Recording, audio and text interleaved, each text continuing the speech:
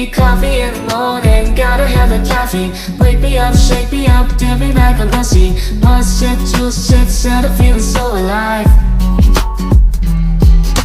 Coffee in the morning, it's the best way to survive.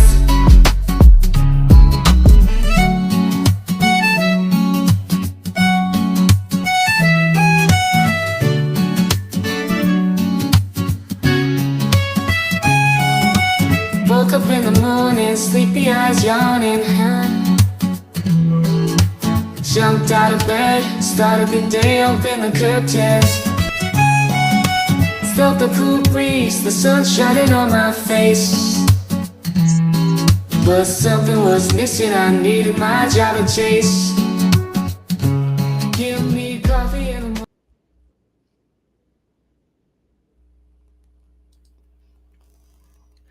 Well, good morning, good morning. Good morning, True Crime Butterfly. Welcome in. I got a couple of minutes of a late start. I was checking on something real quick. Good morning, Rachel. Welcome in, Walter. I'm here on time today, he says. Yay! Asha, I know that you had a comment in here earlier and now I don't even see it. Guys, as Asha, if you can see it, because I don't know why I can't see it now, but it was there. So the Pope passed away. So I'm not Catholic, but yeah, condolences to those who are Catholic and just, for the world. I mean, I think he was a good guy. I don't know much about him. I don't follow the Catholic stuff. I just know it's a sad day. So holding a little space for that. Um, Guys, you think we're gonna see Lori testify today? Joe Schmo, I don't know if you guys noticed, if your guys members over there, he did a little members brief live from his phone this morning just to give a little update of him being at the courthouse. I must say, I'm tempted to show it, but it's a members only, so I'm gonna let him. Well, y'all can go over to his channel and take a look at it. But Joe looking all spiffy, got his hair done, got his glasses on, got his cool jacket, looking tough. Good morning, Flip Flops. Welcome in. Welcome in. Guys, I'm still on the back end of this damn sinus infection, and it's probably going to last all summer since I live where I live, all these damn fields around me. So I'm not complaining. We need to grow stuff. I get it. But come on. I had to go to the store this morning, though, to get me some Aleve for my back and my muscles. I should have grabbed something for some... Well, actually, I have some allergy medicine, but I probably need some different kind. Y'all just bear with me. You were raised Catholic, Butterfly, but you don't practice any longer. Yeah. Out here where I live, we were just all raised Southern Baptist, and whether you stayed with it or not was up to you. I believe in the Lord, but I don't believe in it like an organized religion type thing. That's just me. Claire, welcome in. Claire View. I like that. I like that. You guys get so creative with your names. It's fun. If you guys were here on Saturday, you know that we did was it Friday? Because I think Friday I thought it was Saturday all day.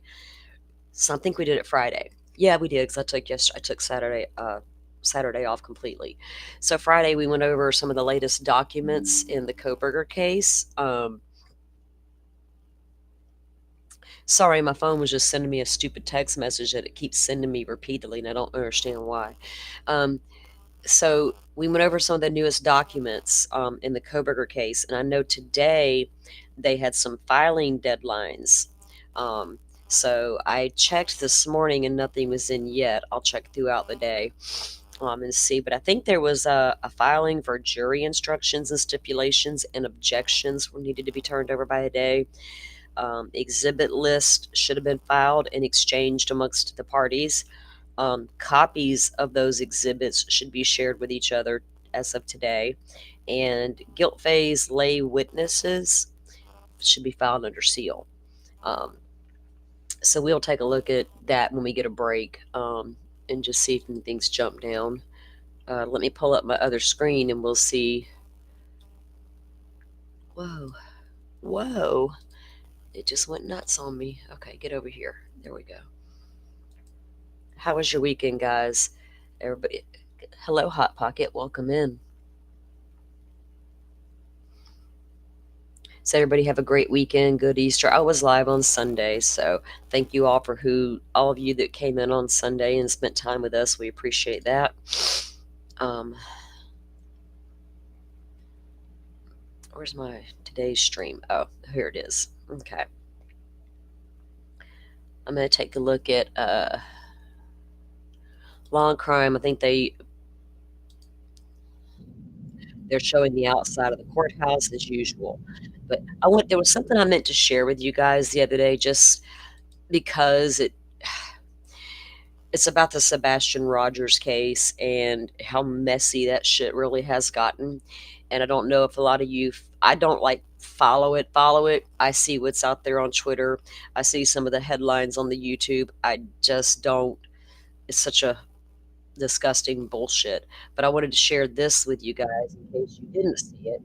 A lot of you, I guess, do a lot of you know who Bullhorn Betty is?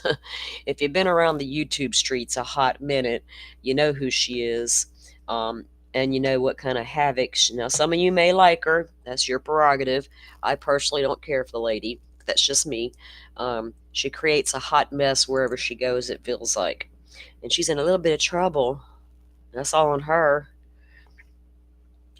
And as a YouTuber, the last thing I want to do is end up in a damn court document, right?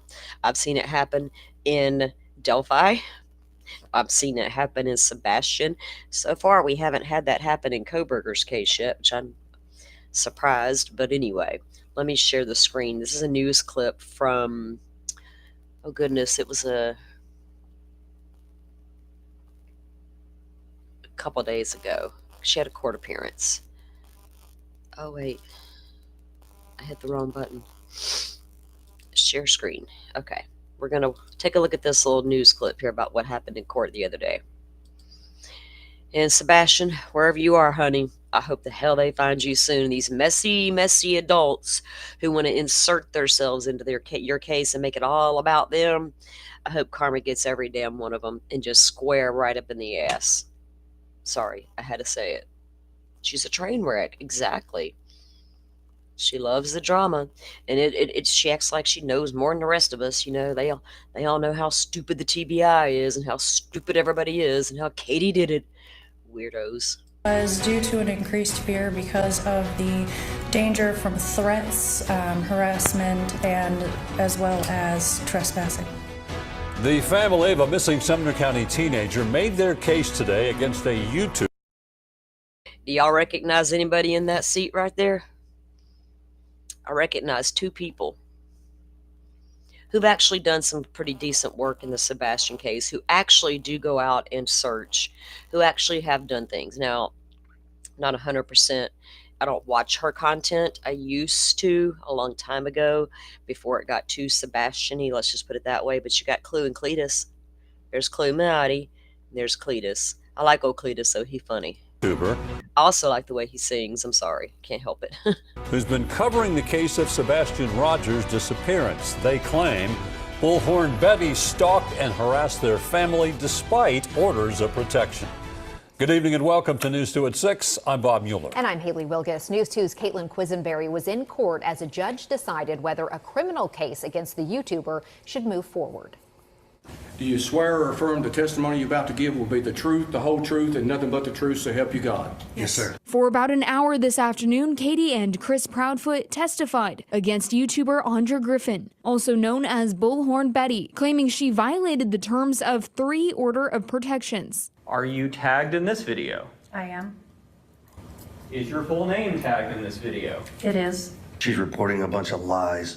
She's harassing me, I'm not harassing my asking family. about. Sebastian Rogers' case gained national attention from news outlets and social media users after he disappeared from his home in Hendersonville last year. Griffin, with her 38,000 subscribers, was one of those YouTubers covering the case. Ms. Griffin has reported, I would say frequently, on the disappearance of your son, Sebastian. Is that right?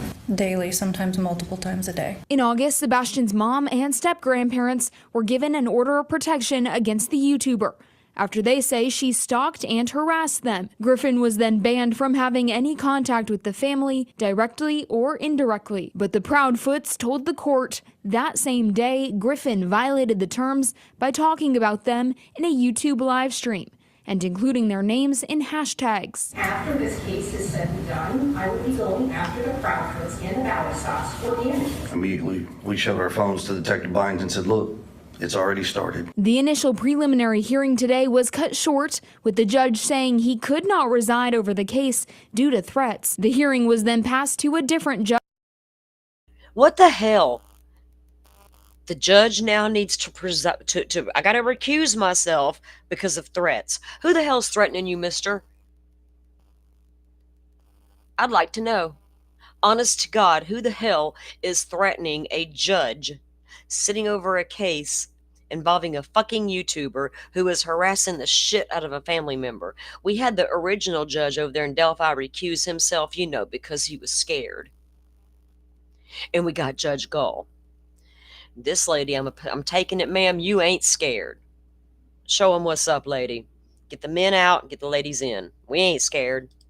Judge who oversaw the case. Attorneys for both sides argued about intentions and what is included in the First Amendment. If she didn't intend for Chris Proudfoot to view the video, why would you hashtag Chris Proudfoot? If she didn't intend for Miss Katie Proudfoot to view the video, why would you hashtag Katie Proudfoot? This is First Amendment protected speech. There has to be some action that will require that by Ms. Griffin to direct that to the petitioners. And the statute clearly says that it's only a violation if the defendant knowingly does that. This case is moving to a grand jury on May 23rd. The order of protection is a grand jury. Look, we all know freedom of speech is real, but harassment is not allowed. It's a crime. It's one thing to report on the case, but to make up lies and throw shade at certain family members and the green team and the whatever the fuck teams y'all got going on, and now we got a scared judge and still got a missing child. I don't understand, and I want to know more about these threats this judge received. I'm going to have to find me some articles. Maybe I should just call him up and ask him, sir, excuse me, who the hell's threatening you, Bullhorn Betty? Seth? Those weirdos on Twitter that claim that they're out there at night, who the fuck ever they are? Is it, what's his name, the washed up dog hunter dude? Who's threatening you, Judge? Is still in place for all parties, and the judge ruled that she can say the Proudfoots' names in her coverage, but will face consequences if she steps over the line of protected speech. Bob. Now, of course, she can report things and say their names, but it's the way she's doing it, right? It's the way that they're all doing it is the problem.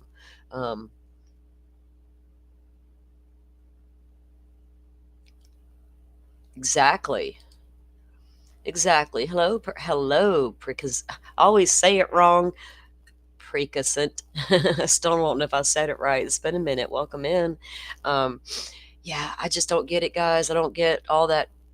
I do not get it as to what's going on with that case and why all these. And if you go to look at some of those YouTube channels that cover Sebastian, that is literally all they cover. Like, that's all they cover. All they talk about. How much more can y'all talk about it? Because it's not done a damn thing to find the child. Yeah, At Night's background is very scary and sketchy, and he needs to take a seat. Him and his little group of buddies all need to take a damn seat. I see all the shit he puts out there on Twitter. It's disturbing. It's very, very disturbing how far they'll go with some of this stuff, you know. What matters is there's still a little boy out there who apparently wandered away from his home that night. Because I'm not going to sit here and say Katie did something because she was the last person to see him. No more than I said Elizabeth Smart's daddy did something to her. Like the world tried to claim that man did. Thank God, you know, there wasn't social media back when Elizabeth Smart disappeared back in the 90s. But I'm going to tell you what, her dad was ripped to shreds in the media. He was called all kinds of names. He was accused of harming his daughter. The man did nothing wrong. He stood his ground, unlike some people. He didn't go into hiding. He came out and fought hard for himself and his daughter. He didn't give a shit what the rest of the world thought about him. And in the end, he was right.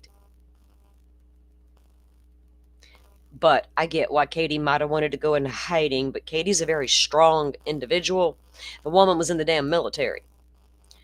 Now, do I think maybe she should have come out a little more in the beginning? Maybe. Who knows? Look at what Susan Smith did to all of us, coming out there hollering about my babies. My babies got kidnapped by a black man who stole my car. No, bitch, you drove your babies into the lake and left them. So you kind of, made us all a little leery of what these parents come out and say. But you got to take each case on its own merit. Howdy, Joe. I saw your members only live this morning outside the courtroom, and I was describing what you look like to the chat. So I encouraged them to go over and take a look at you all spiffied up with your jacket and your glasses, looking all tough. Ooh, Joe. Lori's going to look at you today and go, damn, Joe. Guys, he might have went a little too far today. So how's the line? Are you still in line to get in, Joe?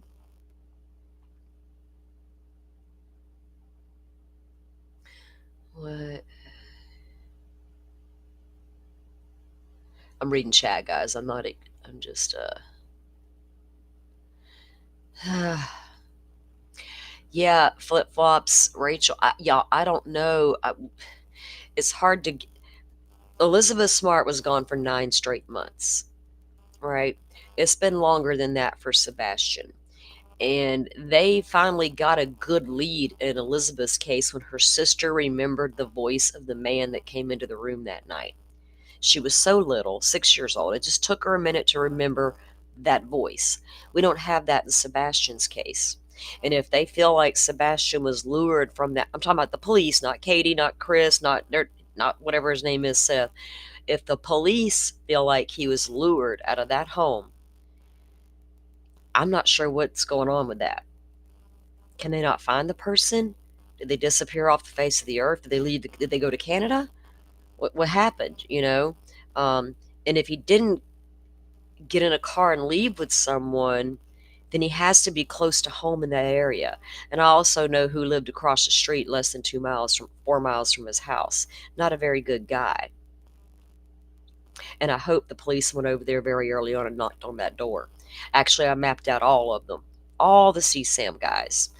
I know where all of them are at in that town, unfortunately. And there was one literally across the street 4 miles away. So I'm thinking, you know what? Teenage boys kind of wander around the neighborhood. They go outside. They go for walks. Shit, mine's 18 and he was taking a walk late last night. Reminded me of Michelle Walks. She's always talking about how she likes to take her late night walks. And there my kid was. I'm like, dude, get home. He lives in a safe little quiet neighborhood, but still I don't like it. 10 o'clock, he's walking around the block. I'm like, no, dude, go home. It's a horrible world out there. Things happen. Is the courtroom packed today, Joe? Is there a lot of people in line? Yeah, Joe was second in line today, and he got there early this morning. And I know they were staging the media and all that. He showed that. Joe, I didn't want to show your clip because it was a members only, so I just didn't feel like that was something I should do yet until they can go over to your channel and check it out because it's pretty cool. Standing room only behind me. There's about 1.5 times many people here than will get in. Wow. They all want to see if Lori's coming in to hot with her. I don't know. What do you think, Joe? Do you think she's going to give in and take the stand, or is she just going to be, nope, I rest. I'm done. Jesus told me to leave it in his hands.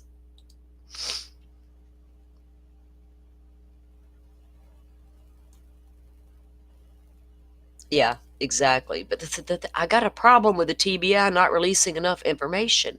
I caught hell for saying that a long, long time ago.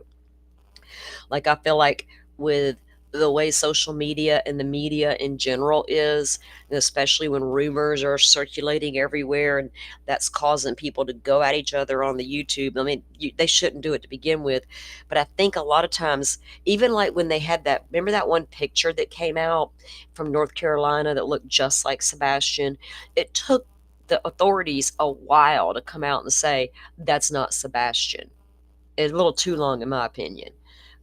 Shouldn't have been that hard to vet that. So I don't know, if they actually have any really good leads. Yeah, I know.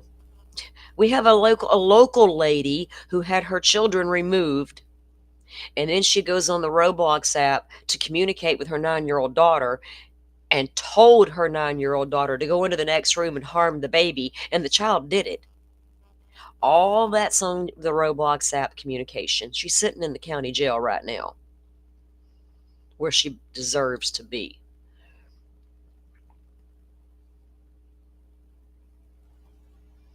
It keeps Sebastian's name out there, but it ain't doing no good. We can keep his name out there, we can keep his face out there, but apparently he's just fell off the face of the earth, right? Did he fall into a hole? If you look at some of Michelle Walk's videos, that she is literally the only one I'm willing to watch anymore when it comes to anything Sebastian. And she's done went over everything I've thought about too. Possible scenarios as to what could have happened to that child. We know there are a lot of caves in the area. They did search some of the caves via camera. It was too hard to get into some of those caves. Like, you couldn't put a person in there because of the risk of collapsing. I always have to wonder in the back of my mind, did that child fall into, or did he even go into one, who knows why he left the house that night and went for his walk or whatever he did. I know that he loved cats.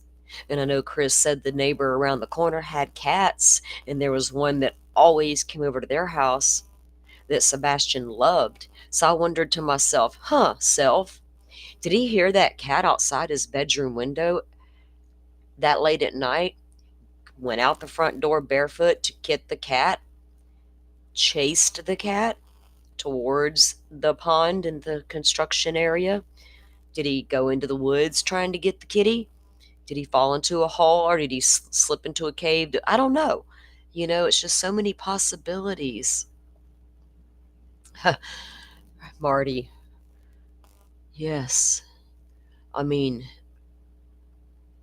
isn't it so weird that a child can just disappear without a trace and no one knows what happened? I don't know if you guys saw the show I did where Steve Fisher put out the little grainy video of an individual walking in the neighborhood. There's so many players right now that have inserted themselves into that case that I do not trust for various reasons. I can't take anything any of them say as anything definitive. You know what I mean? He could be anywhere by now if they've left the country with him, if someone took him. What if he was discussing with someone that was a friend online? Life sucks here right now. I got to go live with daddy. Not really certain that I want to. They're wanting me to homeschool. There were obviously issues in the home, not shaming or blaming anyone because none of us are fucking perfect, right? And parents have to make tough decisions sometimes when it comes to their kids. So there were already some issues that were there. And we know that he was planning to move into Seth's allegedly. Was he confiding in someone about all of his fears, concerns, whatnot? And they're like, you know what? I'll help you. I'll just get you out of the whole thing. You know how sickos are out there. Very sick individuals. Yeah. Summer Wells, where the heck's that child? Right? She just went out the door or walked back toward the house from Granny's planting the flowers, and boof, gone. Just gone. And then you have to look at the terrain around the area. Did an animal, get her? You can't take anything off the table in these cases, especially if you look and critically look at like the area and things like that. And there's a bunch of sketchy ass people in that case too. My God, that was not one that I followed a lot. Some of the stuff that I do know of that case, I actually only watched Michelle for, because she's going to give me the facts of it, and she's going to give me where she got the information, and show me things like that. Yeah, nobody's been arrested for her disappearance, but I know there's some new talk in that case, not by investigators that I'm aware of, but some new YouTube talk. Don't really know what it all means. I'm not really trying to look. Just not trying to look at it. All right, guys, let me put up something here that before the trial gets started. Nate, let me see. Let me look. Okay, they still outside the courtroom. We're good. Oops. So, was it? Yeah, I think this was last night, actually, that Nate did. And I'm going to put it on a little bit of a fast speed because it's just a few minutes long. But it's kind of recapping the week, that we've been through with Lori, kind of recapping some of the witnesses that we saw and different things like that. So I just thought it would be interesting, with this being the final day, to show the recap of that. Well, the thing about trafficking is, who in that area is smart enough to pull that off? All right. This everybody's first go-to sometimes is they're trafficked. There is a particular criteria traffickers look for. There are particular people who are targeted for trafficking. A child in rural America would have to have somebody sophisticated enough living in town that knew how to pull off a kidnapping to traffic a child, right? So I don't know if I think she was trafficked or not. I mean, that seems to be the go-to right now anytime a case happens anymore, unfortunately. But I know that it's real, and I know that it's out there. In fact, I got a show coming up this weekend, guys. I talk about the case sometimes, a local case, the disappearance of Tiffany Daniels. Tiffany Daniels went missing. She's been missing for over a decade. We don't know where she's at.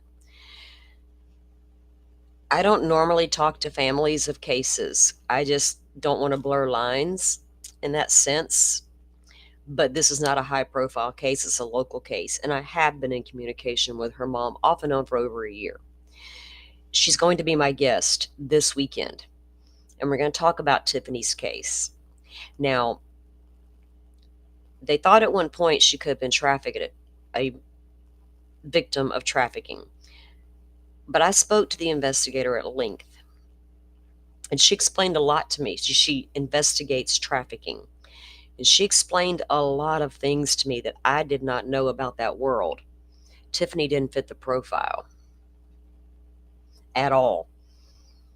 But we have some movement in the case, and hopefully we can get some resolution for her mother, because her mother is a wonderful person who needs an answer as to what happened to her daughter that night.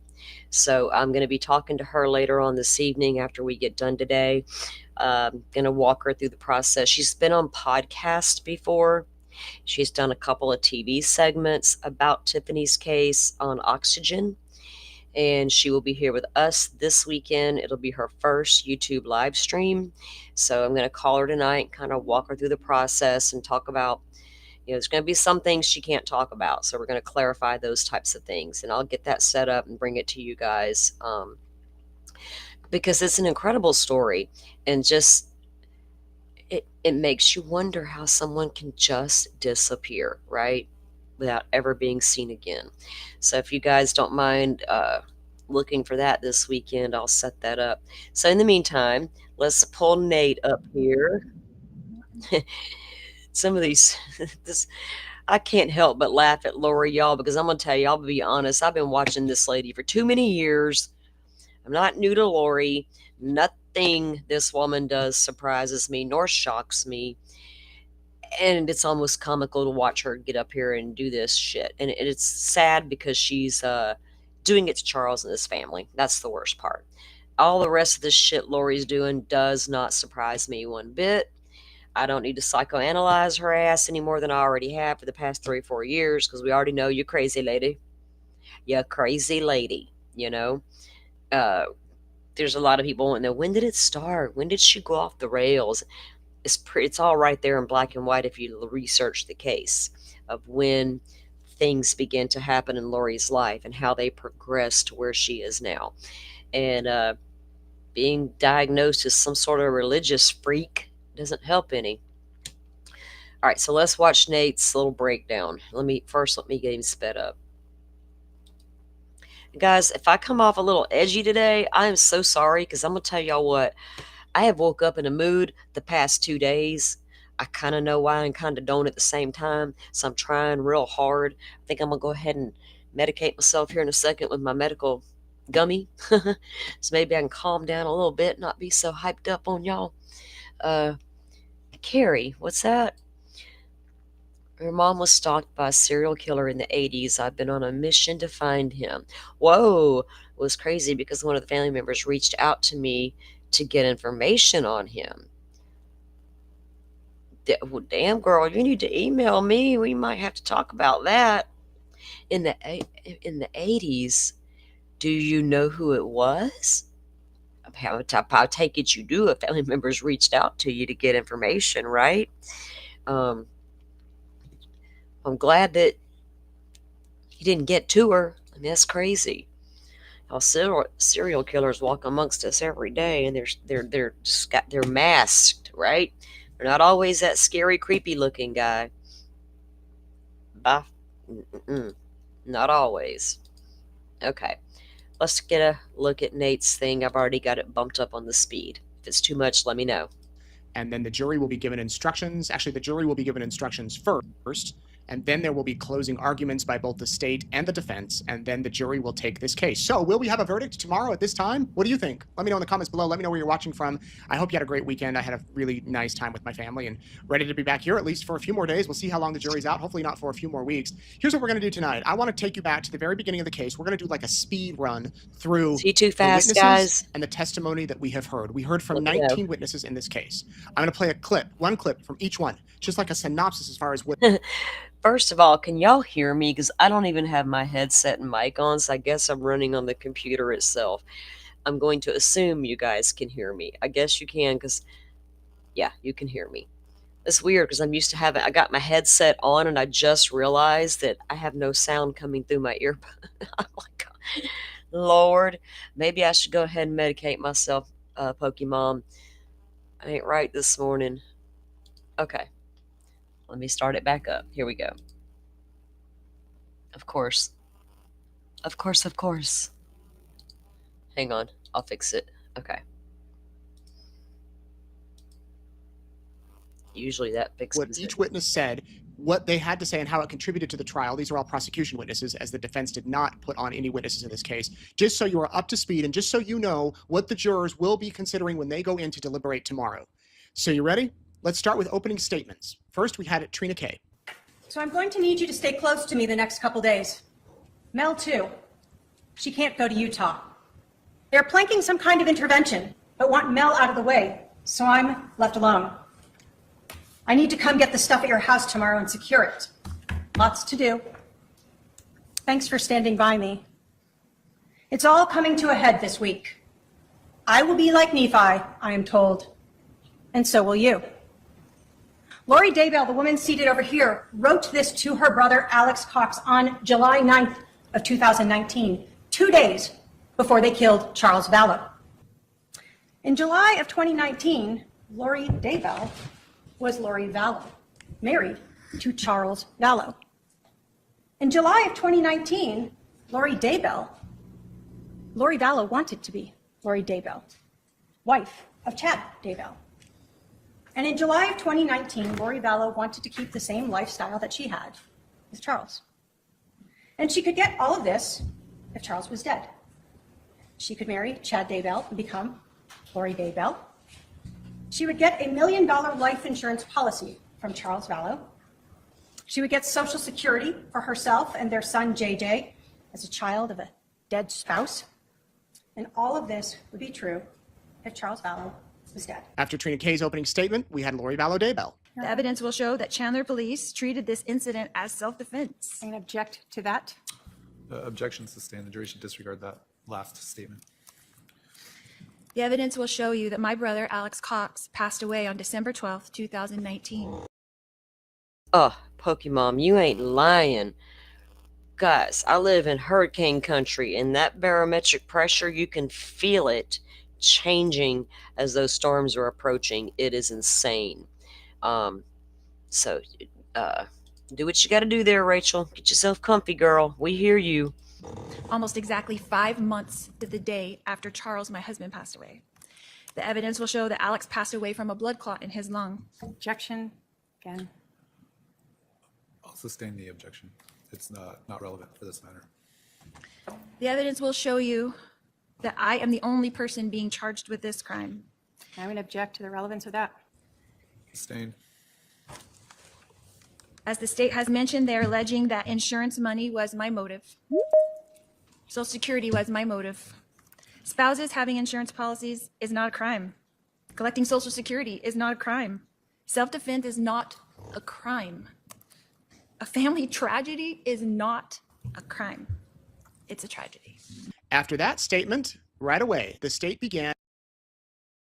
Well, you're right, Lori. Self-defense is not a crime, but murder is. With not once, not twice, not 3, but 4, and possibly a 5. Their witnesses. The first one was Chandler Police Sergeant Erwin Wiersbicky. When a person is been shot and you check for a pulse and you believe they are deceased, as a police officer, are you supposed to touch the body? No. Is the body basically a crime scene? Yes. Based upon your training and experience, did you believe that the victim was deceased? Yes, ma'am. Do fire have EKG heart monitors and things that they use to determine if maybe you missed a pulse? Yes, ma'am. When you talked about giving CPR, if an individual is now a crime scene, would giving CPR to that deceased person change the crime scene? Yes.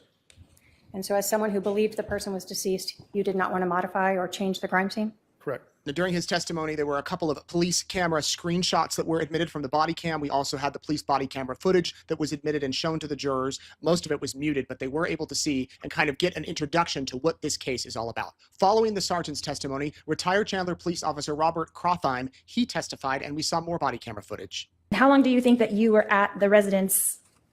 What was the whole time before you guys left to go to the police station? Do you remember? Do you recall? I do not. It would be in my CAD history on when I transported him from the home to the PD. So I'd have to look at that, and I don't know, 40 minutes, half hour, 40 minutes, something like that. Now, someone on the video, and I don't remember who it was, but put a phone into a evidence bag. Was that you? I don't recollect that. Okay. And then got. Did you see the way he looked at her? He's like, what are you talking about, lady? But I'm having a little issue with his green suit, but I'll get past it. But he looked at her like she was like, what? Got into the car. Did someone ride with you to the police station from the residence? Just you and Alex were in the car? Yes. No other officers? Correct. But before you got into the car, an officer came over and took his phone, put it in an evidence bag? You're asking me for recollection. I don't remember that. It's probable because we usually try to bring their property to the area where we're going to. So it's probable.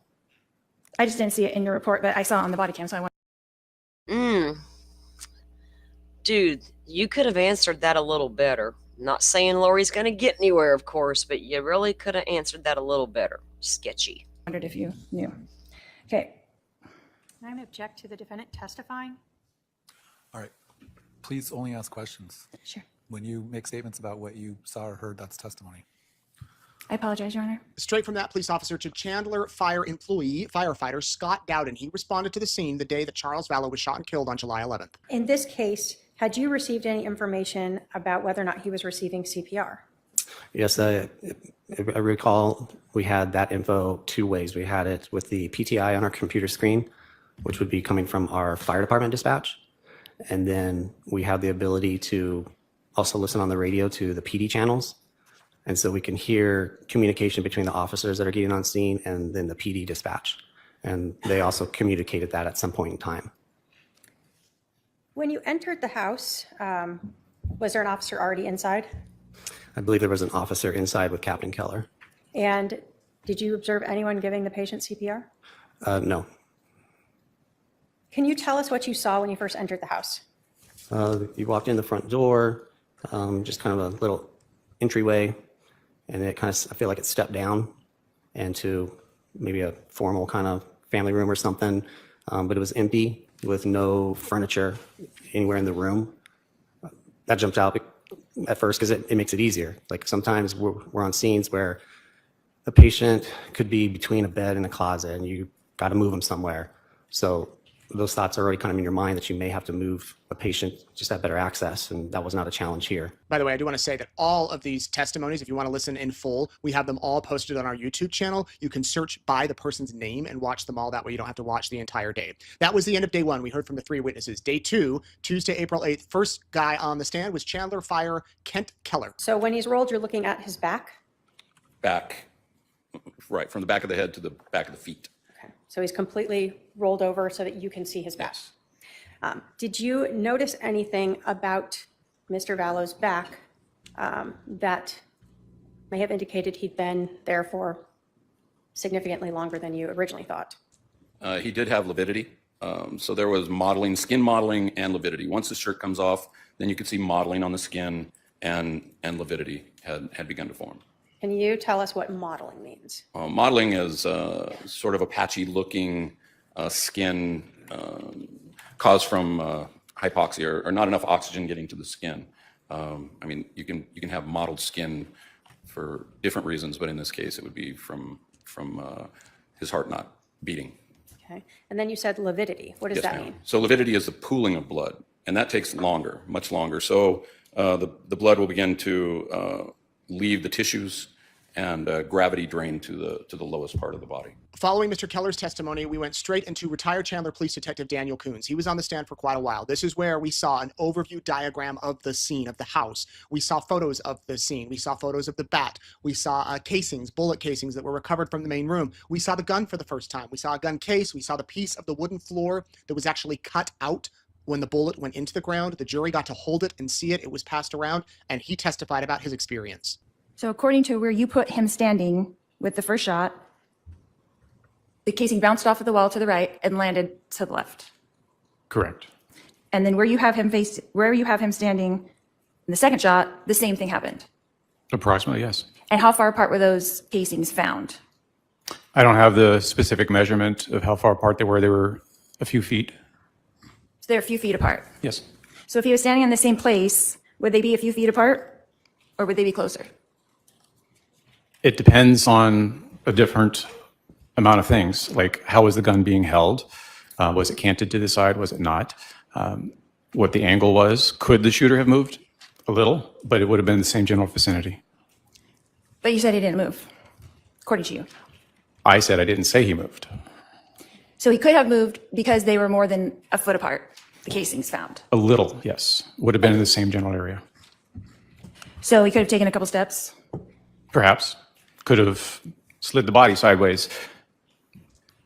Anything that you can do to the body, it could have been done in a short area. He was the last witness on day 2 of the trial. On day 3 of the trial, this is where things got a little spicy, you could say. The first witness we heard was Nancy Jo Hancock. Everybody remembers Nancy Jo. She went on a date with Charles Vallow the night before he was killed. She had a lot to say as far as what he told her.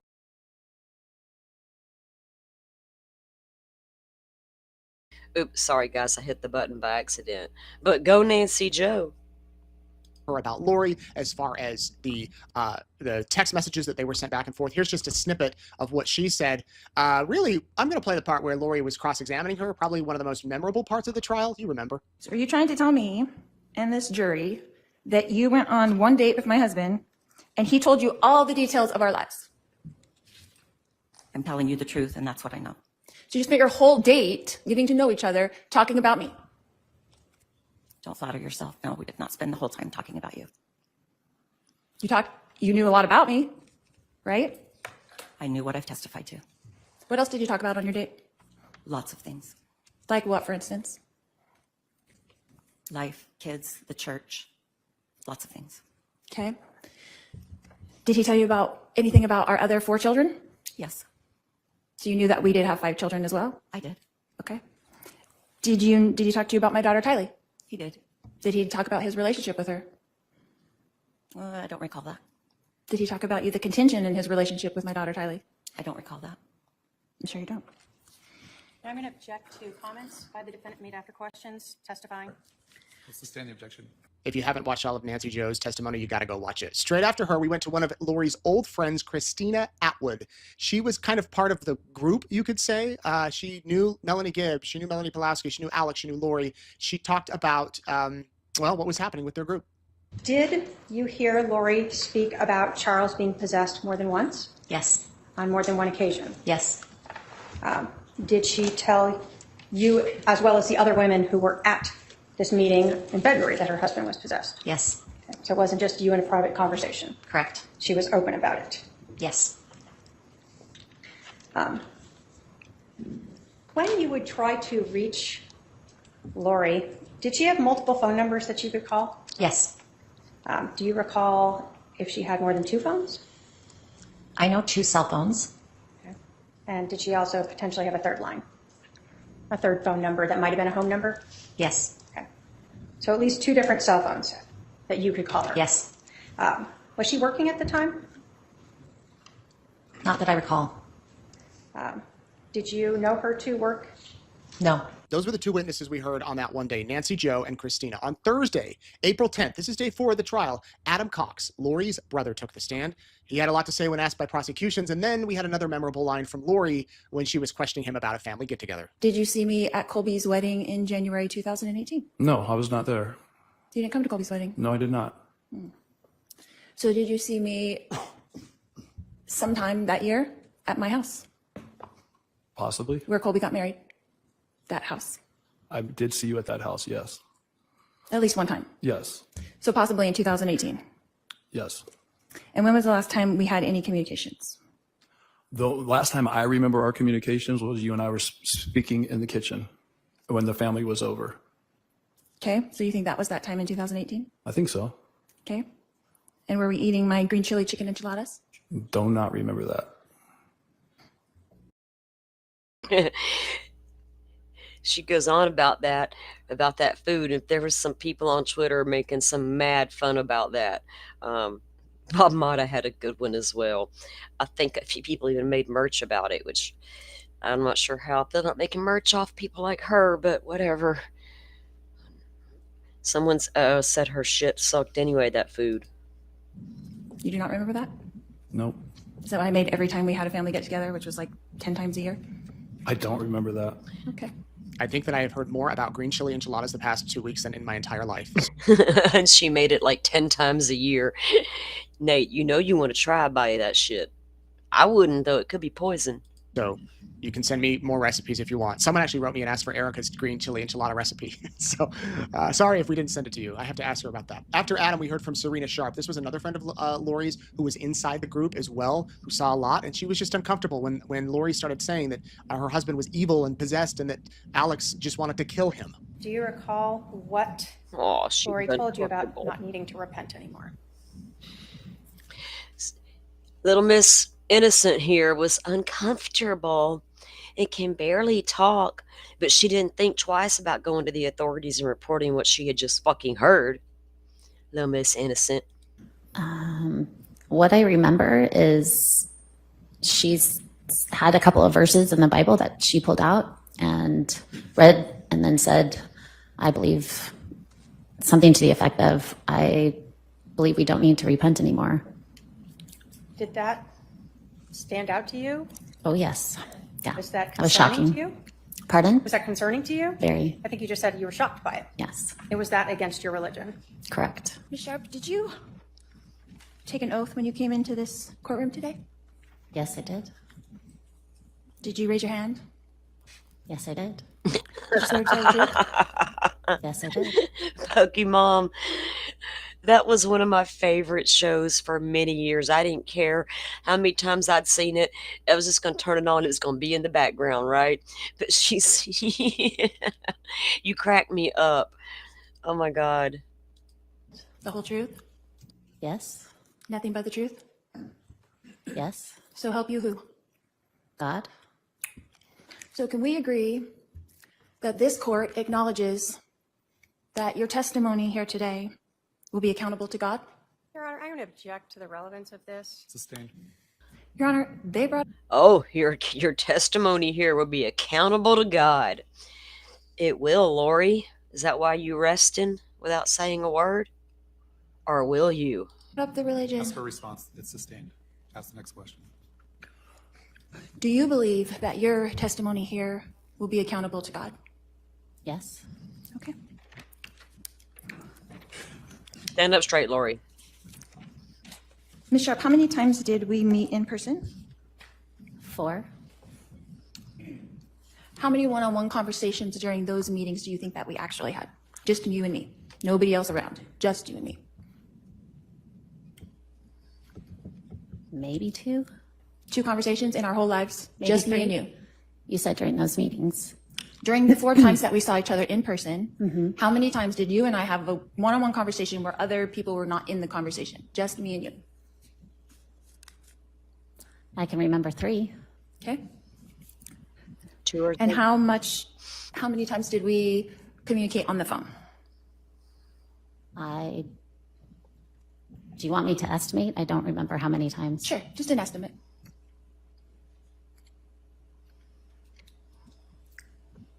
I'm not sure how to estimate that.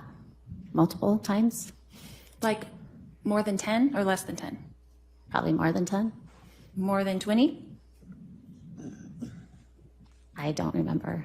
After Serena finished testifying, we heard from a retired detective from the Chandler Police Department, William McDonald. He talked about the phone, getting the information from Charles's iPhone. Here's a bit of his testimony. The question is, if someone were to... First of all, let me just say, we all know Lori's a fucking witch, and she's going to go down for everything she did. But all those women that were conjuring up shit with her all absolutely knew what she was doing, what she was thinking, and where her mindset was, and all sat back and did nothing. How come? What was y'all afraid of with God on your side? Was you scared of Lori? To delete their browser history, can you still pull the history? On occasion. Browser history and any internet data like that, especially on cell phones, over time, if it's been deleted, it can be overwritten. However, if it is more recent, and sometimes by recent, we are actually talking within the last year or so, that information, regardless of it being deleted, can be recovered by the software. It was a busy day on this particular day, on Thursday, because after Detective McDonald testified, Marissa Francisco with the department, the police department, also testified. She's the one that tried to get fingerprints off of the bat. Remember that? It was a long conversation. They got it tested to see if there was latent prints on the bat. Ultimately, here's what she said. I was initially asked to compare the 3 impressions to a Charles Vallow, a Lori Vallow, and an Alexander Cox. So you told us, though, they were of no value for identification. So did that sort of end that request? Yes, so when there is only prints that are determined to be no value for identification, we routinely do not compare those prints, but we say, if you still want us to compare it to anyone, please let us know. But initially, we are not going to try to compare NVID prints to any individual because they cannot be identified. So were you then requested to see if you could make any exclusions? I was then requested to compare the 2 impressions to Charles Vallow to see if I can determine whether the 2 impressions did not originate from Charles Vallow. Were you able to reach any conclusions in looking at the prints from Charles Vallow and that recovered print? Again, I went through the ACE-V process, and during the comparison phase and evaluation phase, I determined that the first latent was inconclusive to Charles Vallow, meaning that I could neither identify nor exclude him from having made the impression. So after that witness, we went straight to Kay Woodcock, who of course knows a lot about Lori, knows a lot about this case. She's been sitting in court every single day, hoping for justice on behalf of her brother, Charles Vallow. She took the stand, and then Lori Vallow, for the first time in over 5 years, nearly 6 years, came face to face with Kay Woodcock. Lori's demeanor was quite different than previous witnesses. Here's a little bit of what went down that day. Ms. Woodcock, where were you on July 11th, 2019? At home in Lake Charles, Louisiana.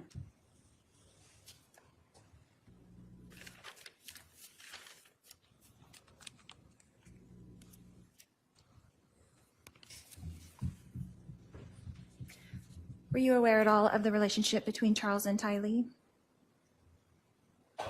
It was, let's say, it was a bit contemptuous. It seemed like there was always a lot of drama going on, and so that's all I knew.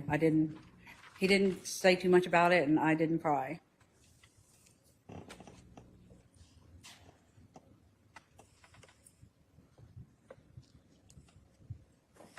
But But you knew that there was some kind of contention going on with those two for I can't a hear while. you. I'm sorry. You did know that there was some kind of contention going on with those two for a while. Yes. Okay. And you weren't really aware of the events that happened that morning, were you? The morning of the July murder? Of July 11th? No, I wasn't. Okay. Because you didn't tell me.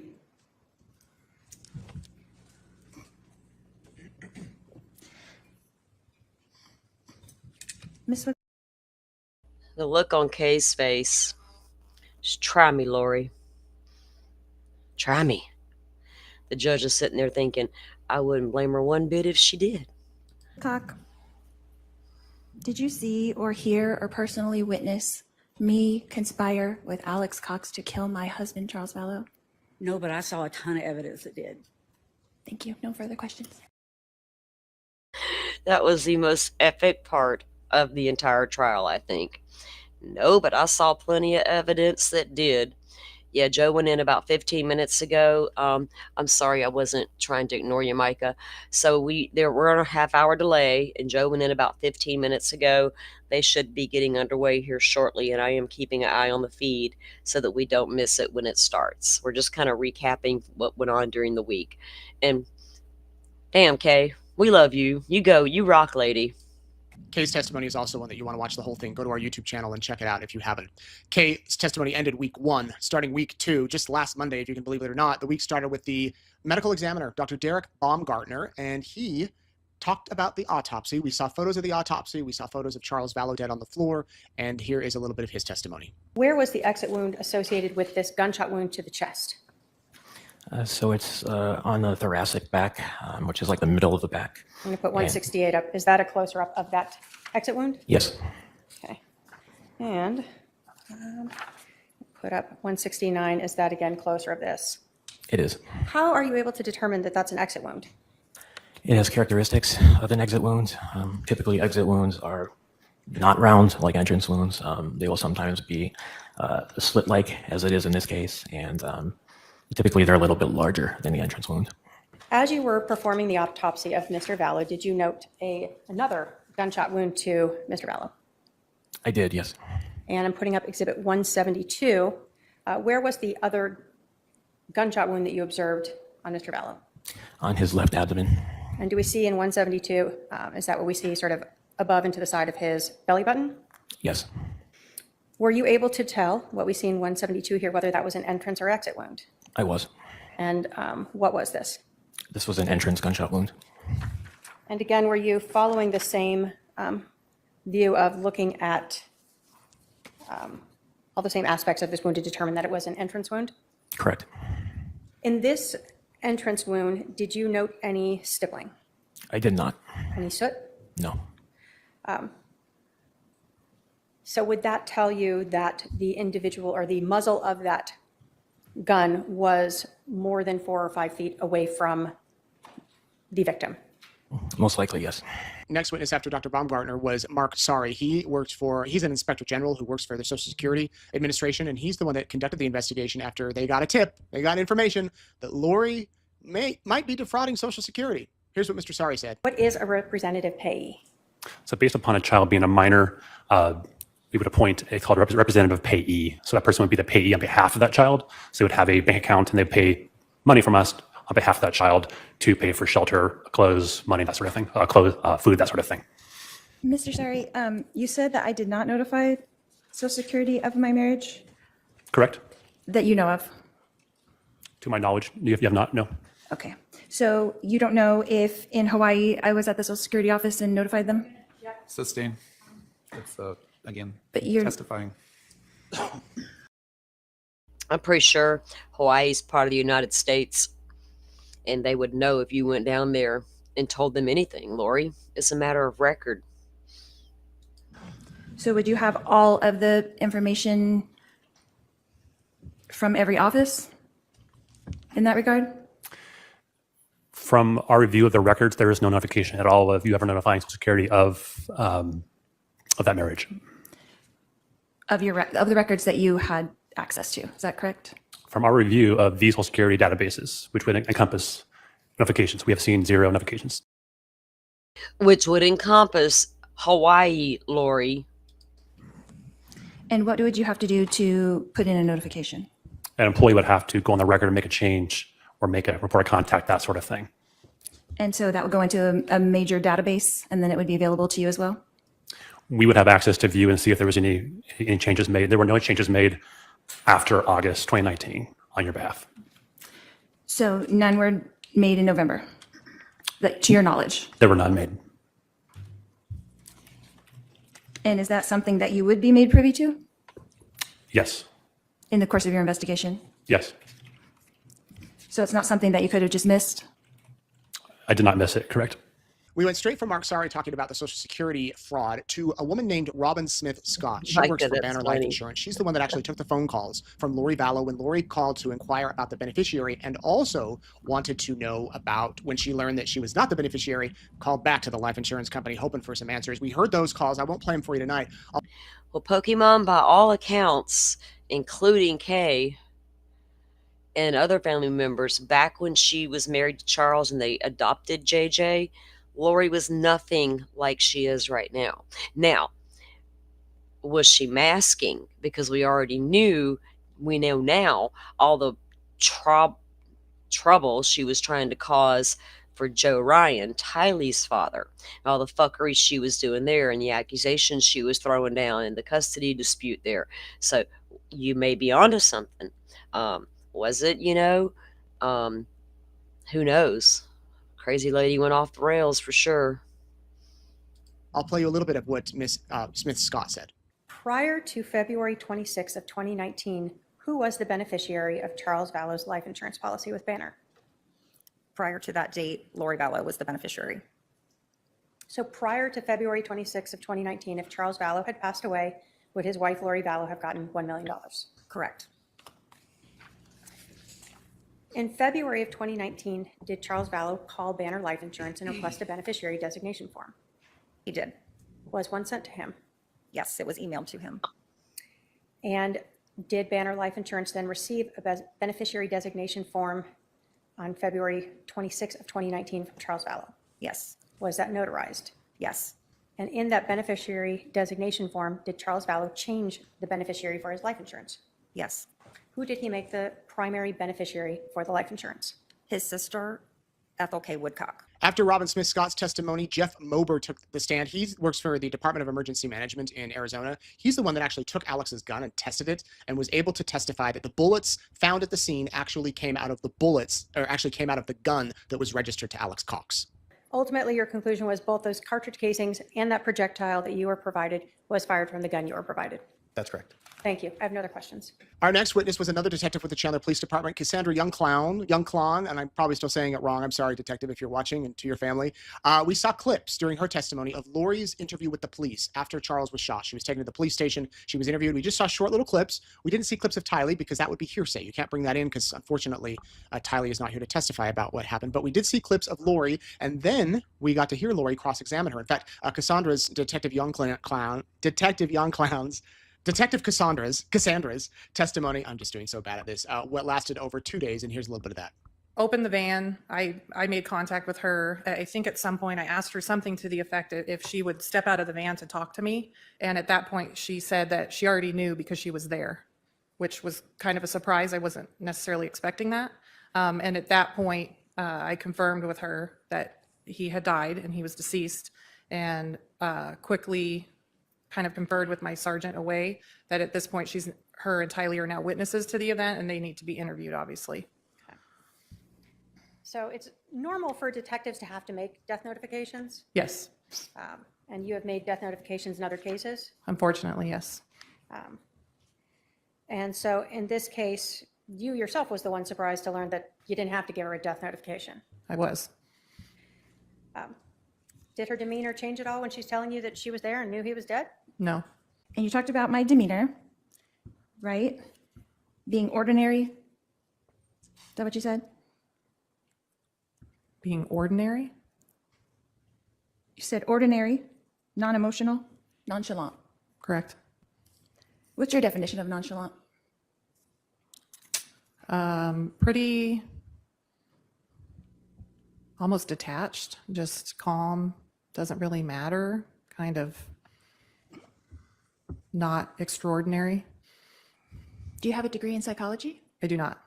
Do you know what a person should act like if they're in a stressful situation?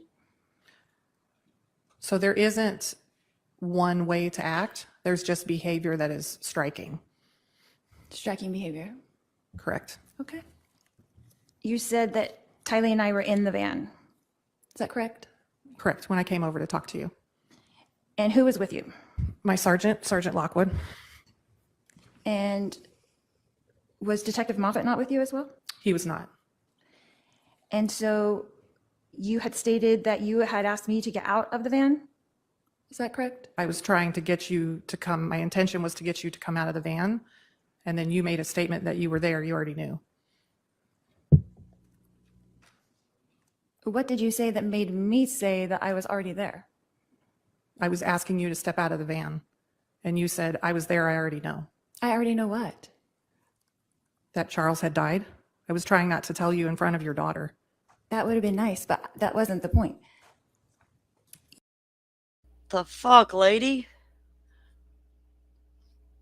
Yo, god dang.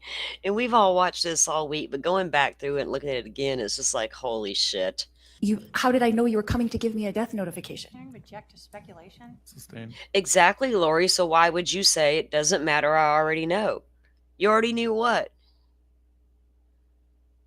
You already knew what there? Yes, Joe is on location. He's already been in here saying his good mornings, and he is in the courtroom.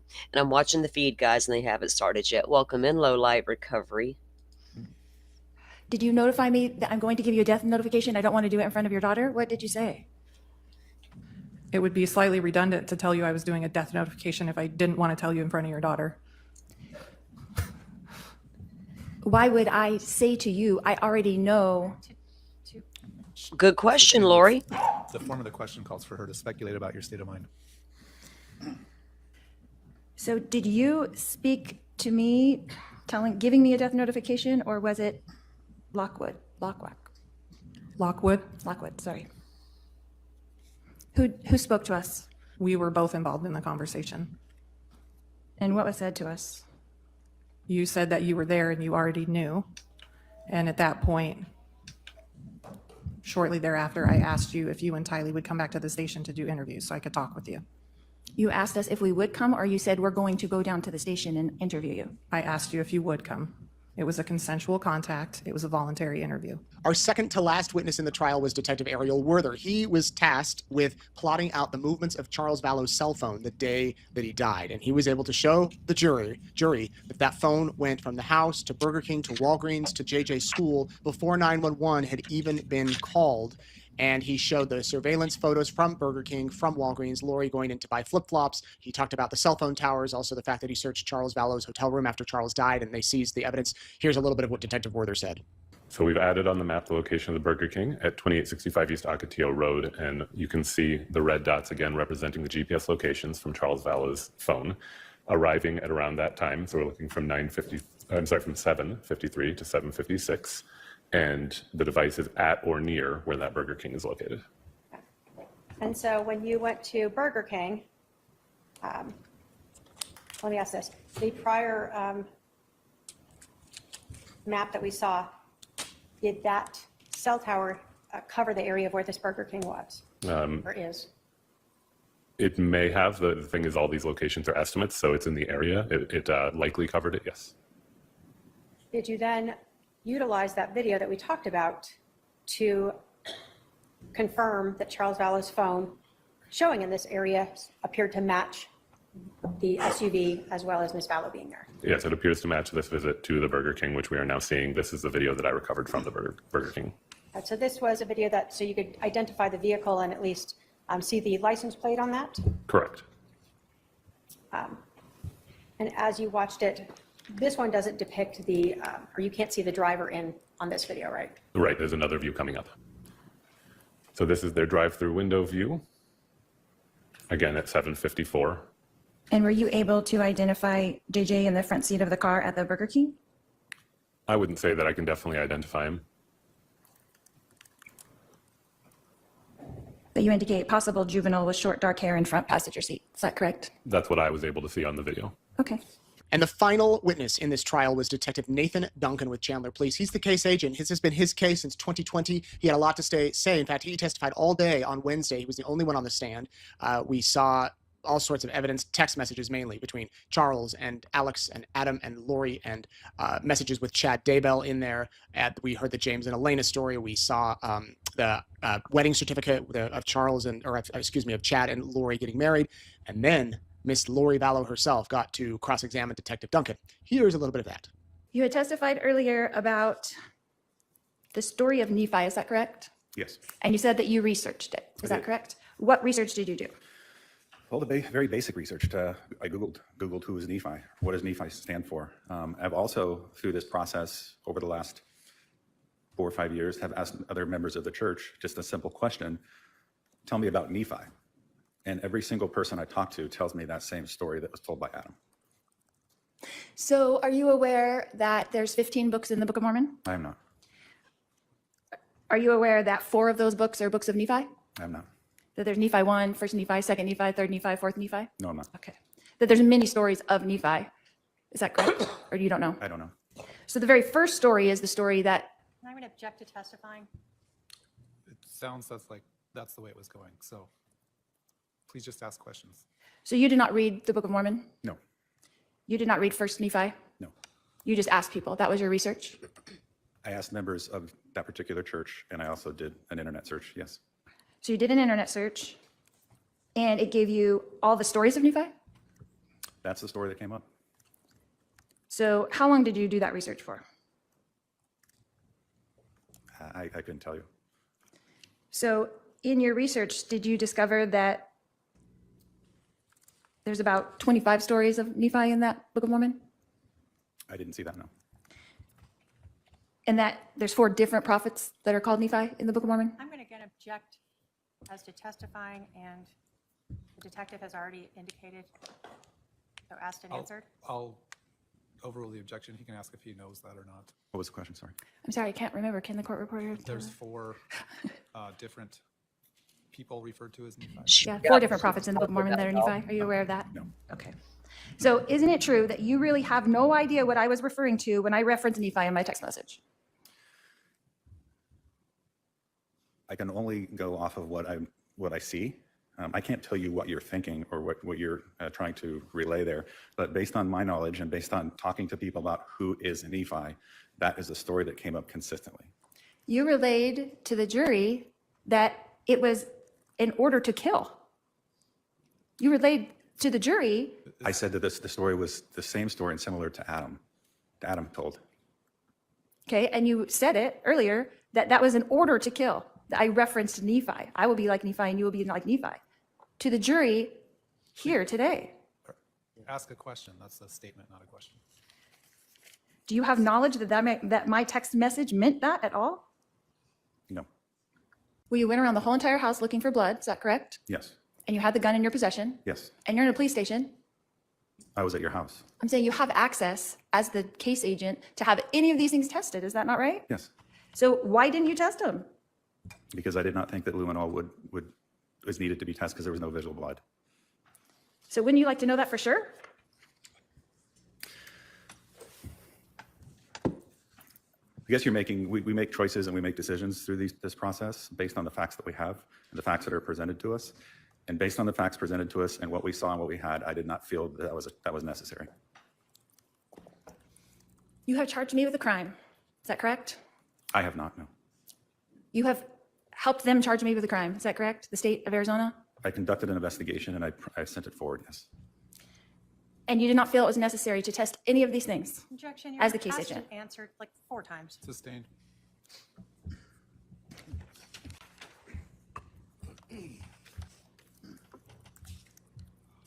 What logical reason do you have as an investigator to not investigate all of these things that were available to you for the past 5 years? Your Honor, I'm again going to object to asked and answered. If there's a specific thing that hasn't been asked, That's a really very broad question. I'll sustain the objection. Yes. That's all I have, Your Honor. So that is the trial. in less than an hour. The things that we've sat through the past 7 days, there's all of the witnesses. There's little snippets. Of course, the jury will have far more to consider because they will have the whole testimonies in each and every single one of these witnesses. But that is just kind of synopsis, an overall picture. Lori Vallow Daybell is charged with conspiracy to commit first-degree murder on her fourth husband, Charles. The prosecution simply needs to get the jury to say, yes, she did conspire with Alex Cox to kill her husband. She did.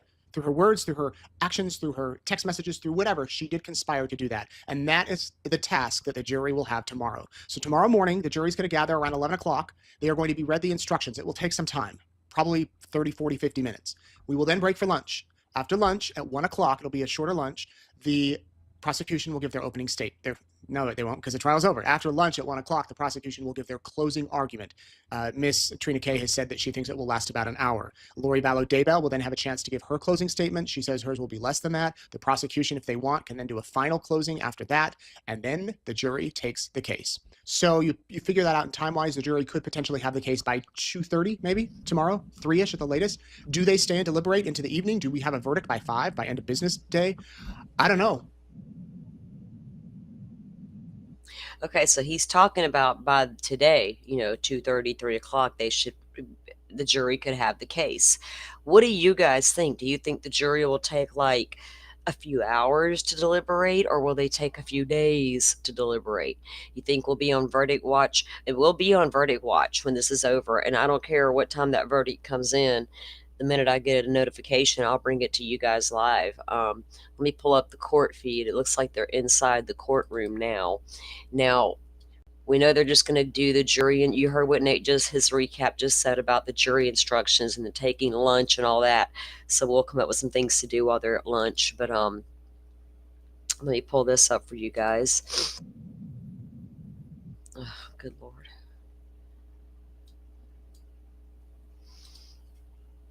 Let me know in chat what you guys think about if you think she's I don't know if I was going to say dumb enough to take the stand, but I don't know. We're talking about Lori here. Does she think she can get up there and fool them? And what types of questions would she have her, because her assistant attorneys there, they have to be the one to question her. She can't get up there and say, Lori, this, and then, give her own answer. They have to be the one to question her. And, I don't know. I wouldn't put it past her to take the stand, honestly. I mean, she knows that she's already doing 3 life sentences. How could it hurt her, right? You think it'll take hours? They'll do their due. Yeah, I don't think it'll take that long either, Micah. I mean, they asked pretty good questions, so there shouldn't be a whole lot that they have to question. You know what I mean? They'll deliberate amongst themselves and all that good stuff. Oh, thank you. Thank you, Butterfly, for reminding everyone, because y'all know I forget. And thank you, Flip Flops, for doing that on your way in. I appreciate you guys for tuning in each day with me, being a part of the conversation here in the chat with us, and tuning into the live stream here, because I know you have plenty of choices out there as to where to go view it. But I think as a community, we like chilling together, and we've all just been able to talk shit all week about it. So I guess really she has nothing to lose, right, Rachel? Who knows? She doesn't have anything to lose, so I kind of want her to take the stand. Yeah, they'll probably come very quickly. But like I said, when we go to verdict watch, I'll be watching, and when they decide, because they'll give out notification ahead of time, and they have to gather the jurors back into the jury or into the courtroom and all the things. Because this isn't my first trial, but for those of you who aren't aware, once they do that, a notification will go out that a verdict was reached. Normally, that's how it usually happens, and they have to bring the jurors back into the courtroom and seat everybody and all the things and go through that formality. So we should have enough notification to get it out there, and so we'll see how things wrap up at the end of the day and what we think will happen. Right, Joy? Oh my goodness. Look at it that way, right? Get her on the stand, and then an hour later, the jury's like, man, y'all, come on. But they don't even realize she's in prison already. You know, when it comes to what jurors are allowed to know and not know is, I mean, I get it judicially and all that, but they have no clue. They know Alex is no longer with us, but they don't know about the kids, and they don't know she's serving time in Idaho for any of this. We know all the children and Tammy. Right? You know she will. And she can take that experience back to the county jail with her, where she feels so bad for all those women eating slop all day and who have forced to be, they were all forced to waive their right to a speedy trial. So, but she's not going to stay in America. You won't be in Maricopa County Jail long, Lori. You got sent to one of the worst jails in the country to start with. Ha ha ha. You fucked around and found out, didn't you? Send her ass on back to prison where it's a little cush. Then she can delve into the law library a little more. Maybe she'll be some kind of famous jailhouse attorney that actually exonerates women who are innocent. Imagine that. But knowing Lori, she'll gravitate to those ones who are guilty of sin but still fight to the death, so you know that they're innocent. And she'll waste all her time helping them out. Yeah, let's let her do that instead. Yeah, Rachel, we said the same thing about Delphi. The jury's not going to know shit until after they're done and over with, right? We had jurors in Delphi that didn't know a whole lot of stuff they weren't allowed to know. Nothing this major. Which,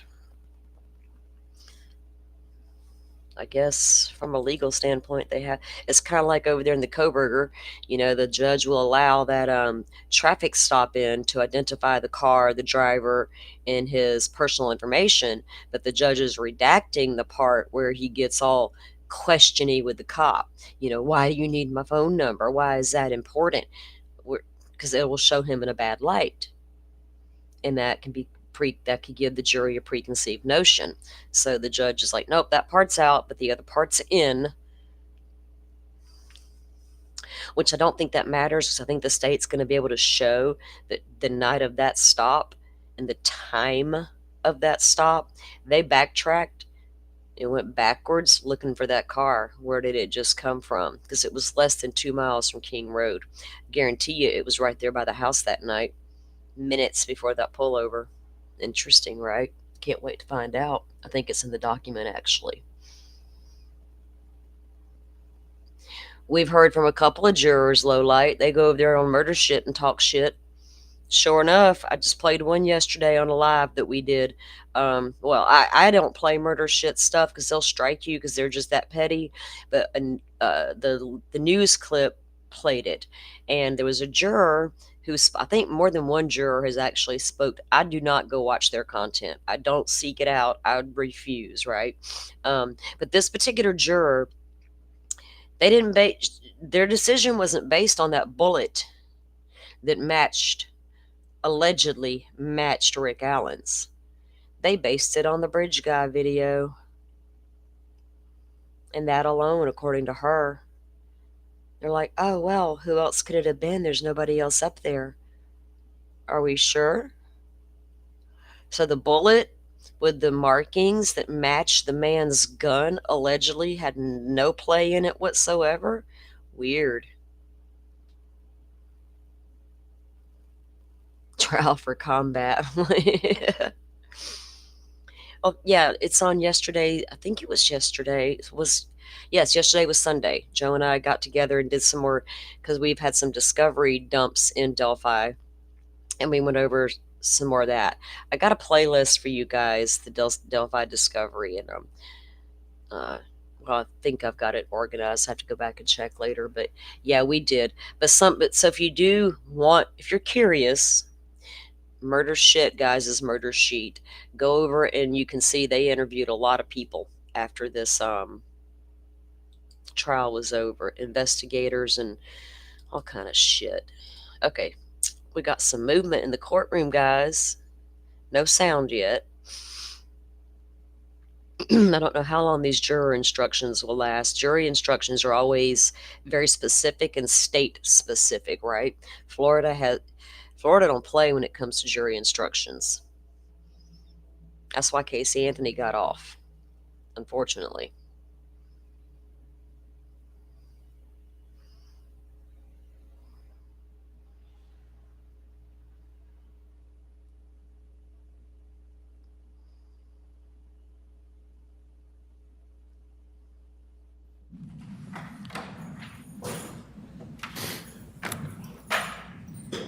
All right, we're on the record, State of Arizona versus Lori Daybell, CR 2021-001704. Why don't I have the state announce? And the defendant? Lori Daybell. All right, we met on Thursday and went over jury instructions. In the meantime, since Thursday, there was a few modifications sent out. We put drafts on your desk this morning.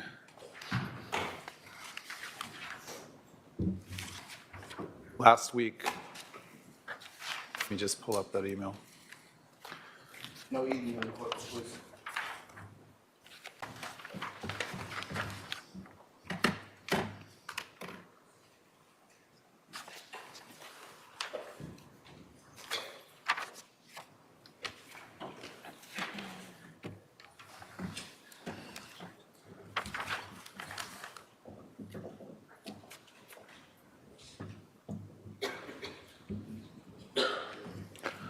Last week, the state requested some modifications that were made, and then on Friday, Advisory Council also requested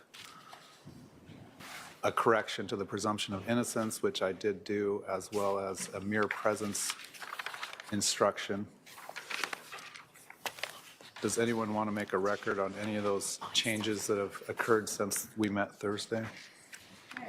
I forgot, I don't know if my staff told you, I did add, I realized standard number 9 was not added, which is defendant need not produce evidence, so I added that this morning as well. Have you had a chance to review the latest draft, or do you need more time? We told the jurors to be here at 11, so we have time if you need more time.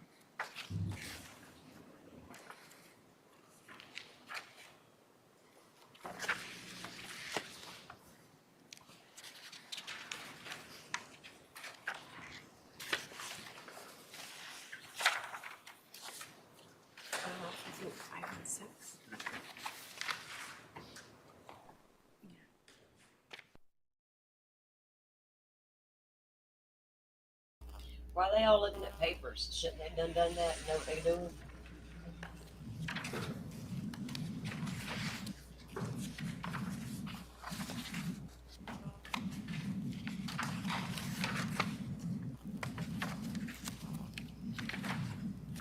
Notice our advisory councils came back with a jury instruction.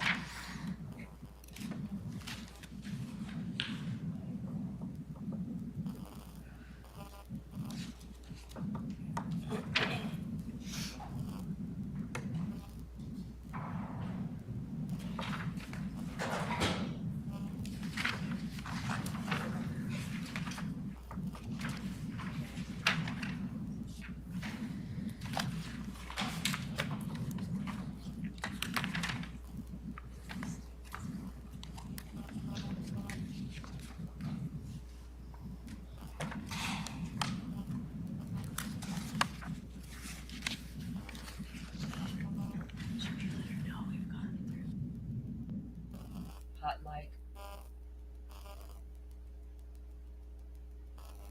Any other record you want to make on mere presence?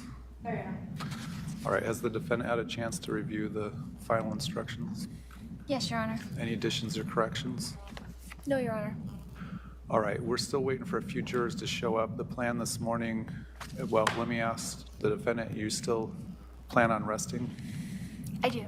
Okay, so when the jury comes in, I'll remind them that the state rested last Wednesday, and then I'll turn to you and you'll presumably say the defense rests. I'll read the jury instructions, and we will break after I read the jury instructions depending on what time we break, I'll tell them what time to come back for the closing arguments, approximately an hour later, or around 1 p.m.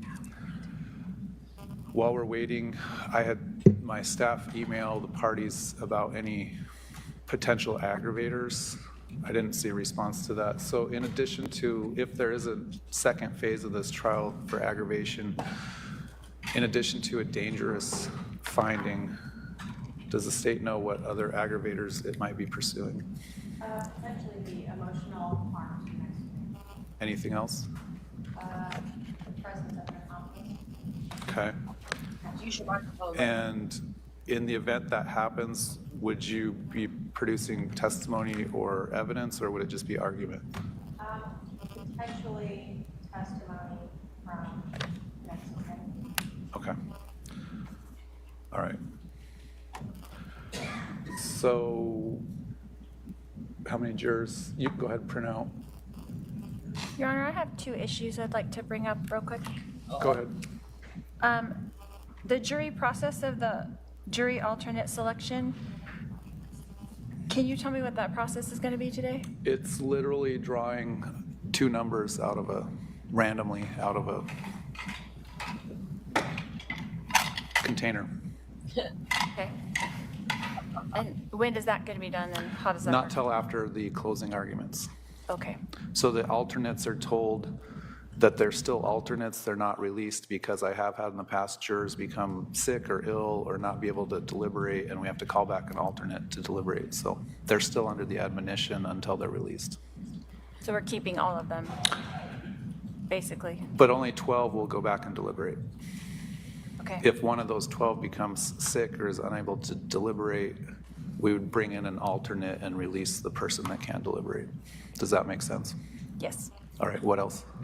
So it came to my attention this weekend that the exhibit number 286 that the state put into evidence, that Detective Inkland testified to was the full interview is only about 21 minutes long, and the actual interview is about 55 minutes long.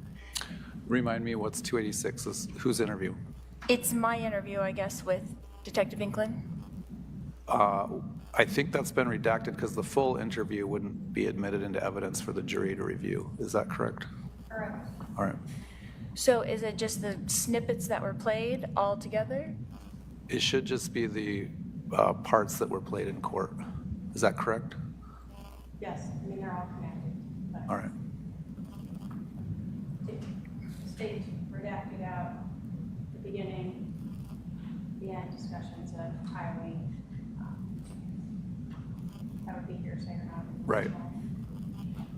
So did you have a question about that? Yes. So is it just the snippets all put together, or is it the interview for the first 21 minutes? I think it's just the snippets that were played in court that are put together as one exhibit. There's connectors in all of it, but it does not include any of the beginning or the end of the interview. Right, portions have been redacted out. But it's just more or less what was played during testimony. Correct. Does that answer your question?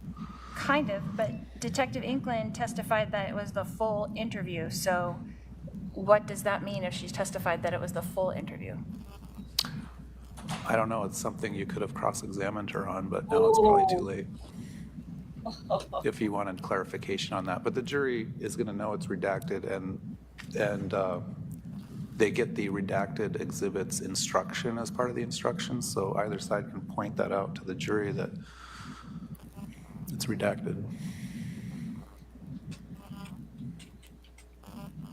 Anything else? I was just assuming that that might have been an error to say that it was the full interview when it wasn't the full interview, and it was admitted into to reflect the record that it was the full interview. So are you telling me that the jury is not going to be able to go back and watch the full thing?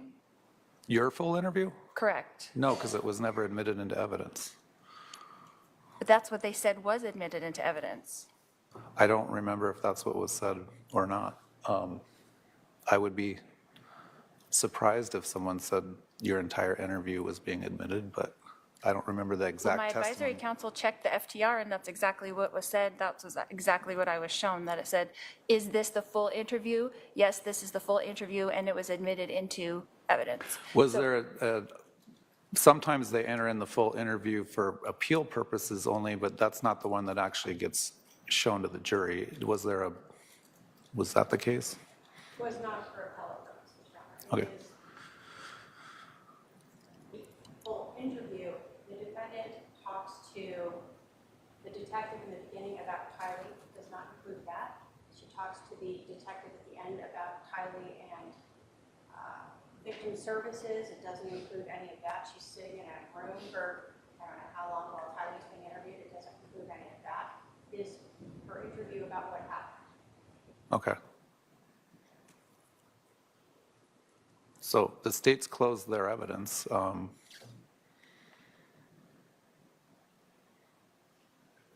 just trying to find out what the jury is going to be seeing. They have all that evidence in the evidence when they deliberate. Is that correct? They Whatever have was, access to that. whatever was admitted into evidence, which portions of your interview were not admitted into evidence, it sounds like. Okay, but from what I'm understanding from the state, just correct me if I'm wrong, it's not just the snippets that were played, but it's a partial part of the interview and some of it was redacted. Is that correct? That's what I'm understanding. The parts regarding what Tylee said or did or didn't happen, the hearsay parts were, the start and the end were redacted out. And then what was meant by the testimony that this is the full interview? I don't know. I guess that's something that someone could have asked that witness.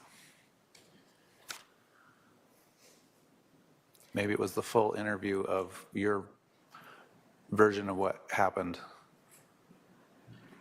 So we have There. our Exhibit 20, the defense's proposed Exhibit 20, is the full interview. Can we replace that one with the full interview since it was entered into evidence as the full interview? No. Why not?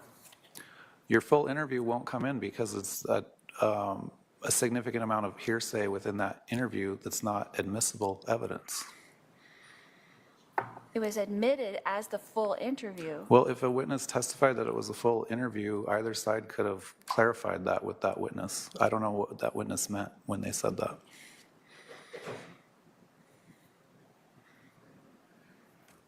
Oh, Lori. Y'all.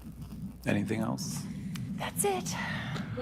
All right, we're That's it. getting the sufficient number of the jury instructions copied. As soon as that's done and our jurors get here, we'll read those instructions. All right.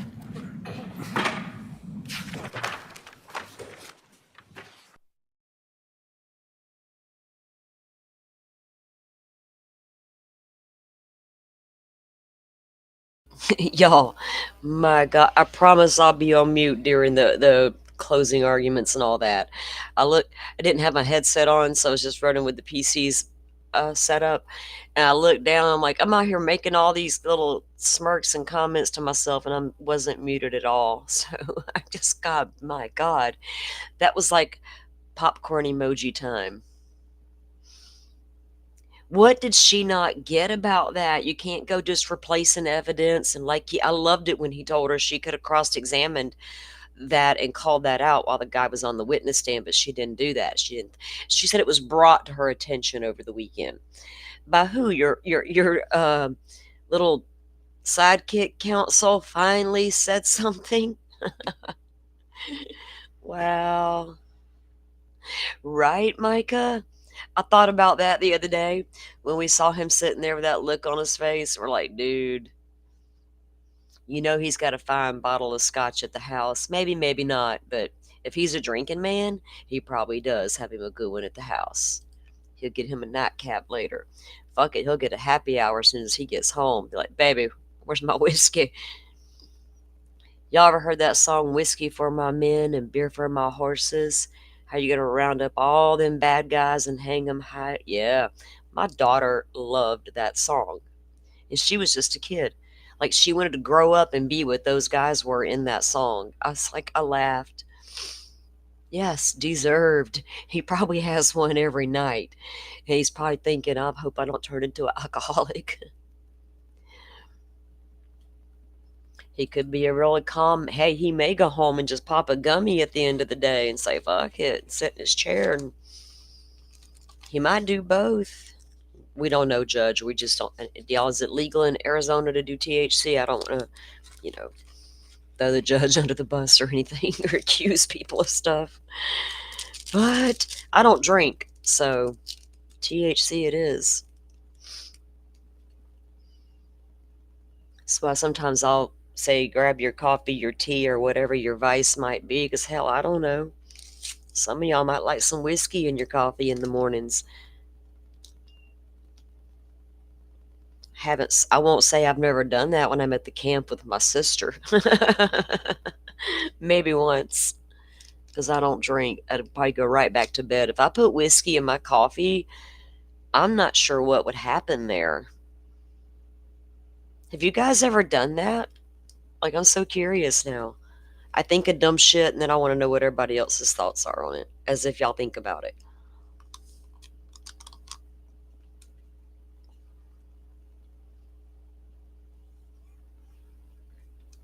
I get that feeling too, Micah.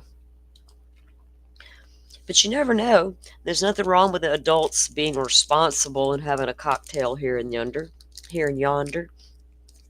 Somebody accused me from being from the marsh the other day. Close, but no, not quite. Irish coffee, Walter. There you go. My mom used to like Kahlua, and to me that was the nastiest stuff. And but as I got older, my sister and I tried it at the camp one weekend. We're like, remember when Mama used to do that Kahlua stuff? Because Mom didn't drink either. But yeah, been there. It wasn't that bad. that was me.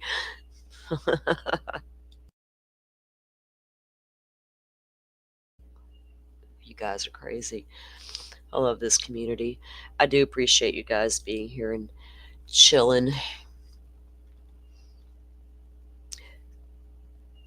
So I wonder, do you guys think that she chose not to take the witness stand so that she couldn't get the cross-exam by Trina?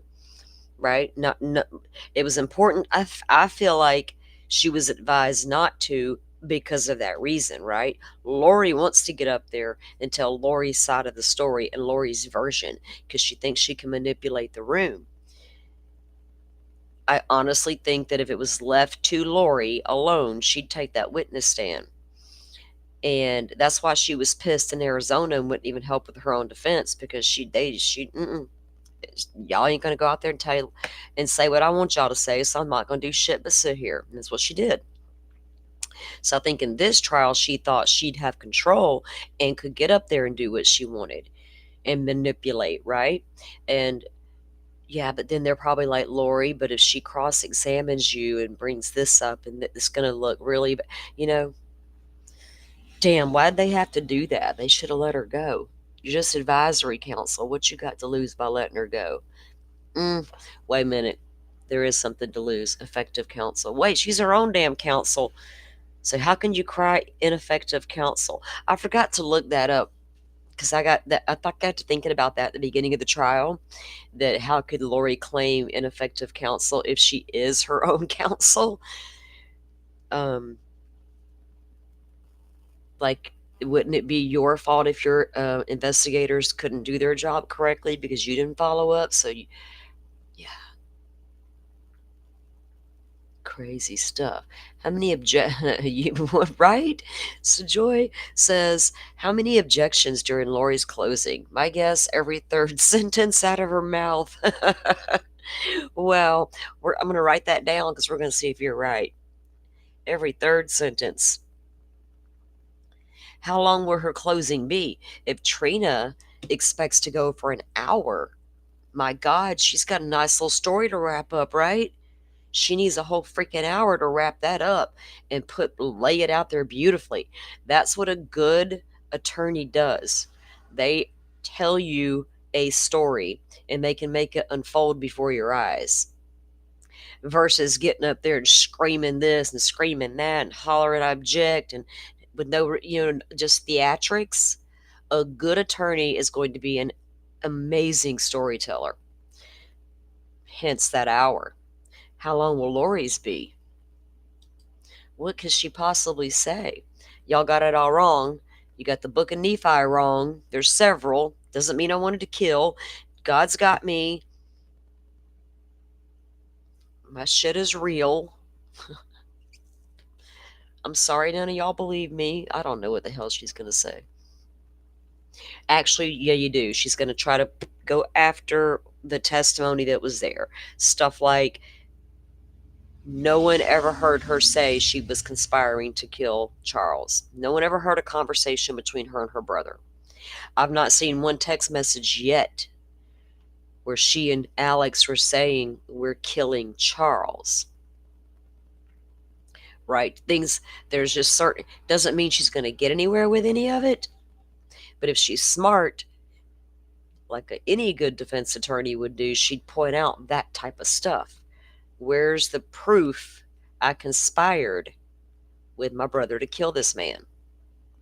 Was getting Alex over there enough? I mean, our minds, hell yeah. So we hope the jury thinks like we do, but we know so much more than the jury knows. That's the problem. Yep. And look, right, either way, no matter what happens to Lori Vallow today, she's going right back to prison. I don't think this jury's going to find her not guilty. I would be shocked, but I've seen it happen twice in my lifetime. Casey Anthony, O.J. Simpson. I mean, I'm saying, we don't be shocked, guys. I got over my shock when Casey Anthony, actually halfway through Casey's trial, I told my then husband, I said, that bitch is going to walk. He said, how do you know? Because he didn't follow, he followed some true crime with me, but not a lot.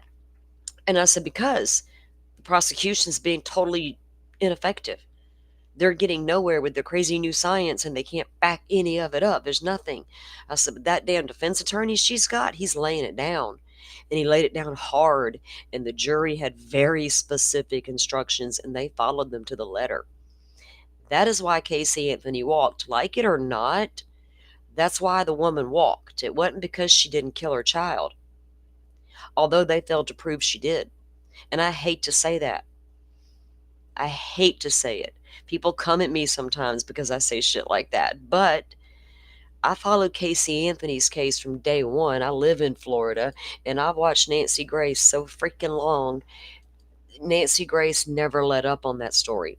Every single night on HLN News, on Nancy Grace's show, you're going to talk about Casey Anthony for at least 2 solid hours. And we have Florida where we have all, sunshine laws are excellent. We can show you everything. We saw it all. We saw video footage of this bitch walking them through Universal Studios, down long ass hallways to her alleged office. She gets all the way to the door of this office, turns around, looks dead ass at the cop and said, I don't work here after all. We're like, what the fuck? You just took them to your job? Walked them all the way through the parking lot. I've been there. It took them a long time to get this said office, right? And she turns around and is like, I don't work here. I made it all up. Like, what the hell? She was overcharged. Because I think she did do it, and I think it was something she had been doing, but it was unintentional. That don't make it right. Was she giving that baby Xanax? All Casey's friends that testified, every friend said that woman was a good mother. Nobody ever, they saw shadiness after the baby was gone, right? When she disappeared, the party and the different things. Prior to that, Casey was an attentive mother.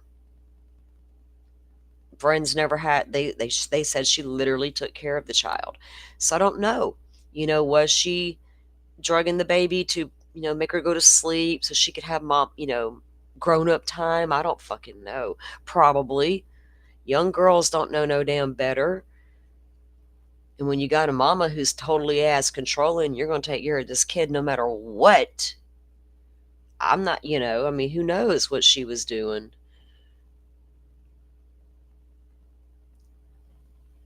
Imagine being on the jury that acquitted Lori only to go home and learn, right, Lowlight? You'd be, how could you go back to the judge and say, excuse us, sir, we changed our mind. We found out stuff you didn't let us know about. We don't like that. Could you change the law now? We change. Is there? Oh, they could set a precedent, y'all, and call it "We, the jury, change our minds." Can we do that afterwards?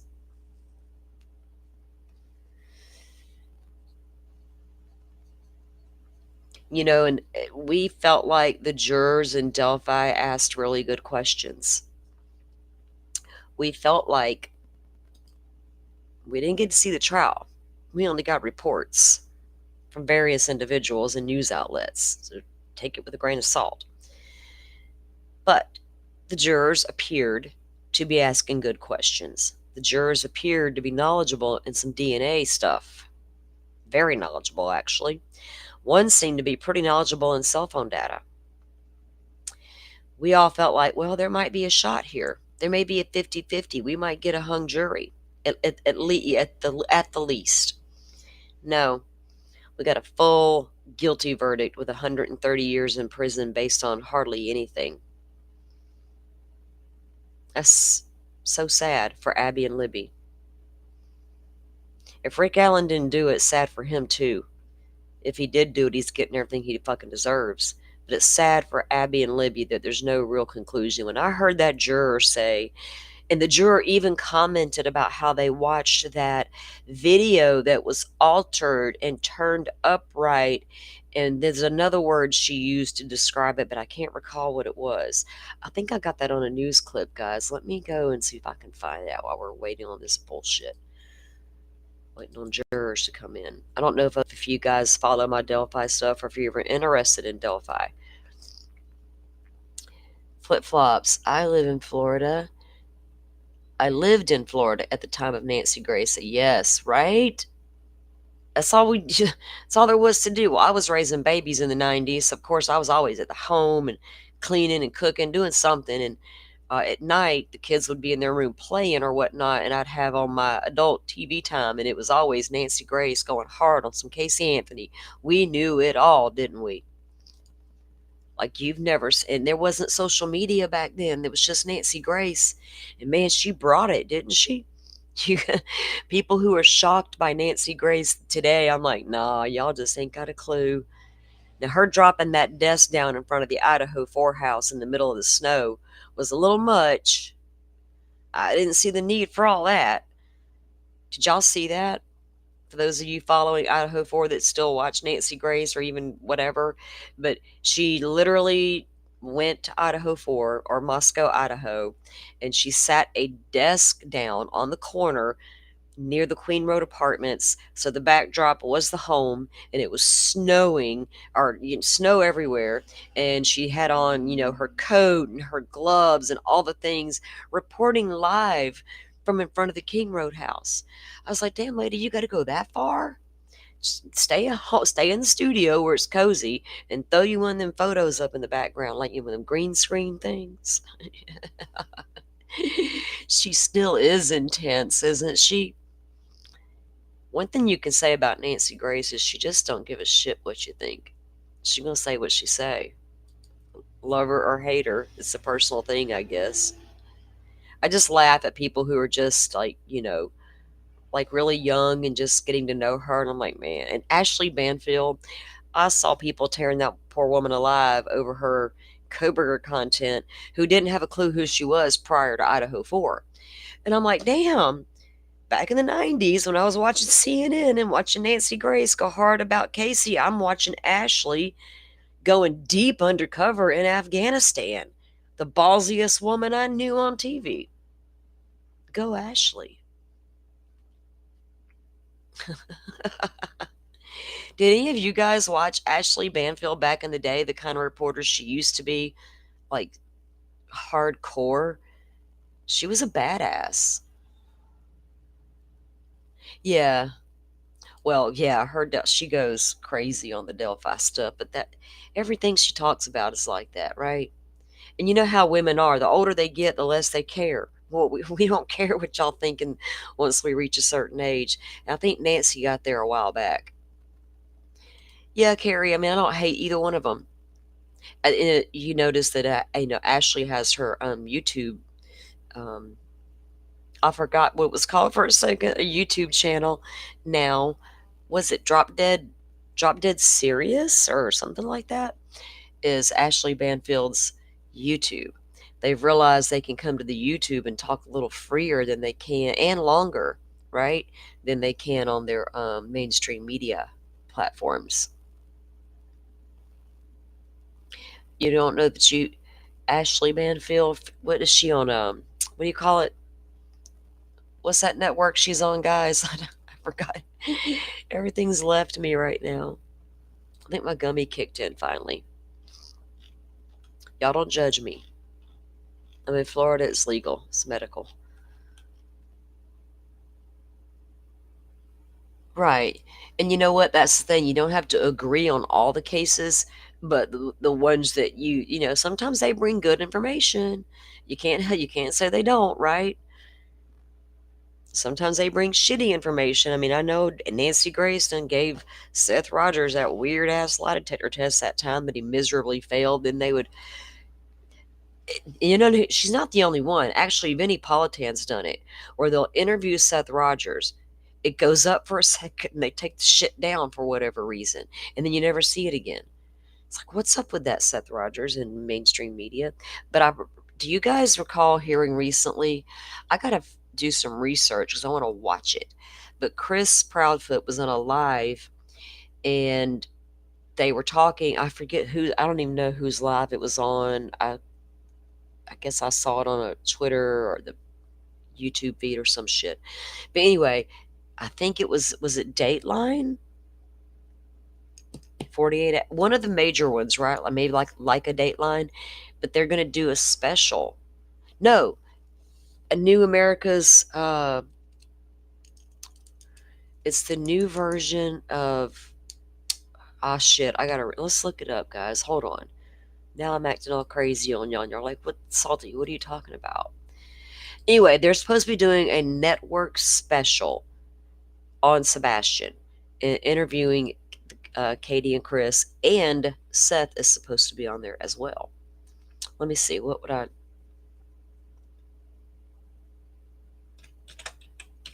Hang on, guys. Because I honestly don't recall whose live that was on. Probably that lady, it was either Clue or what's that, a Queen Bee lady? I don't normally watch those people, so I don't remember their names.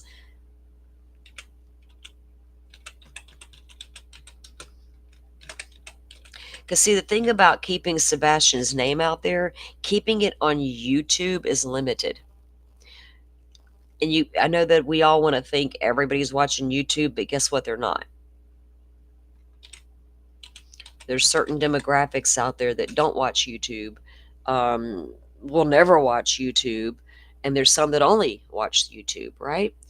And I think the numbers are growing and social media is becoming so much more prevalent, but mainstream media matters because that's where a lot of people still consume their news from and where they will see stories about kids like Sebastian Rogers.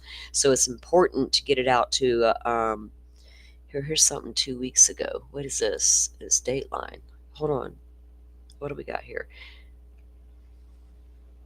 Did we miss it? Hang on, let me pull the screen up, guys, and I'll let you see what I'm looking at. And we'll read it together. Oh, shit. Hang on, we can't. We'll go back. We'll go back. Hold on. I just looked over and checked my other screen.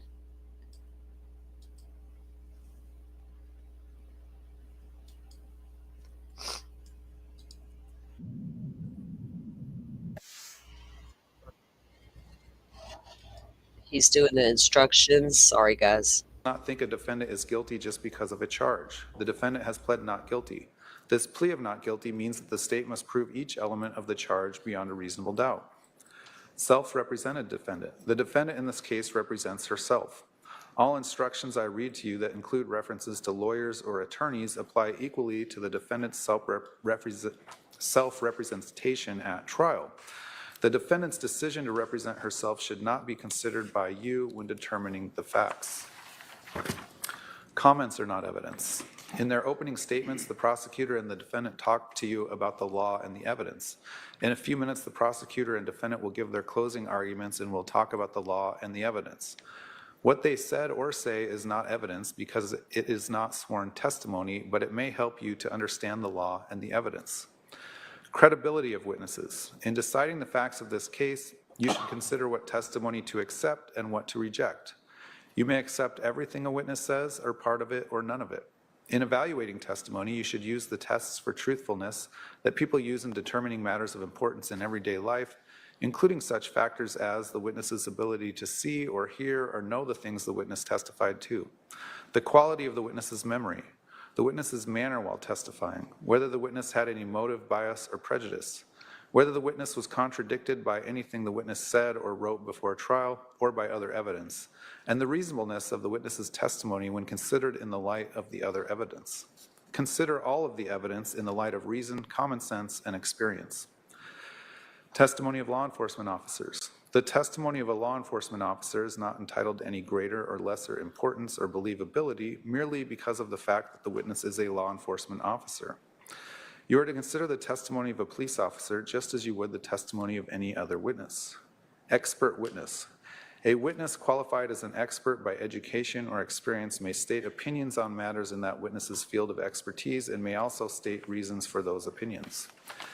Expert opinion testimony should be judged just as any other testimony. You are not bound by it. You may accept it or reject it in whole or in part, and you should give it as much credibility and weight as you think it deserves, considering the witness's qualifications and experience, the reasons given for the opinions, and all the other evidence in the case. Defendant need not produce evidence. The state must prove guilt beyond a reasonable doubt based on the evidence. The defendant is not required to produce evidence of any kind. The defendant's decision not to produce evidence is not evidence of guilt. Defendant need not testify. The state must prove guilt beyond a reasonable doubt based on the evidence. You must not conclude that the defendant is likely to be guilty because the defendant did not testify. The defendant is not required to testify. The decision on whether or not to testify is left to the defendant. You must not let this choice affect your deliberations in any way. Mere presence. Guilt cannot be established by the defendant's mere presence at a crime scene, mere association with another person at a crime scene, or mere knowledge that a crime is being committed. The fact that the defendant may have been present or knew that a crime was being committed does not in and of itself make the defendant guilty of the crime charged. One who is merely present is a passive observer who lacked criminal intent and did not participate in the crime. Voluntariness of defendant's statements. You must not consider any statements made by the defendant to a law enforcement officer unless you determine beyond a reasonable doubt that the defendant made the statements voluntarily. A defendant's statement was not voluntary if it resulted from the defendant's will being overcome by a law enforcement officer's use of any sort of violence, coercion, or threats, or by any direct or implied promise, however slight. You must give such weight to the defendant's statement as you feel it deserves under all the circumstances. Jury not to consider penalty. You must decide whether a defendant is guilty or not guilty by determining what the facts in the case are and applying these jury instructions. You must not consider the possible punishment when deciding on guilt. Punishment is left to the judge. Presumption of innocence, burden of proof. The law does not require a defendant to prove innocence. Every defendant is presumed by law to be innocent. You must start with the presumption that the defendant is innocent. The state has the burden of proving the defendant guilty beyond a reasonable doubt. This means the state must prove each element of each charge beyond a reasonable doubt. In civil cases, it is only necessary to prove that a fact is more likely true than not, or that its truth is highly probable. In criminal cases such as this, the state's proof must be more powerful than that. It must be beyond a reasonable doubt. Proof beyond a reasonable doubt is proof that leaves you firmly convinced of the defendant's guilt. There are very few things in this world that we know with absolute certainty, and in criminal cases, the law does not require proof that overcomes every doubt. If, based on your consideration of the evidence, you are firmly convinced that the defendant is guilty of the crime charged, you must find her guilty. If, on the other hand, you think there is a real possibility that she is not guilty, you must give her the benefit of the doubt and find her not guilty. Evidence of any kind. The state must prove guilt beyond a reasonable doubt on the evidence. The defendant is not required to produce evidence of any kind. The decision on whether to produce evidence is left to the defendant. The defendant's decision not to produce any evidence is not evidence of guilt. Voluntary act. Before you may convict the defendant of the charged crime, you must find that the state proved beyond a reasonable doubt that the defendant committed a voluntary act. A voluntary act means a bodily movement performed consciously and as a result of effort and determination. You must consider all the evidence in deciding whether the defendant committed the act voluntarily. Absence of other participant. The only matter for you to determine is whether the state has proved the defendant guilty beyond a reasonable doubt. The defendant's guilt or innocence is not affected by the fact that another person or persons might have participated or cooperated in the crime and is not on trial now. You should not guess about the reason any other person is absent from the courtroom. Motive. The state need not prove motive, but you may consider motive or lack of motive in reaching your verdict. The charged offense. I will now tell you about the crime with which the defendant is charged. Count 1, conspiracy to commit first-degree murder. The crime of conspiracy to commit first-degree murder requires proof that the defendant, on or about July 11, 2019, with the intent to promote or aid in the commission of first-degree murder, agreed with Alexander Cox that at least one of them or another would engage in conduct constituting the offense of first-degree murder. The crime of first-degree premeditated murder requires proof that a person, 1, caused the death of another person, and 2, intended or knew that he or she would cause the death of another person, and 3, acted with premeditation. Premeditation means that the defendant intended to kill another human being or knew she or a co-conspirator would kill another human being, and that after forming that intent or knowledge, reflected on the decision before killing.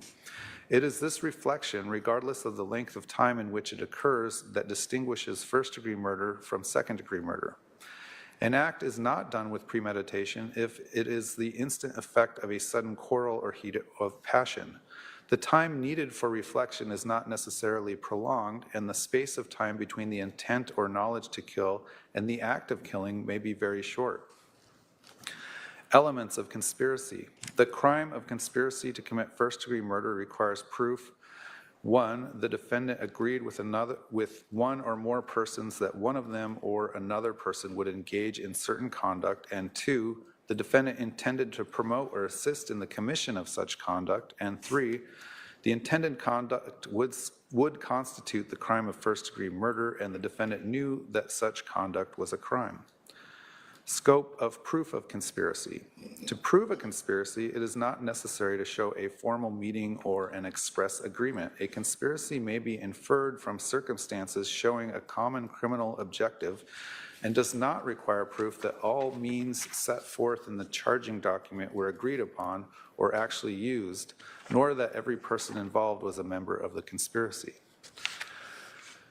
Proof of membership in conspiracy. One may become a member of a conspiracy without full knowledge of all the details of the conspiracy. On the other hand, a person who has no knowledge of a conspiracy but happens to act in a way that furthers some object of the conspiracy does not thereby become a conspirator. Before you find that a defendant or any other person was a member of a conspiracy, the evidence must show beyond a reasonable doubt that the conspiracy was knowingly formed and that the defendant or another person knowingly participated in the unlawful plan with the intent to promote or assist the carrying out of the conspiracy. One who knowingly joins an existing conspiracy is as responsible as an originator or instigator of the conspiracy. A person understanding the unlawful character of a plan who knowingly encourages, advises, or assists in the undertaking thereby also becomes a conspirator. In determining whether a conspiracy exists, you should consider the actions and statements of all the alleged participants. However, in determining whether a particular defendant was a member of the conspiracy, you should consider only that person's acts and statements. A person cannot be bound by the acts or statements of other participants until it is established that a conspiracy existed and that person was one of its members. Justification for self-defense physical force. A person is justified in using or threatening deadly physical force in self-defense if the following two conditions existed. 1, a reasonable person in the in the situation would have believed that deadly physical force was immediately necessary to protect against another's use or apparent attempted or threatened use of unlawful deadly physical force, and 2, the person used or threatened no more deadly physical force than would have appeared necessary to a reasonable person in the situation. A person may use deadly physical force in self-defense only to protect against another's use or apparent attempted or threatened use of deadly physical force.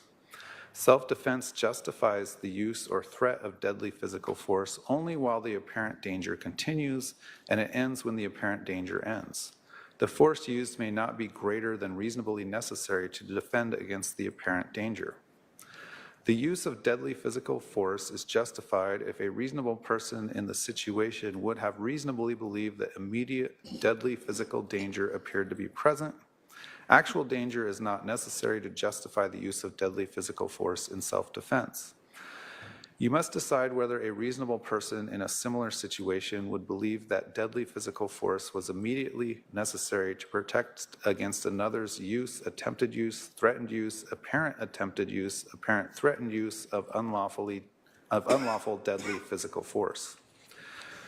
You must measure the person's belief against what a reasonable person in the situation would have believed. A person has no duty to retreat before threatening or using deadly physical force in self-defense if the person, 1, had a legal right to be in the place where the use or threatened deadly physical force in self-defense occurred, and 2, was not engaged in any unlawful act at the time when the use or threatened deadly physical force in self-defense occurred. If evidence was presented that raised this justification defense for count 1, conspiracy to commit first-degree murder, then the state has the burden of proving beyond a reasonable doubt that the defendant or co-conspirator did not act with such justification. If the state fails to carry this burden, then you must find the defendant not guilty of the charge. Justification for defense of a third person. A person is justified in using or threatening physical force in defense of a third person if the following 2 conditions existed. 1, a reasonable person in the situation would have believed that physical force was necessary to protect against another's use, attempted use, apparent attempted use, threatened use of unlawful physical force against a third person, and 2, the defendant used or threatened no more physical force than would have appeared necessary to a reasonable person in the situation. A defendant may use deadly physical force in defense of a third person only to protect against another's use, attempted use, apparent attempted use, threatened use of deadly physical force. Defense of a third person justifies the use of or threat of physical force or deadly physical force only while the danger continues, and it ends when the danger ends. The force used may not be greater than reasonably necessary to defend against the danger. Actual danger is not necessary to justify the use of physical force or deadly physical force in defense of a third person. The use of physical force or deadly physical force is justified if a reasonable person in the situation would have reasonably believed that immediate physical danger appeared to be present. You must decide whether a reasonable person in a similar situation would believe that 1, physical force was necessary to protect against another's use, attempted use, apparent attempted use, threatened use of unlawful physical force against a third person, or 2, deadly physical force was necessary to protect against another's use, attempted use, apparent attempted use, threatened use of unlawful physical force against a third person. You must measure the person's belief against what a reasonable person in the situation would have believed. The state has the burden of proving beyond a reasonable doubt that the person did not act with such justification. If the state fails to carry this burden, then you must find the defendant not guilty of the charge.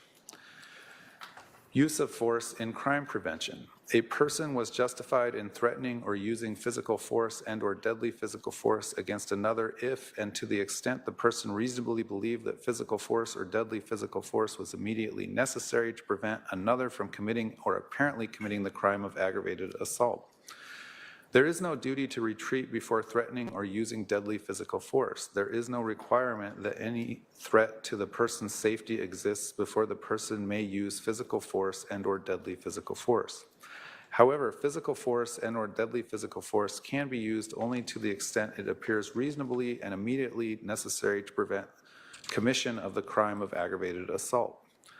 The person's use or threatened use of physical or deadly force is not limited to a person's home, residence, place of business, land the person owns or leases, or conveyance of any kind, but includes any place in this state where a person has a right to be. The person is presumed to have acted reasonably if the defendant reasonably believed he or she was acting to prevent the imminent or actual commission of aggravated assault. The person is justified in using physical force and/or deadly physical force against another person, even if that person is not actually committing or attempting to commit the crime, if the person reasonably believed he or she was preventing the commission of the crime. Actual danger is not necessary to justify the use of physical force or deadly physical force in crime prevention. If evidence was presented that raised this justification defense for first-degree murder, then the state has the burden of proving beyond a reasonable doubt that the person did not act with such justification. If the state fails to carry this burden, then you must find the defendant not guilty of the charge. Non-justification for threat or use of physical force.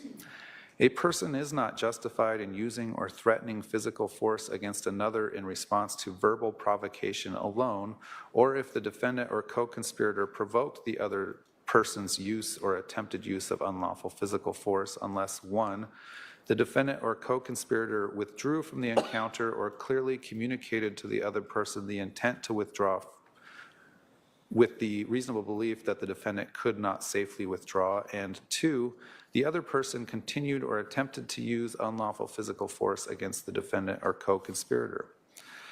The state has the burden of proving beyond a reasonable doubt that the defendant and/or co-conspirator did not act with such justification. If the state fails to carry this burden, then you must find the defendant not guilty of the charge. Definitions. Intentionally or with the intent to means that a person's objective is to cause that result or to engage in that conduct. Intent may be inferred from all the facts and circumstances disclosed by the evidence. It need not be established exclusively by direct sensory proof. The existence of intent is one of the questions of fact for your determination. Knowingly, willfully, or knew means that a person is aware or believes that his or her conduct is of that nature or that the circumstance exists. It does not require any knowledge of the unlawfulness of the act or omission. If the state is required to prove that the defendant acted knowingly, that requirement is satisfied if the state proves that the defendant acted intentionally. A defendant is criminally accountable for the conduct of another if the defendant is an accomplice of such other person in the commission of the offense, including any offense that is a natural and probable or reasonably foreseeable consequence of the offense for which the person was an accomplice. Accomplice means a person who, with the intent to promote or facilitate the commission of the offense, does any of the following. 1, solicits or commands another person to commit the offense, or 2, aids, counsels, agrees to aid, or attempts to aid another person in planning or committing the offense, or 3, provides means or opportunity to another person to commit the offense. Act means a bodily movement. Aggravated assault means a person intentionally, knowingly, or recklessly caused a physical injury to another person, or intentionally put another person in reasonable apprehension of imminent physical injury by either 1, causing serious physical injury to another person, or 2, using a deadly weapon or dangerous instrument. Conduct means an act or omission and its accompanying culpable mental state. Deadly weapon means anything designed for lethal use, including a firearm. Dangerous instrument means anything that is readily capable of causing death or serious physical injury under the circumstances in which it is used, attempted to be used, or threatened to be used. Deadly physical force means either 1, force which is used with the purpose of causing death or serious physical injury, or 2, force which in the manner of its use is capable of creating a substantial risk of causing death or serious physical injury. Unlawful means contrary to law, or where the context so requires, not permitted by law. Jury foreperson, the case will soon be submitted to you for your decision. When you go to the jury room, you will choose a foreperson. The role of jury foreperson is important, but please remember that the foreperson's opinion about the case is not more important than that of the other jurors. The opinions of each juror count equally. The jury foreperson's responsibilities include the following. 1, make sure every member of the jury is present during all discussions and deliberations. 2, make sure that the deliberations are conducted respectfully and that all issues are fully discussed. The discussions should be open and free so that every juror may participate. 3, all jurors should be allowed to state their views about the case and what they think the verdict should be and why. 4, all members must agree unanimously on any verdict. Therefore, the foreperson should count the votes to ensure that every juror has voted. 5, if you reach a verdict, fill out the verdict form and then sign the form on behalf of the jury. 6, if the jury reaches a verdict, the foreperson will inform the courtroom assistant. When the jury returns to the courtroom, the foreperson will bring the signed or unsigned verdict form as well as any question forms that may have been used. 7, when you return to the courtroom, the court will ask the foreperson whether the jury has reached any verdict. The foreperson will respond yes or no. The foreperson is not expected to read any verdict to the court. That will be done by the clerk. Closing instruction. In a few minutes, we're probably going to take a lunch break, and then after the lunch break, you will hear the closing arguments in this case. After that, the case will be submitted to you for decision. I suggest that you discuss and then set your deliberation schedule. You are in charge of your schedule and may set and vary it by agreement and the approval of the court. After you have decided on a schedule, please advise the courtroom assistant. You are to discuss the case and deliberate only when all jurors are together in the jury room. You are not to discuss the case with each other or anyone else during breaks or recesses. The admonition I have given you during the trial remains in effect when all of you are not in the jury room deliberating. After setting your schedule, I suggest that you next review the jury instructions and verdict form. It may be helpful for you to discuss the instructions and verdict form to make sure that you understand them. Again, during your deliberations, you must follow the instructions and refer to them to answer any questions about applicable law, procedure, and definitions. Should any of you or the jury as a whole have a question for me during your deliberations or wish to communicate with me on any other matter, please utilize the jury question form that we will provide you. Your question or message must be communicated to me in writing and must be signed by you or the foreperson. I will consider your question or note and consult with counsel before answering it in writing. I will answer it as quickly as possible. Remember that you are not to tell anyone, including me, how you stand numerically or otherwise until after you have reached a verdict or have been discharged. During your deliberations, you must not communicate with or provide any information to anyone by any means about this case. You may not use any electronic device or social media to communicate to anyone any information about this case or to conduct any research about this case until I accept your verdict. All 12 of you must agree on the verdict.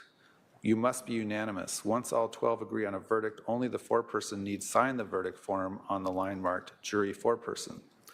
You will be given one form of verdict. The verdict form reads as follows, and there is no significance to the order in which the options of guilty or not guilty are listed on the verdict form. So this is a sample verdict form at the end of your instructions. It indicates this is a sample. An official verdict form will be given to you by the courtroom assistant in the jury room. Verdict, count 1, conspiracy to commit first-degree murder. We, the jury, duly impaneled and sworn in the above entitled action and upon our oaths, do find the defendant, Lori Daybell, as to the crime of conspiracy to commit first-degree murder occurring on or about July 11, 2019 as follows. Check only 1, and the options are not guilty or guilty. In order to break up the closing arguments as little as possible, we're going to take our lunch recess a little early and start a little early with those closing arguments after you recess. So we'll go ahead and recess for your lunch break. If we could have everyone ready to go in the jury room at 12:45, please remember the admonition. All rise for the jury.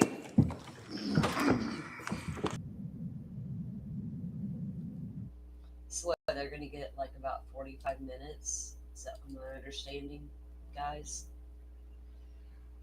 Yeah, I know. Flip Flops was nodding off. Oh, hang on a minute.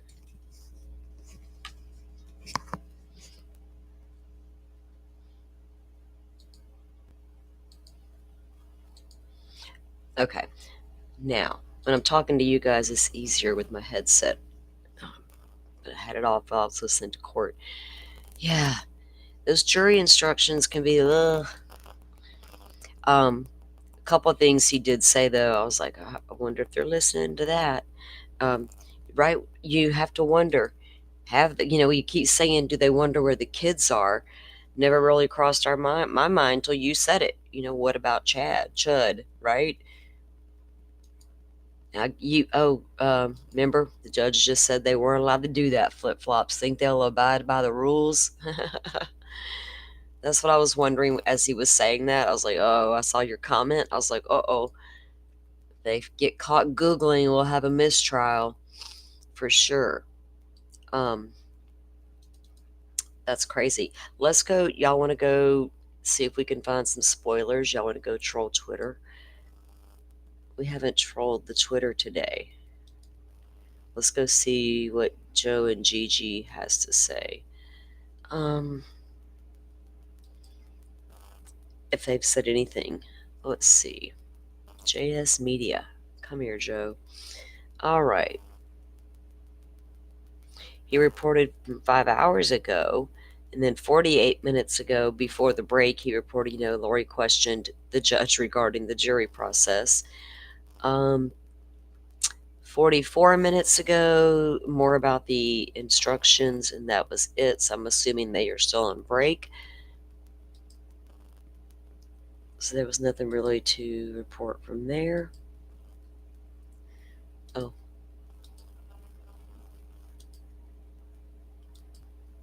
Okay, let's see. Let's go see if Nate has something to report. If they're able to intermingle with the public, like Joe was saying, I'm sure several jurors have a lot more information. They're not allowed to do that. What Joe said, they're allowed to intermingle with the public, like in the courtroom and outside the courtroom. They're not, I don't think they're sequestered, but if they're outside freely talking about things and people like Joe know about it, we got a mistrial on our hands. So I hope that's not true. I didn't hear that yet, but I didn't watch the recap. So maybe it was in there you're talking about.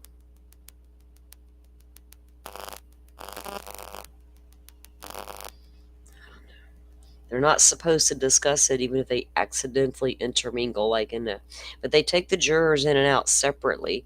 So there's no chance of them getting in an elevator with media. So I'm not sure what he meant by that. I'll have to check that out.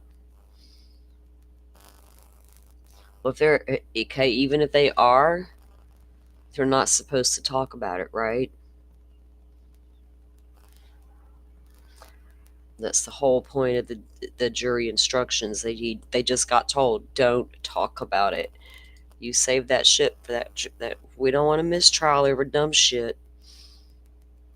Let's pull up Eaton's so we'll have something to look at, guys.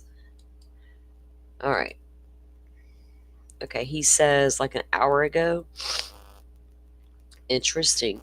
Just saw Brandon Boudreaux walk into a private room near the courtroom. Wow. So y'all know Brandon's up next. His case is up next. She's going to be, so maybe she won't be going back to Idaho anytime soon because we'll keep her in Arizona because his trial is supposed to be coming up pretty soon. I'm thinking, what was it, July? That she will go face charges for conspiracy to attempt the murder of Brandon. And Brandon was married to, remember, Melanie, the niece. Okay. So just saw Brandon Boudreaux walk into a private room near the courtroom. Madison County Sheriff Ron Ball is here from Rexburg. Oh, they got another deputy from Rexburg out there waiting to get into the courtroom. Okay, there's some replies. Let's see if any of them's a thread. There's for those who missed it earlier, there's Nate's chart of what will be going down today. Noon is their lunch break. 1 p.m. we'll start the closing arguments, and we know Trina plans to go about an hour. We got no clue what Miss Lori will do. And she might get up there and say one sentence and it'd be over with, right? Or like some think, she'll have a lot to say with a bunch of objections from Trina. Then he's going to give you the breakdown. Video from today can be found here. This is a link to the video he did today. We are inside the courtroom now, and Kay Woodcock, Gary Vallow, and Susan are all here. Now that's an hour ago, and recall these are Charles' siblings. We all know who Kay is, Miss Badass up on the stand up there, but Gary Vallow and Susan Vallow are his other siblings. So they're there as well. They want to see and hear that verdict for themselves. You know what I'm saying? You damn right they're there. An hour ago, Trina is at the prosecution table with her paralegal. Okay, thank you. Okay, let's go see what Miss Gigi has to say. I love to get their different takes on things. They all offer something different, so it's nice to be able to go take a look and refer to them. Guys, in case you don't know, Gigi does have a podcast.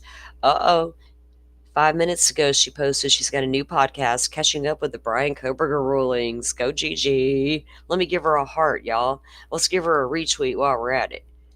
There we go. Okay, we'll show her some love. Look, and 14 minutes ago, this is what she posted. Gigi's badass. She's so funny. I think Lori Daybell is going to use closings as her testimony. We could see a lot of objections. Going to be interesting. And look, doesn't that remind you of our emoji that I made with the little popcorn guy with the sunglasses? Let's give her another heart, and we'll give her another retweet. I don't post a ton on Twitter. I just like to go as my playground. So we will take lunch until 12:45. They're 2 hours ahead of me. 2:45 my time. It's 2:07. So we got a hot minute, guys. Lori had those issues with Exhibit 268. Boy, did she. The full video versus the chopped up version, the redacted version, the whatever the hell it was. She had no clue what she was talking about. Okay, let me go back to something here.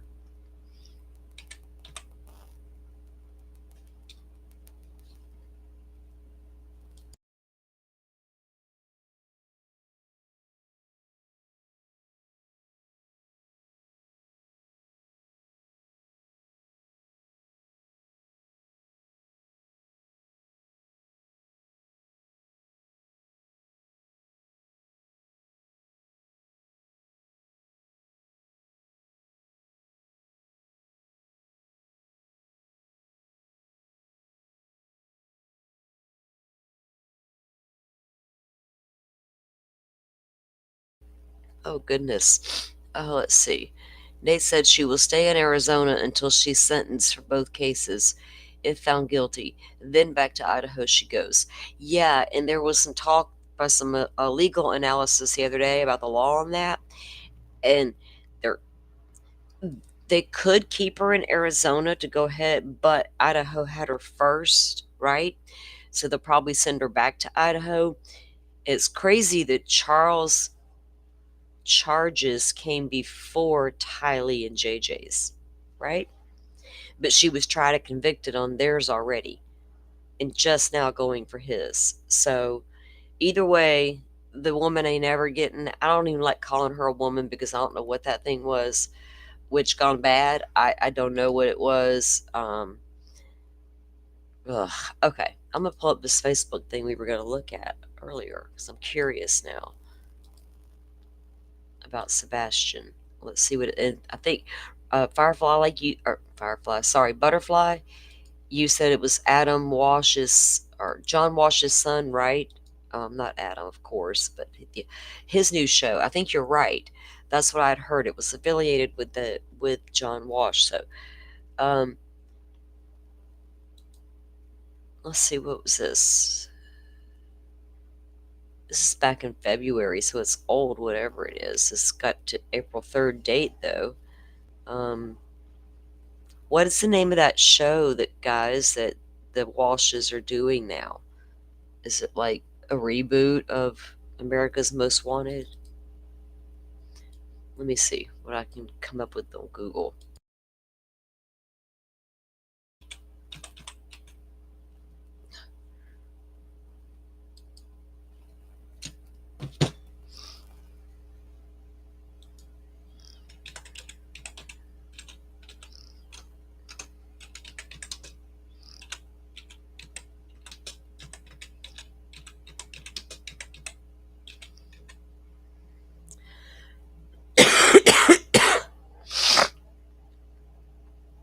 Sorry, guys. They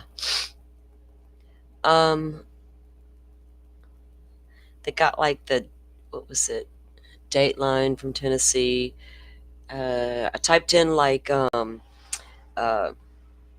America's Most Wanted Sebastian Rogers to see what would come up, and I didn't see anything come up yet. It's just like all the old shit. The FBI still has things up 2 weeks ago from the Dateline thing we looked at, a month ago from Knoxville, a Facebook post. 2 months ago, a YouTube, break the case with Coffin Daffer. Some TikToks. See, there's not a lot of like a ton of mainstream.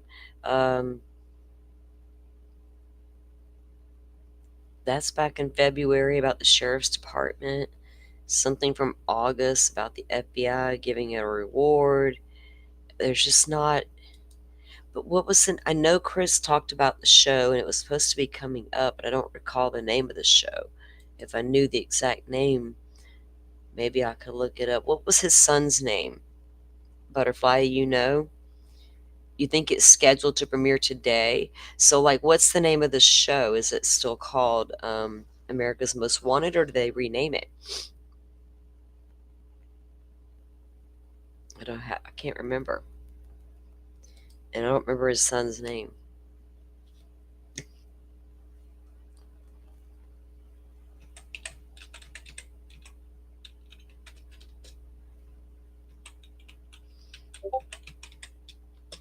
Okay, let me see. Hold on, guys. Let me check something.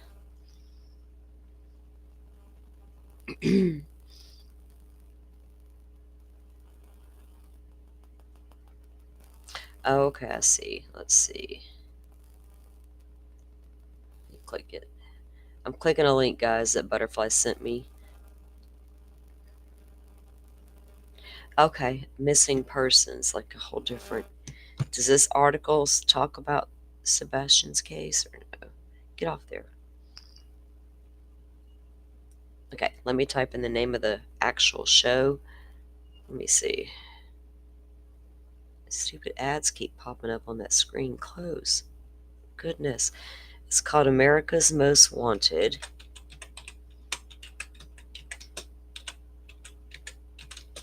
Missing persons. Yeah.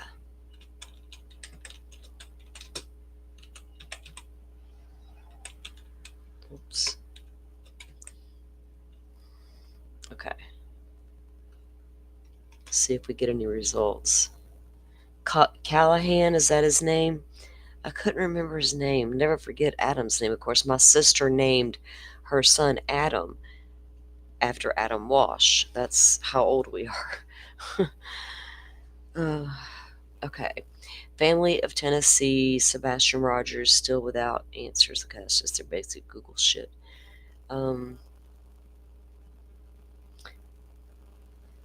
Dateline missing in America. Dateline. See, I don't see even. Do they have like a website? I wonder. Do you have a link of like where it's supposed to be released today or anything? I wonder. I don't know. Why is it so hard to find information about this kid, right? Thank you. It's these damn sinuses. You know what? It's actually time for another sinus medicine. It will not stop. But I'm surrounded by 4 farm fields, and they've been prepping them to plant soon. And so, yeah.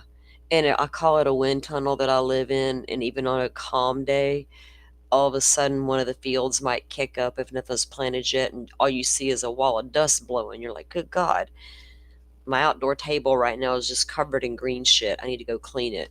Like I noticed it yesterday when I went out there. But I'll be all right.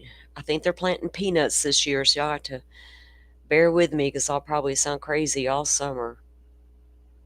They switch, like one summer they'll do peanuts, the next it's cotton. The cotton did not bother me at all, but the peanuts did. And I'm not allergic to peanuts or anything. It's just this, I don't know what it was about it. It was just horrendous. So they did cotton last year. So I'm like, are they doing peanuts this year? I'm kind of scared because I love going outside. I'm outside all the time, but I love the country life. But damn them peanuts. I'm telling you.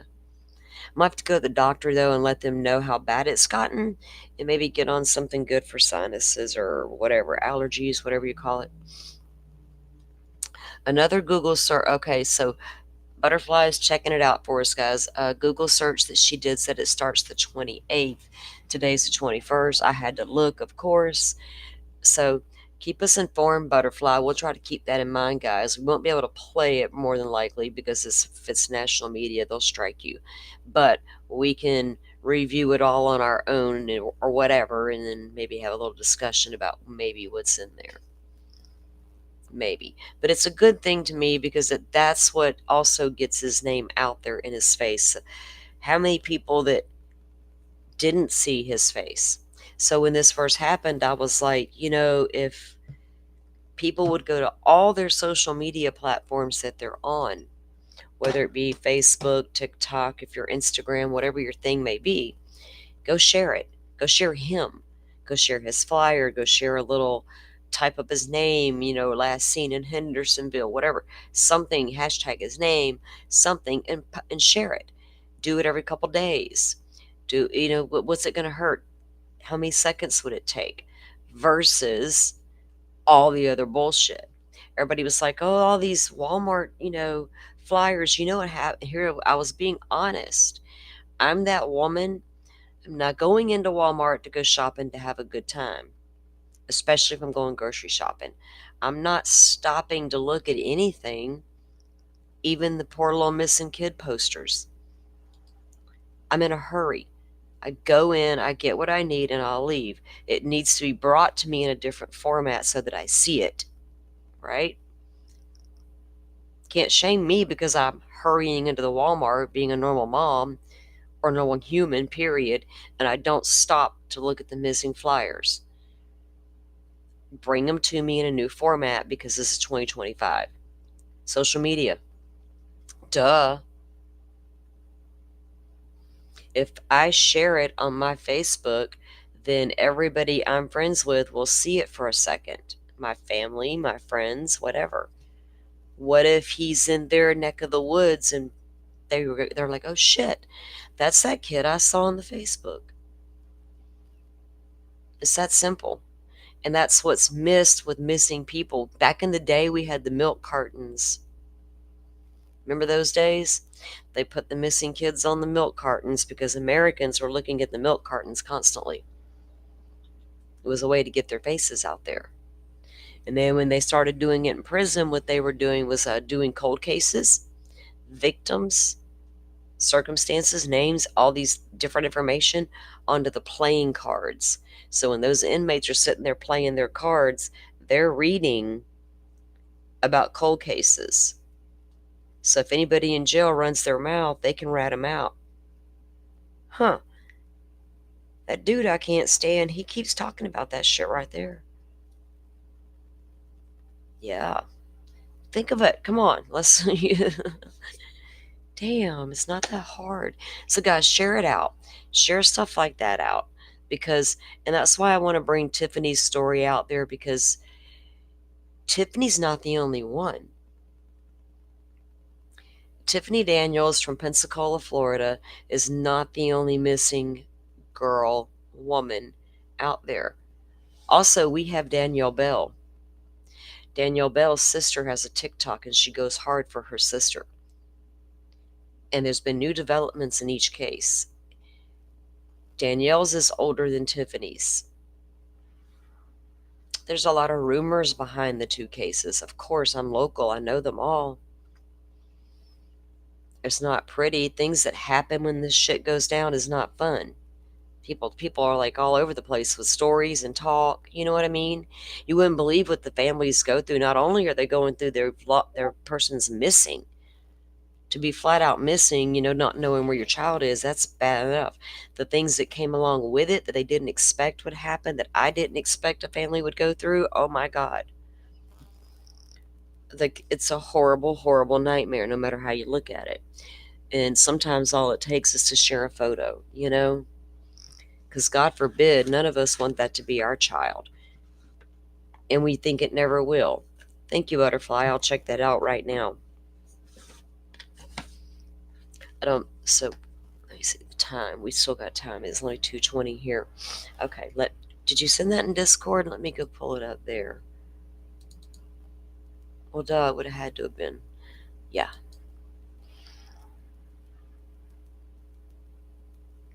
Is this a link to the show? Okay. Okay, great. Oh, wait, let me see if it'll let me pull it up this way. Hold on. Hang on. Uh-oh. Cancel. It's not going to... Every time I try to pull something up out of Discord, it doesn't. Let me see if it will work.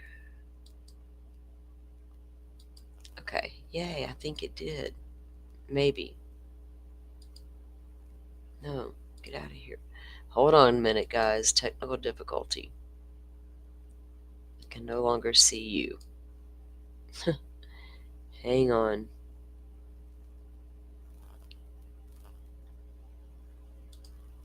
All right. Can you guys see this screen? Because it's not letting me see you at all. I hope you can still hear me. I hope I didn't end my live. Hang on. I got to do this. Okay. Hang on. It's not going to work that way, Butterfly. Let me send that to my... Wait, hang on. Hang on, guys. Let me do it this way.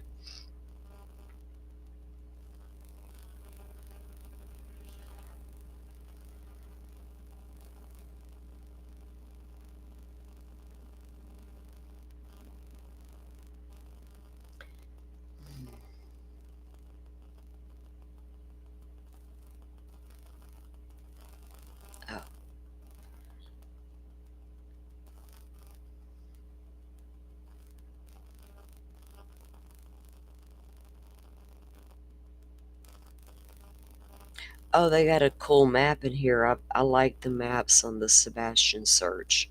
That's my jam right there. God, if I'm a mapping fool. Something goes down, I think I know more about these towns than I think I want to know. I should ever know, right? I know more about his neighborhood and the King Road neighborhood. Oh my God. So what is it? I'm trying to look, Butterfly, if there's a date of when it airs. Because I can't figure out how to show it while I'm... Let me do it this. Let me... Hold on, guys. 1 minute. I know how to do this. What am I thinking?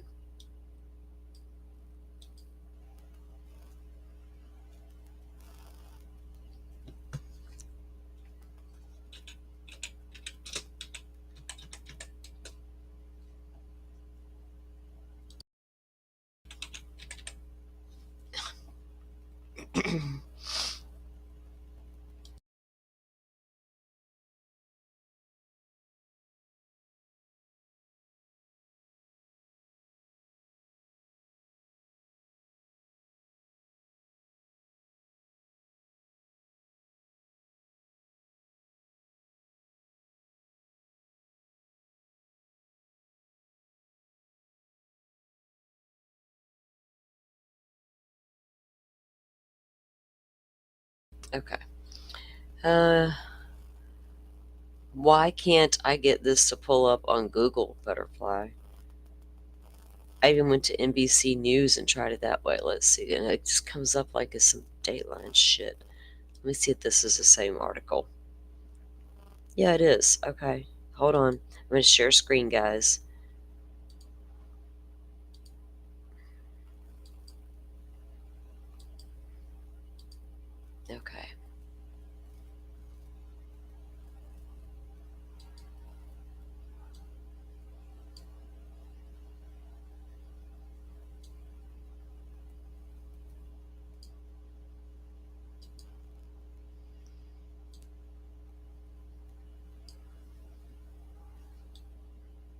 Hold on a second, guys. My screen's messed up. I had to resize them so I could see the chat. Okay, now we're good. All right, so this says, family of Tennessee teens Sebastian Rogers still without answers more than a year after his disappearance. The 15-year-old, who is on the autism spectrum, was not in his bedroom on the morning of February 26, 2024, and has not been seen since.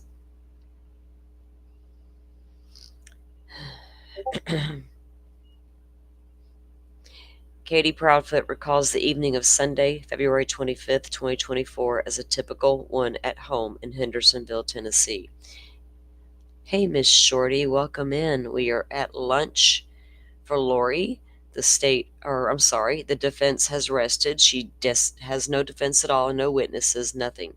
So they gave jury instructions, took a lunch. They'll be back in about 15-ish minutes. And Trina will give her closing arguments, and then we'll see what Lori has to say for herself. Welcome in. Okay, so Katie recalled the evening as being a typical evening at home.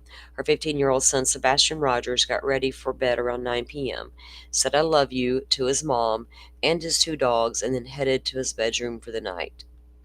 There's his little puppies. Sebastian was a cute kid. Is a cute kid. I think he had a little mind of his own, honestly. I see it in his eyes. I've got 2 boys. I got 2 little boys, and I see a mind of his own in there. Katie remembers hearing a noise come from Sebastian's room around 10 p.m. I hollered out to him, and he answered me, Katie said.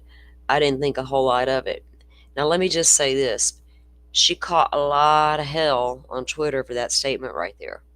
I saw women tearing her to shreds for not getting her ass up to go check out that noise. And I was like, well, wait a minute. I got a 15-year-old, and if I'm chilling in the living room or in my bed, and I hear a thunk or a thud or a bump or whatever coming out of his room, and I yell out to my kid, and he responds, am I going to get up and go in there and look? No. Not unless I thought he just fell and injured himself severely. I thought, how did people got there so quickly was conspiracy brain maybe. About an hour later, Katie went to bed. She had no idea her life would be very different in the morning. Monday morning, Katie went to her son's room. It was about 6 in the morning when I went to wake him up for school, Katie said. I went in his room, and I was like, dude, time to get up. Well, I've used the same phrase, even with my grandbaby. Normally, he will, turn and look, and he didn't. And I realized he wasn't in the bed. Or in bed. Oh, thank you, Miss Shorty. I'll check that in just a sec. The following moments are every parent's worst nightmare. I looked everywhere in the house. I looked everywhere in and around the house, and I couldn't find him, Katie said. I checked his bathroom, and he wasn't in there. And I was like, okay, well, maybe he went to the kitchen. Maybe he got up before me. And so I went through the house, and when I didn't see him is when I was starting to panic a little bit, Katie said. I ran through, literally every room in the house, everywhere. And that's when I really started to panic. Katie says she jumped in her car and began driving around the neighborhood, which she did. Katie also called her husband, Chris, Sebastian's stepfather, who was out of town on a business trip at the time. It was like terror, Katie told Dateline. What happened? Where did he go? I was in my car, and I stopped, and I asked one of the ladies walking her dog, and she was like, no, I haven't seen him. And really, started to kick in at that point, Katie said. Katie says she then headed to Sebastian's school and got on a 3-way call with Chris and the Sumner County Sheriff's Office, which we've always known that. By the time she got there, she was told to turn around and head home because law enforcement was headed to her house. And we had the 911 calls we went over, and where they say Katie is on the way back to the house that she was driving around in her vehicle looking for her son. And the cops knew that. It was just like more and more people were coming and everyone was looking, and every time someone come back and they didn't have him, Katie couldn't finish the thought. Sebastian is on the autism spectrum. You wouldn't recognize him as a special needs person just by looking at him, Katie said. Thank you, Katie. Because he is smart and capable and functional, but he does have areas that he struggles in. God bless him, because that is the cold, hard truth. Sebastian was not an invalid like people want to make this child out to be. He was intelligent. He was capable. He had his issues or struggles just like the rest of us. But no, we're going to make him out to be a poor little baby who can't take care of himself. Sorry, y'all. I get sideways about Sebastian. That's why I don't cover Sebastian. But I knew this was coming up on the mainstream media. Just getting him out there is really important if he is still with us.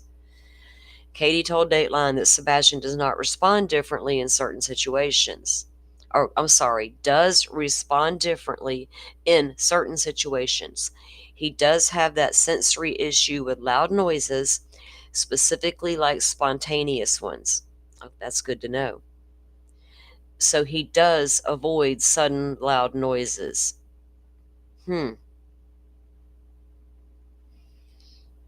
He also hates bugs and would avoid any area where he saw one, according to his mother. Saw those barns and stuff. What Sebastian loves is water. Swims like a fish, Katie said.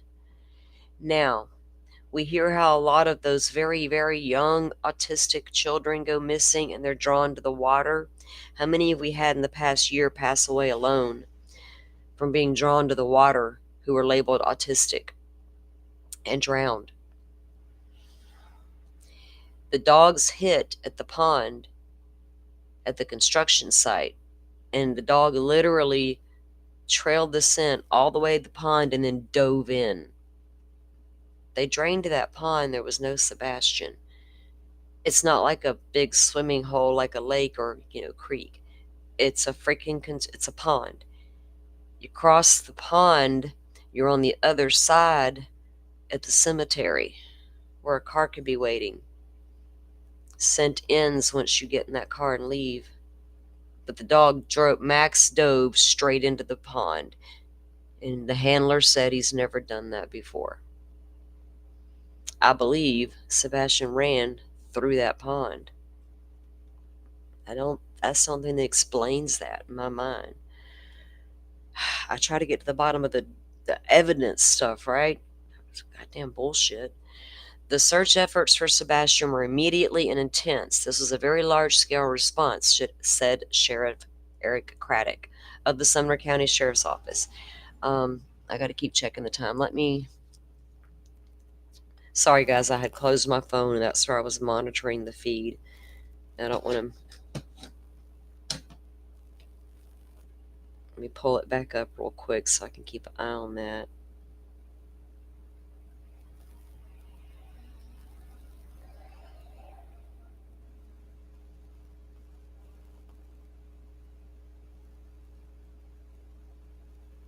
Okay, they're outside. They're showing their outside courtroom view. Craddock directed Dateline to the TBI newsroom for more information. Wow, Craddock, really? Okay, I get it. You're local. TBI, Tennessee Bureau of Investigation. Newsroom? That morning, the Sumner County Sheriff's Office issued a missing persons report to begin efforts to locate Sebastian. The TBI Endangered Child Alert was pushed out and was then elevated to a statewide Amber Alert and the website that the website states. Now, you got to meet a certain criteria to be on the Amber Alert. Due to Sebastian's love of water, Pools in the neighborhood were searched, dive teams were brought in, and bodies of water around the neighborhood and beyond that area were searched, including caves. Remember, we talked about those caves briefly earlier before Lori's thing started. His email to Dateline, Sheriff Craddock elaborated on what resources were used in the search for Sebastian. Everything: foot, canine, drone, air assist, fixed wing and helicopter, horse, mounted patrol, USAR, resources from across the state, and federal government assistance in the case. The search during the week he went missing was extremely large scale, and it was. How come they didn't recover this child? Nowhere. They found the dummy in the woods. The fuck? Because he wasn't there. And I don't buy that he never came home, because Katie done something on the way to the house. Show me some proof. The sheriff's office even employed some unconventional search methods in an attempt to locate Sebastian. Unconventional search methods. Notably, they encouraged those participating in the search to play Sebastian's favorite music. Oh yeah, they did, in an attempt to draw him out. This advice was called in by a citizen. Wow. Miss Shorty, was that you? I tried and will continue to try anything to bring a resolution, said Craddock. Remember what Eye of the Tiger was his favorite song, and they were riding around playing it? This map, I get it, it's not too clear. God, I wish it was. But it is the zone, right, of all the different searches, and the keys are there. God dang it, I hate that. I want to see that for sure.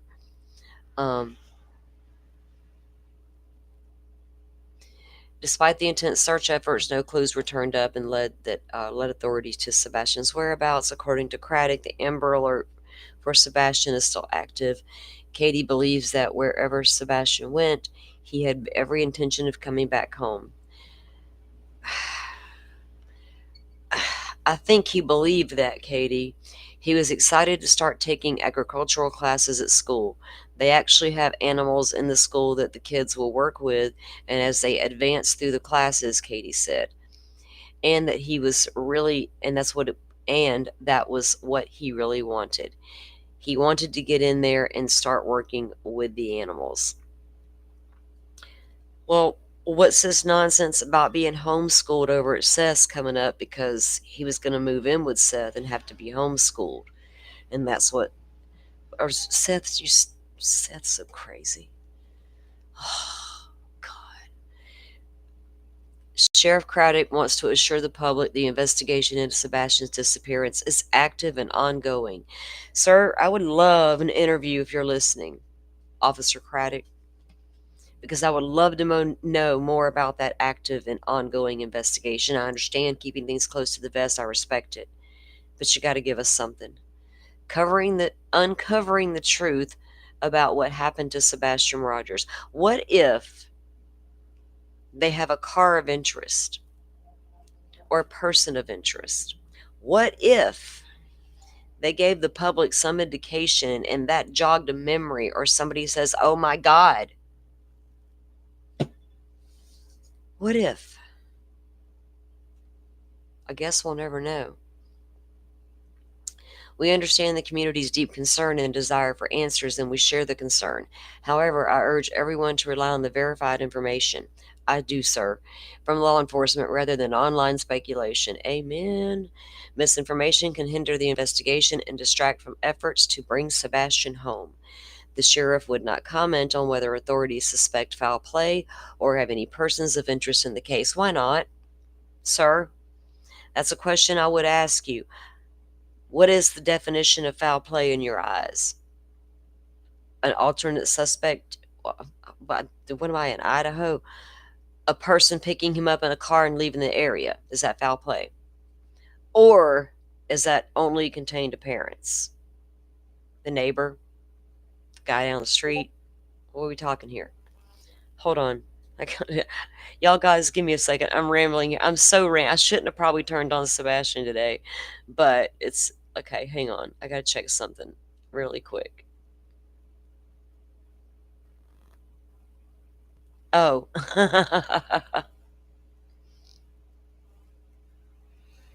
Yes, ma'am, Miss Shorty. Sounds like a plan. Okay, so we understand, he understands our deep concern, or my deep concern, maybe I should say, for answers. Um, However, I urge everyone to replay. Okay, whatever, we read that. Our priority is still finding Sebastian, bring resolution to his family and to the community, he wrote. If you have any credible information, we ask you come forward and report it to the appropriate authorities. Together we will seek justice and truth. Wow, is that just like a police statement there? Together we will seek justice and truth in a missing child's case. Okay. Appropriate authorities. I'm going to say it again, and I can never say it loud enough. If I see Sebastian Rogers in my town today, I'm calling my local county sheriff's department first. I'm going to tell them exactly who I think I see and why and who he is, and tell them they need to come and assess the situation and take it from there. And then they can call Sumner County directly. Because if I search up the TBI 1-800-TBI hotline, and I give a tip, I just saw what I think is Sebastian Rogers, down here on the corner store. When are they going to get that fucking tip? Are they ever going to get that tip? Child could be long gone before that tip came in, because I'm on the Alabama line. You could be in the next state in freaking 20 minutes. So please, people, friends, I don't mean to call y'all people, that sounds ridiculous. Friends, call your local authorities anytime you think you might see a missing persons, and let them take it from there, because that's the immediate and best thing to do, in my opinion. The Proudfoots believe Sebastian may not have been wearing shoes when he disappeared. May not have been. So there's yet again still no confirmation on whether or not this child was wearing shoes that night. All the issues were accounted for. Big deal. A grandbaby's got too many pairs of shoes, in my opinion. I'm not a shoe person. I got 3 pair. I'm not even lying to y'all. I considered buying a pair today, and I was like, I'll wait a little bit. Maybe, because it's fixing to be summer, and my other sandals did break last year at the end of summer. So I do need to replace that pair. But I'm not like a shoe lady. I don't give a fuck. Miss Shorty, thank you for supporting. And she says, excellent, guys. I'm going to let the cat out of the bag, Miss Shorty. I'm going to go hang out at Camp Shorty this weekend. That's my plan. Saturday night, I'll be over at Miss Shorty's talking some Karen Reed. And we got to get ready. That's why I'm one thing about getting, y'all, I'm taking this down because I just can't. I don't want to get all angry. And I've already got there. So anyway, I am glad that Lori's is working out the way it is, because I want to cover Karen Reed. I feel like I'm going into this blindly, but not totally. But I feel like I'm a juror that's heard this and heard that, but I can go in completely open-minded, and I am so ready to go in completely open-minded. I was in a couple of Miss Shorty's lives, and she did one the other night where she was just, going through older stuff, and I was listening to that, and I was like, but still, I have a completely open mind in this case. Do I lean one way or the other? I really can't tell you. I can tell you that based on the photos of that man's body, based on this taillight weirdness alone, this dog in the house that suddenly was no longer there, that alone's red flags to me. Not to mention all the drunk cops. That's what really turned me off the most. I can't with that. Drunk cops. It's just what we need.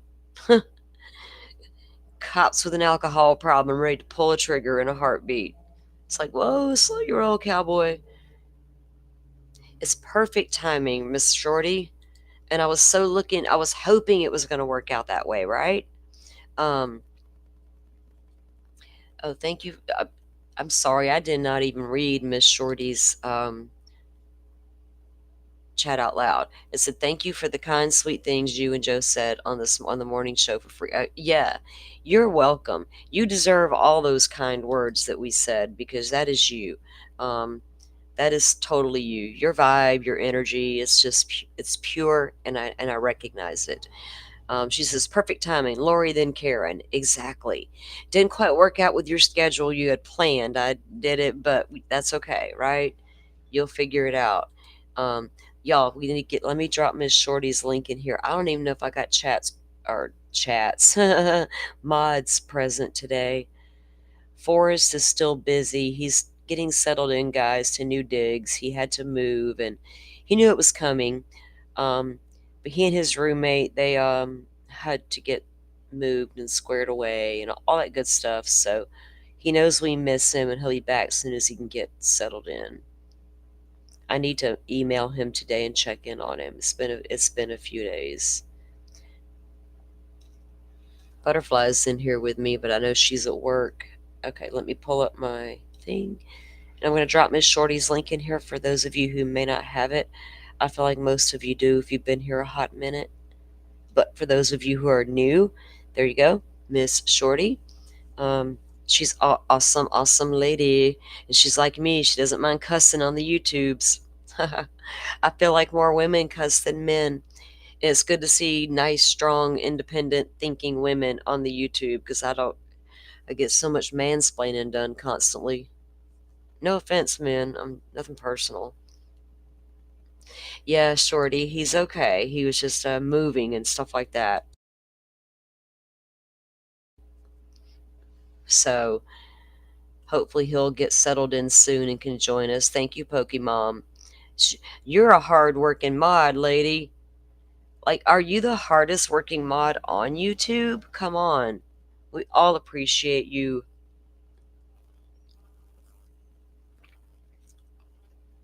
We do.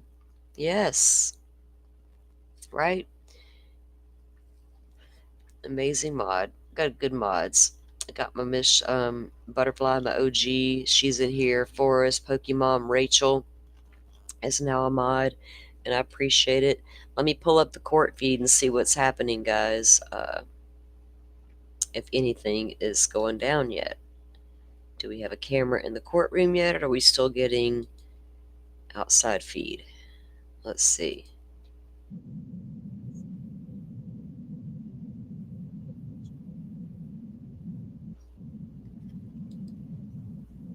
And again, we've been watching through Law and Crime all week, or every day of the trial.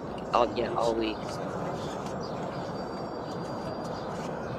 I'll turn the volume down on it. We'll see if we see, did Joe go to lunch? Did he risk it? Is he over here on the left? There's some people on the left, guys. Who is that? This guy's pretty animated. He's talking. Is that Joe? I don't know. We'll have to ask him later. No, I don't know.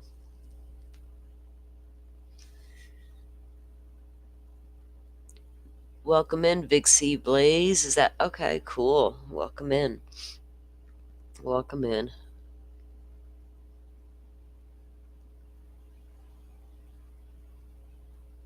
Yeah, Forrest has been moving, so he had to move.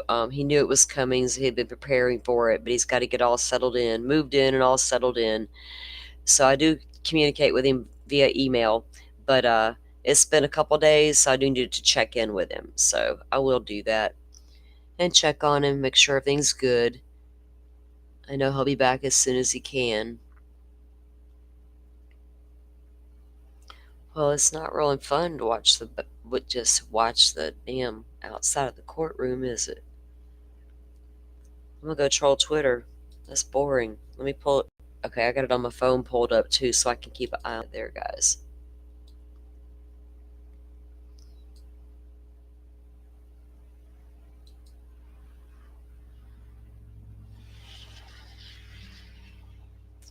Uh-oh. Let's do this. Let me click this directly. Okay, here we go. I forgot that this is a recent account. A recent account. Colby J. Ryan is now on the X app. It just joined in April. See, new account. So he's already got over 2,000 followers, and I'm one of them. He said 18 minutes ago, almost that time, I pray this is the end. And then he has hashtag pray for justice. Let's like it, and let's give him a retweet too. You go, Colby. 5 hours ago, good morning, everyone. Today will be interesting. I will keep you updated here on X. Much love. Now, look at this. Someone started a fake account already on YouTube. There's a fake YouTube account because he's got a YouTube account. Most of you know that. There's a fake YouTube account pretending to be me. I will never ask you guys for anything directly, so if you see it, please report it. My username for YouTube is Colby J. Ryan, no characters in between. Yet this account does. See, it's got the underscore, and they're using his shit. So it's like a whole fake-ass account. Not crazy? Stupid ass people. What is wrong with people? I will never understand. Well, I kind of do, but kind of don't. Just because I do doesn't make what they're doing, nor they're not sane. Let me put it that way. Okay, so let's see. Let's go see what Gigi says. If she's got anything new. 2 minutes ago, the jurors ready to come in now for closings. That was 2 minutes ago their time.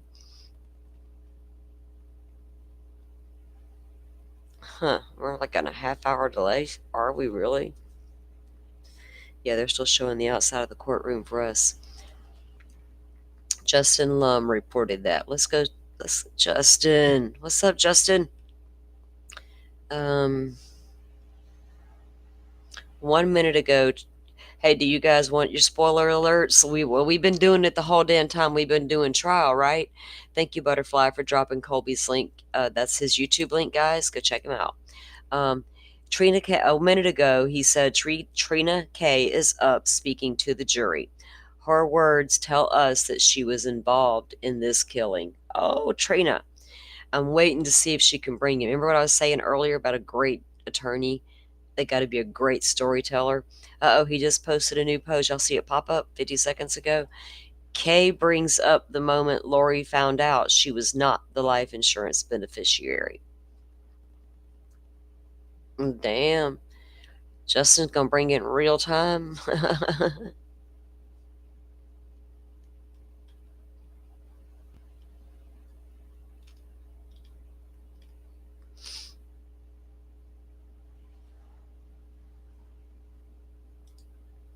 What heart is it? We'll give him a heart, guys. And the feed's still not up for us, so. Well, she said, what, an hour for closing arguments? What, did Joe do anything? Did he report? No, not as of 2 hours ago.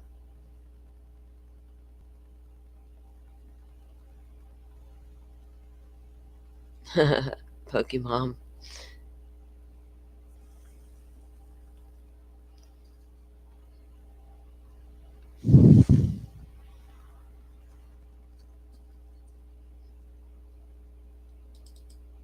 Okay.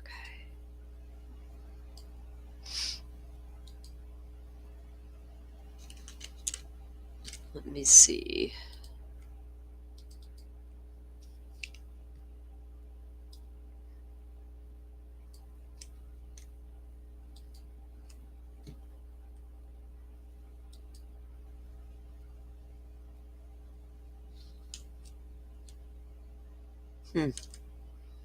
Those filings in the Koberger case were supposed to come down today. Our deadline was today for 4 different filings, and they're not entered yet. So I was just checking to see if they were. There's still some of those documents I need to really deep dive, because especially that stop at Farm Road in Pullman that they're going to use in court to identify the car and him in the car. and I said they was going to go backwards and track that car. Is that, I got to look at the document because I wonder if that's the same when they did 100-mile, or not 100-mile, 100-yard radius around the house. I got to find some certain documents that I want to deep dive and do them like one or two at a time, because some of them are so freaking long, and we just read through them, and then I have not had time, honestly, to go back through them the way I would love to. There's a lot of strong stuff I want to write down, and it's yeah, dates, times, certain things happening, certain warrants. We know the night of the traffic stop that I was just talking about, it was less than 2 miles from the home, just under 2 miles from the King Road home. There's a good chance that car was stalking, no, not stalking under Idaho law, surveilling or traveling very near that home right before that stop. And then there's certain other camera locations and times and things like that I need to put together. I got notes on it all, well, most of it, but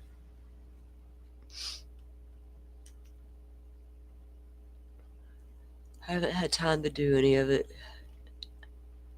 I'm gonna have to figure it out though. Got Karen Reed next, so by the time I'm done streaming like a child, because this is my first one, like streaming all day, and then at night, you do dinner or whatever, and then you get ready for bed or whatever.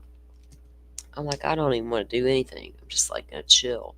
Usually I'll troll YouTube, jump into somebody's live, or sometimes I'll turn on like those, not like Dateline, but just random crime shows on YouTube and real life crime shows, and I'll turn them on and I'll just fall asleep listening. I listened to one last night about female serial killers. 2 of them were from Florida. I knew who both of them were.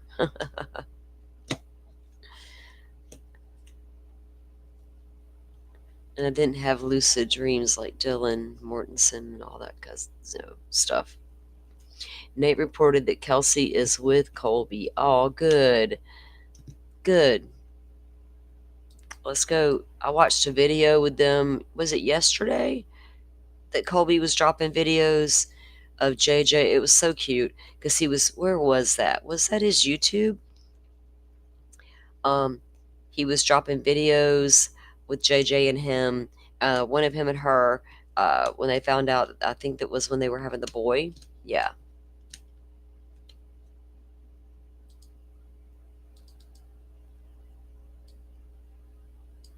Okay, let me see here.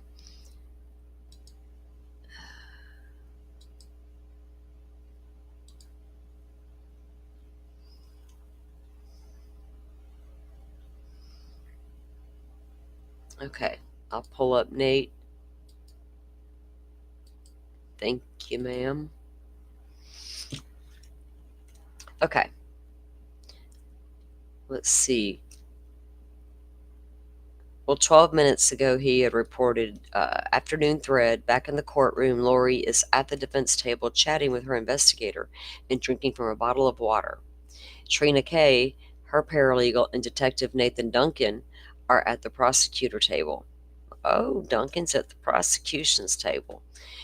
At Colby J. Ryan and his wife, Kelsey, in the courtroom sitting next to Kay Woodcock. Nice. Let's give that a retweet. So Colby is there with his wife, and they're sitting there with Kay. That's nice. 2 minutes ago, Nate reports that Trina tells the jury that anything Lori said during her opening statement was not presented as evidence during trial. Then he goes on to say, whoops, get out of our way. I think it says Trina puts a timeline on the screen to detail the premeditated execution of Charles Vallow. Whoa. She puts up a timeline on the screen. Now, I hope this time that damn cameraman shows us that screen. That aggravated the shit out of me all week long. Were they told not to do that? don't show the screen because he kept going. Sometimes he would go up there a minute, but pull away. I'm like, no, stay at the screen. Good Lord. Okay. So, a premeditated execution of Charles Vallow, June 29th and 30th. Charles learned Lori is having an affair with Chad Daybell. Charles emails Chad about the affair. Charles emails Tammy about the affair. Charles tells Adam about the affair. On July 9th, Charles texts Adam. He booked him a flight to Phoenix. Adam called Alex about staying with him. Chad and Lori talk 3 times. She's laying it out. Okay. Well, court feed's still not up yet.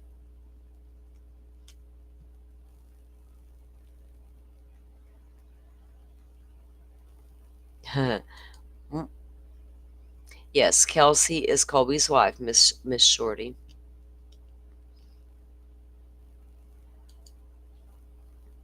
Let me go see if let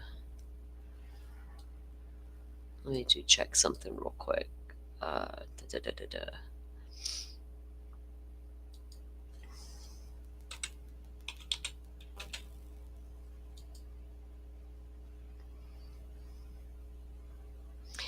If you guys remember Ray Hermosillo, the detective, Hermosillo came to Arizona to support them. He is a detective from Idaho. Colby did a great interview with him, so I suggest you go over there and check that out. It was good stuff.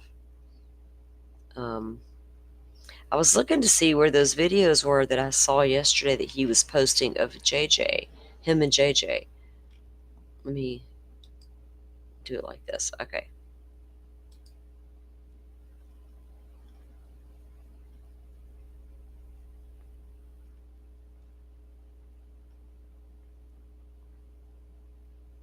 I wonder if he was doing it on YouTube or no, here's one. Okay. I don't see the one of JJ. I see the one of him and his wife. Okay, we'll look at that one first. We'll check it out. Let me pull this up. It's pretty funny. It's cool. Okay, so this is from Colby's YouTube channel. Let's.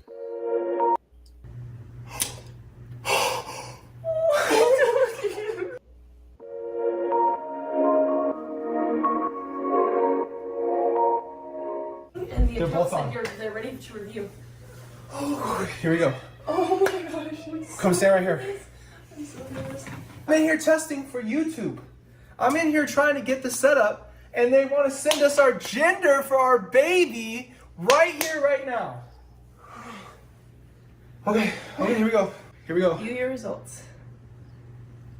Yes, include the sex. Okay. My heart is pounding out of my chest. We're gonna find out what gender the baby is right now. I have so much anticipation. What is she doing? Okay, click it. Let's start. Don't say the gender out loud because I want to surprise them. Okay. Yes, I'm ready. Here we go. Come on. She's gonna type it right now. Yes. I can't tell you if you're like. Okay. I'm so nervous.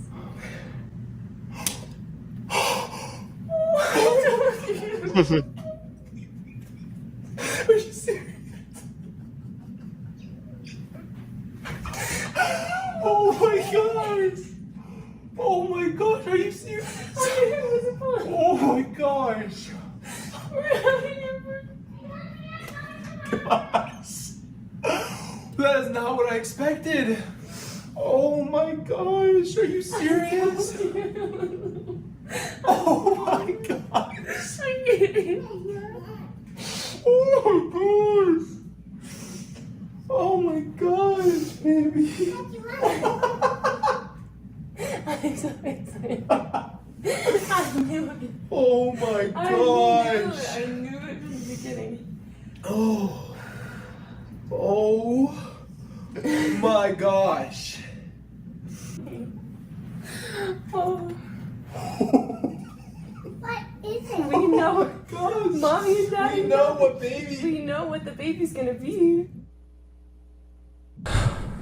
Hello. I'm wearing a big news shirt. You see that? It's got breaking news all over it. Because this is breaking news. The breaking news is, first of all, hi. Missed you guys. So I had a video planned for today. My plan was very simple. I was just going to talk to you guys and bring back this idea of this rebranding of the channel. Wow, that was loud. Rebranding of the channel because I'm so excited about what I've always wanted is to have a live channel where you can basically open up the window to anything. Now, I was planning that video, I was planning to talk to you guys, planning on doing the video, and all of a sudden, we find out that we are having a baby boy. And it completely deterred the video that I had to make. It completely just changed the element of the day. And I'm still in shock. My honest raw reaction is this whole time I thought we were going to have a girl. And now here we are and we're having a baby boy. And I'm in shock. I don't even know what to say. Like, I have always wanted a boy. I've always loved our girls. So there you go, guy. I know, right, Miss Shorty? So that was he had, like, there were two others I saw, like, they were back to back. There were two of JJ, him and JJ, and then the one that I just showed came right behind that. And right now, okay, here we go. TikTok deal. Okay, hold on. Or no, I'm sorry, a YouTube short.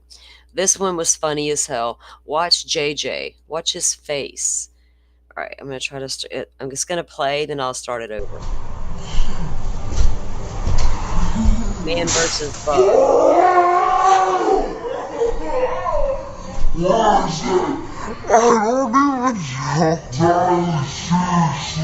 JJ's laughing at him.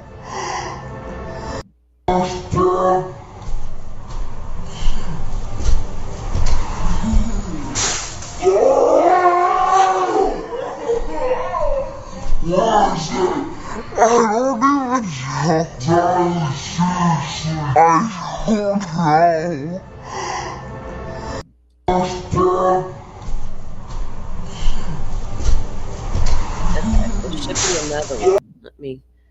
There should be one more with him and JJ.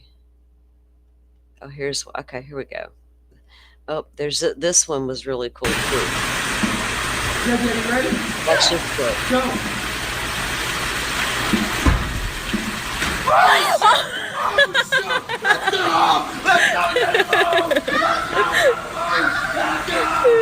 Look at JJ.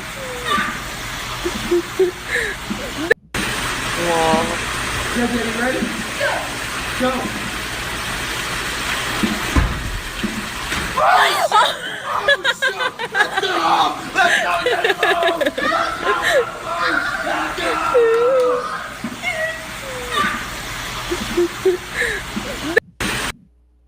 Isn't that great?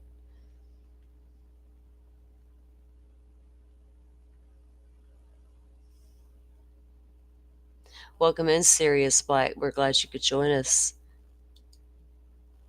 Thank you for coming in. Yeah. We were going over, we're wasting some time here because they're not back in session yet.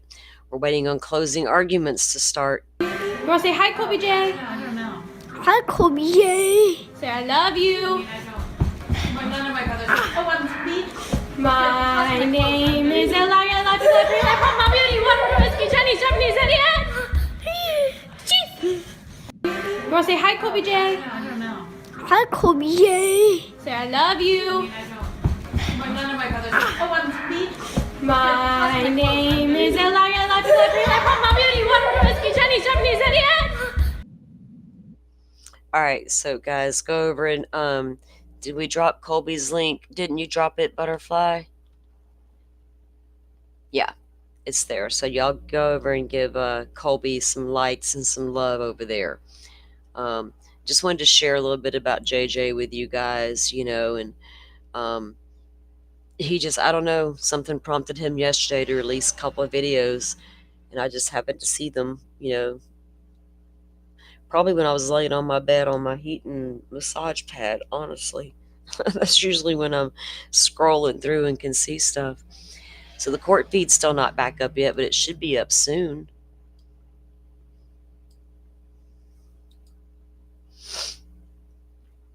I'm excited and looking forward to Camp Shorty this weekend. Can we drop her link again, Butterfly, as well, for those just joining that may or may not have it? They can go sub up as well over there. Guys, I'm going to be over with Miss Shorty on Saturday, I believe it is, Saturday night. And we're going to do a Karen Reed show. Pre-Karen Reed ready. Pre-Karen Reed ready. Oh, there we go. I'm excited. Looking forward to it.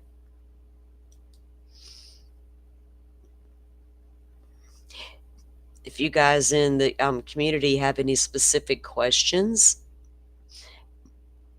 that you want discussed or asked, or from me, because I have things to ask, but if you want to know something, drop me a comment and let me know, and we can see what we can do, because I think Miss Shorty's got a lot of knowledge and information on that case. She's got a lot. I do not. So I am so looking forward to getting a breakdown from her and just discussing the what ifs and the actual facts, because there are some things that have, like, last minute hearings and things take place and stuff like that. So she says we will do seven what can't I say, 7 all of a sudden, 7 Eastern. That is 6 Central for me, and that is totally fine. So 6 p.m. Central, 7 Eastern on Saturday night, guys. And there's her link. Go over and sub up. Turn on your okay, Butterfly. Sorry. You're good. Be safe. You don't turn on the notifications. Yeah. Turn those notifications on.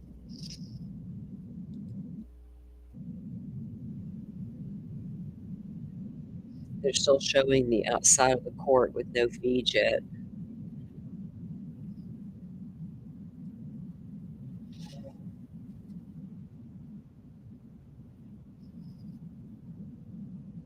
What did this guy say? They don't get the crowd like the men do. What the hell? Hold on. Hold on. I'm going to put this on screen. These dudes are talking in the background. I don't guess they know it. Hold on. But I don't know if you're like my wife. We had fun watching it. Thank God. What do you think's going to happen? I don't know. I haven't seen it either. Or what did they say? Well, we back it up. It is the same thing with I'll watch the same thing. Yes. It's called Total Surrender. Yeah, yes, honey. That's the translation. So? Yes, oh, God. And I'm not even, what do you think? How do I look? You look great. Yeah, really, What do you think about my toenails? Yeah, they look great. I always start with the toes and work up myself, all right? So. Are y'all hearing this conversation? Like, this dude's wife is going to be so fucking pissed. I'm going to call her and tell her. Oh, my God. I can tell people I'm so old, I remember when harass was 2 words. But I can't say that too loudly, all right?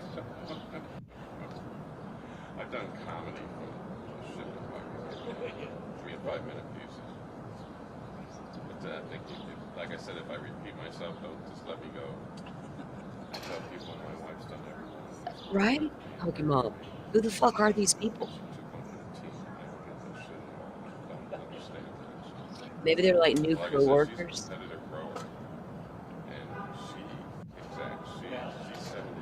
She's coaching now. I wrote for coffee. I got into it because obviously I need to exercise my jaw. She would come out with, I don't know what we're talking about, and I had to be quiet at dinner. I better learn the sport. So I learned how to do it. And now we have conversations. Don't need this. This is a no-no at the dinner table. But it's amazing when you go out there. No, at the dinner table. What the fuck? Wow. You got any kids? I got grandkids. Yeah, I got a Right on, 30-year-old dude. and a 27. Uh-oh. He's done asked him, do you got kids? What's coming up next, guys? This is a whole show in its fucking self. Can you hold this? That's the regret I have of my life. I never had a kid. My wife had her, and we there's 2 I call grandkids, but I'm not blood. It's that bullshit. I'm not blood, so I'm just Steve. That's all I have with these kids. And they, Sorry. We gotta let go of their little conversation. We gotta let them go, guys. That was crazy. Oh my god, guys. Did you hear that shit? That conversation? That dude like a mouth runner. It sounded like it was probably a reporter and maybe a cameraman, right? Because I heard him say to the one guy, the one guy running his mouth said, if I start to repeat myself, so they're, I'm assuming they're together, working together more than likely. Oh my gosh. All right, guys, while this is on this screen, I'm going to run put on a pot of coffee if you don't mind. I'm going to mute out. You guys chat amongst yourself. I'm going to leave the feed up just like it is, and I'll be right back.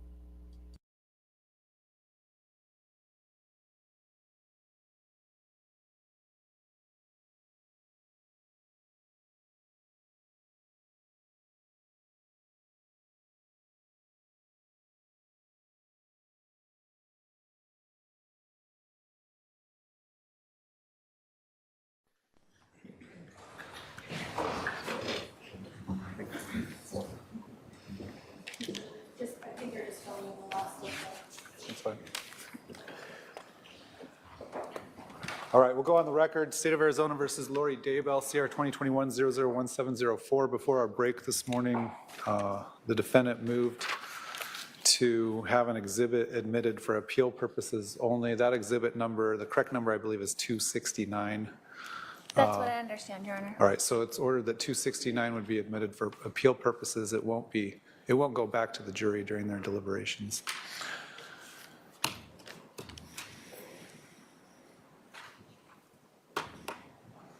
Go ahead and get the jury lined up, I guess.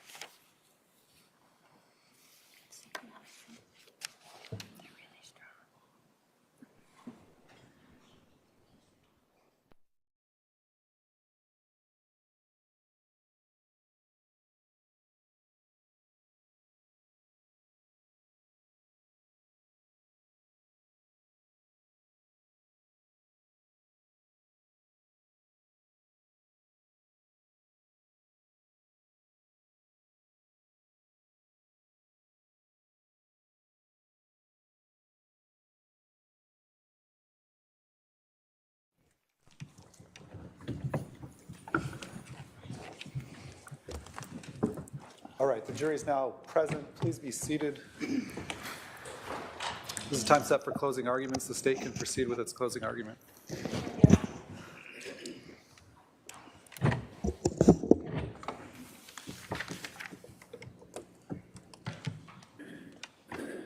July 18th of 2019, just 7 days after this defendant and her co-conspirator Alex Cox shot and killed Charles.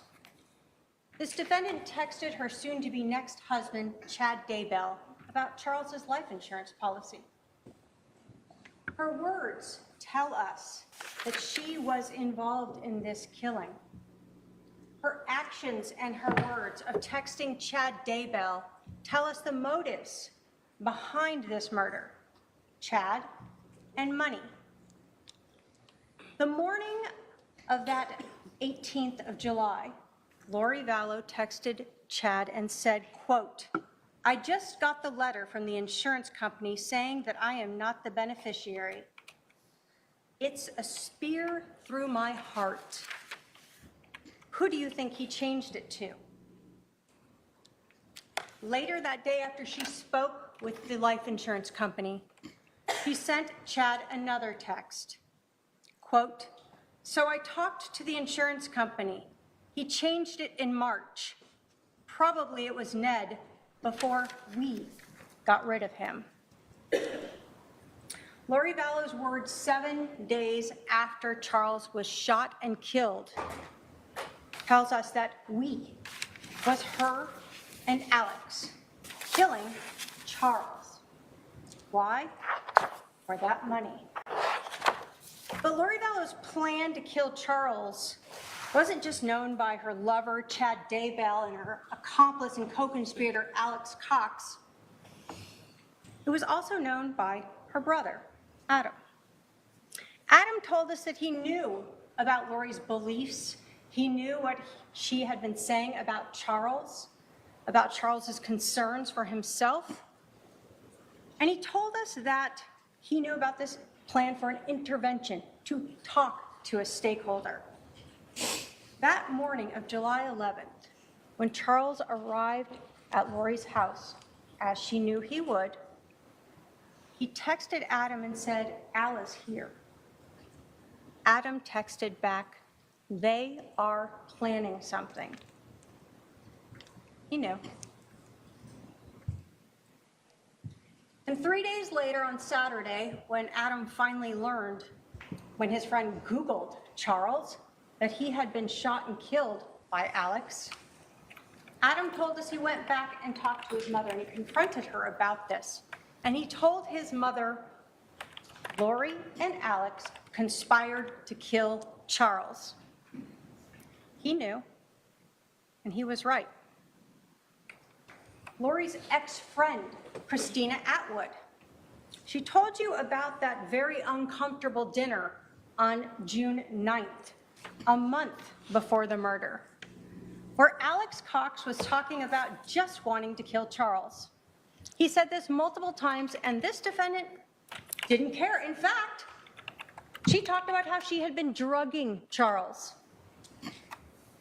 Christina told you she was so disturbed by this, she actually went and saw Lori the next day, June 10th, and told her, "If something happens to Charles, I'm going to have to go to the police."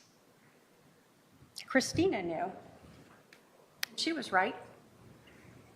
And Nancy Jo Hancock, now she had just met Charles a few days before, and they had talked and texted and had been on the phone for hours, you heard. Charles had told her all about Lori, the things she was saying, the things she was doing. She told you that she knew that Charles was concerned for his own safety. And she understood the motive. She told Charles the night before, "You probably should just tell Lori that you've changed the beneficiary, that she's no longer going to get that money." Nancy Jo knew, and she was right. Lori Vallow wanted the $1 million, and she wanted Chad Daybell. And she and Alex used that twisted religious beliefs they had so that they could kill the evil, possessed Charles and be like Nephi. The evidence that has been presented in this trial will prove to you beyond a reasonable doubt that this defendant is guilty of conspiracy to commit first-degree murder. So I want to split up my closing into 3 sections. First, I'm going to talk to you about the timeline and the motives in this case, and the evidence that supports those. Second, I want to talk to you about the jury instructions and the evidence that's been presented to you in court. I'll remind you that anything the defendant said in her opening was not presented at trial through a witness or through an exhibit, and it is not evidence. Using the evidence that has been presented and admitted at trial, the state will show you how, again, the defendant is guilty beyond a reasonable doubt of this crime. And finally, I'm going to talk to you about those justification defenses, the excuses and the reasons why the defendant would like you to believe that they had a valid basis for shooting and killing Charles on July 11th.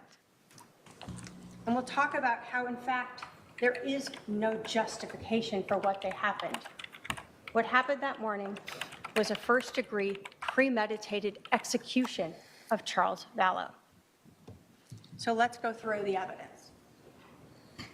The timeline really starts, and we know it goes back much further than this, but the big change occurs on June 29th or 30th, when you learned that Charles Vallow learned about these KK Walker emails.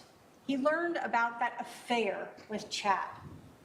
Now he knows Lori is cheating on him. We know that he contacted Chad Daybell about it. He contacted Chad's wife about this. He told Adam about it, and he told the defendant about it. So everyone knew that Charles now knew this. July 9th is now the first time that Charles is going to be coming back to Arizona. We know from the time he learned about that affair, he hadn't been back until this planned visit to see his son, JJ. We know at 1:13 p.m., Charles texts Adam and books him a flight for the next day. At 1:21, we know that Adam is contacting Alex. And they talk for 20 minutes. And Alex lets Adam know, sure, you can stay with me. Of course, Alex doesn't know the plan yet, the mission. Lori then starts talking to Chad Daybell. We know that she knows about this intervention. She knows about Adam coming, and we know this because, again, of her text messages. We see Lori then starting to round up the troops. Why does she do this? Because she wants to ensure that on July 11th, it is Charles and only Charles coming to the house and not the intervention of Adam or Brandon or Zach coming over to help him. So she has Melanie. Tells her she can't go to this wedding. She has to stay here. It's coming to a head. This week will change everything. Call me. Then we have July 9th, the text messages with Alex. She tells him, so the plot thickens, call me when you can. He doesn't call her initially. So she sends him another message, this one really letting him know. She specifically tells him, I'm going to need you to stay close to me the next couple days. Mel, too, she can't go to Utah. She's got a job. They are planning some kind of intervention, but want Mel out of the way, so I'm left alone. She talks, I need to come get the stuff at your house tomorrow and secure it. Lots to do. Thank you for standing by me. It's all coming to a head this week. I will be like Nephi, I am told, and so will you. And then what happens? This gets Alex to call, and they talk for almost an hour. An hour planning how they're going to stop the intervention, how they're going to be like Nephi.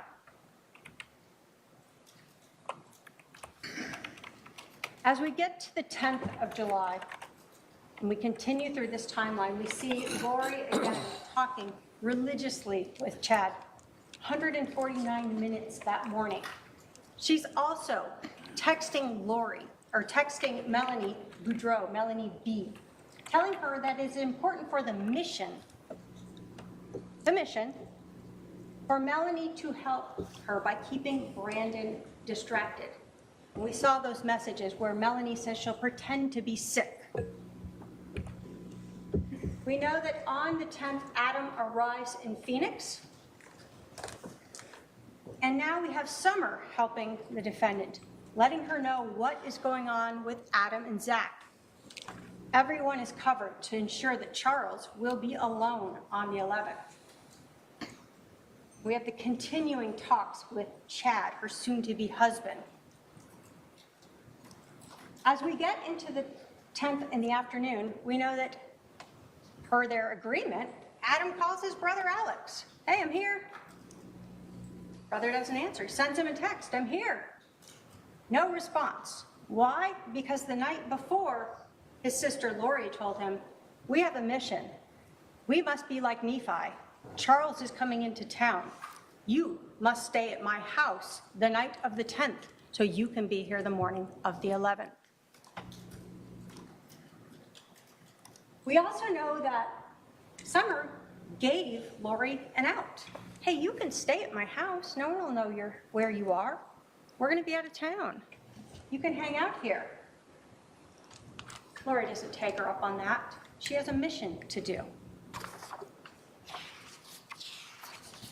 As the night grows on the 10th, Adam continues to try to reach his brother Alex. Again, no response. And by 45 or so minutes after that last text by Adam, we know Alex is already at Lori's house. He's there with his gun and a garbage bag of some underwear. Why? That gun is important. A loaded weapon, 2 extra magazines of ammunition with him. He is ready for his mission.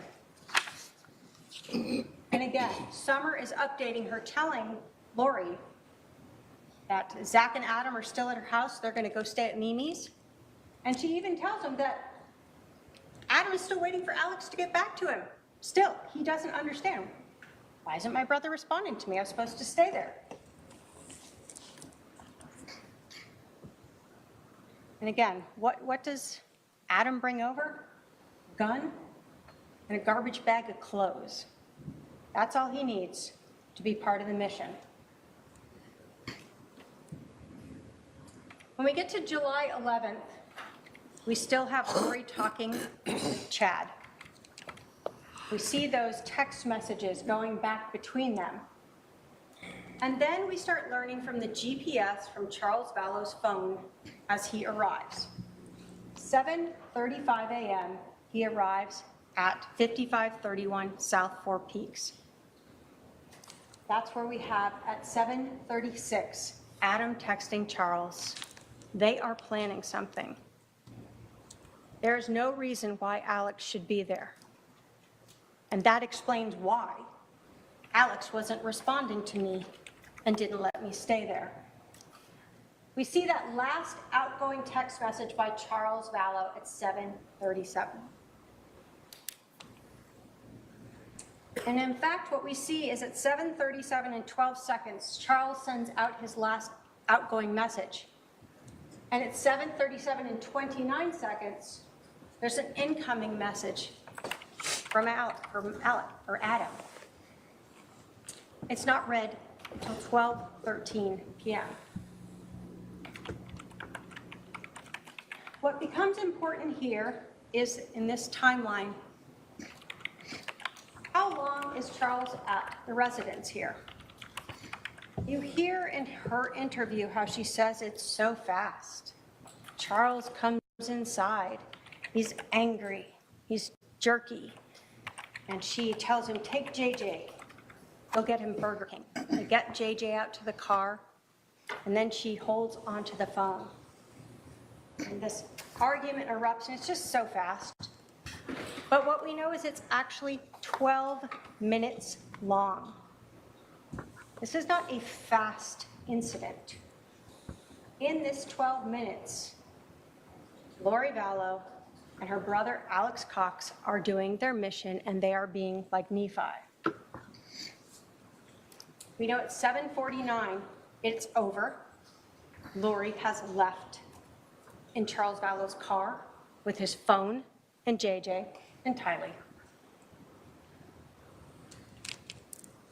We know that there are 2 phone calls between Alex and this defendant after she leaves. As Charles is laying, dying or dead on the floor, 7:52, 8:06, they talk. 47 minutes passes before Alex calls 911.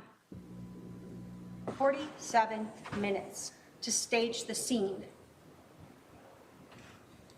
The police are advised when they arrive that the shooting just occurred and that CPR was given. Why is that important? Because you heard even during the interviews the police were trying to figure out this timeline. Didn't make sense. At 8:48, almost an hour later, Lori Vallow returns. And then we see that around 9:40, she is being interviewed at the Family Advocacy Center.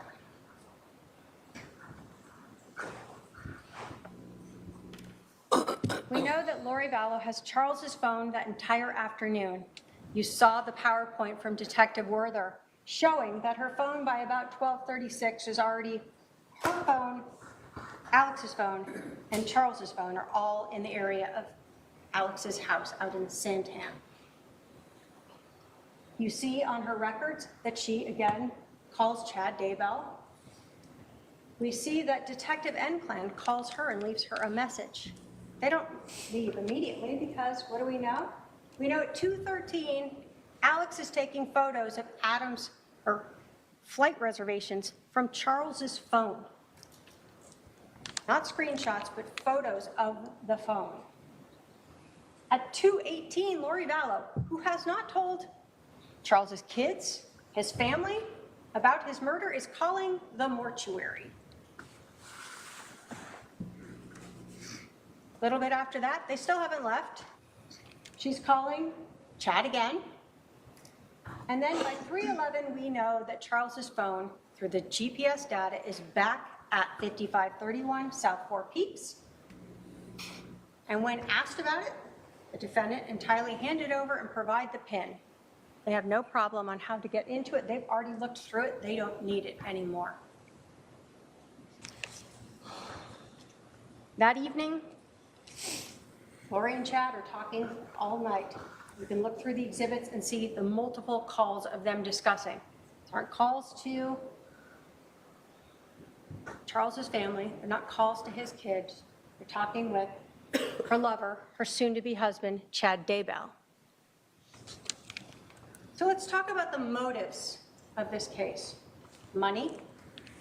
We see that from the text messages and the anger that you see through them when she learns that that's been changed and she's not going to get it. Chad Daybell. We didn't go through those text messages, but you can look at them. They are already very romantically involved by the time that Charles is murdered.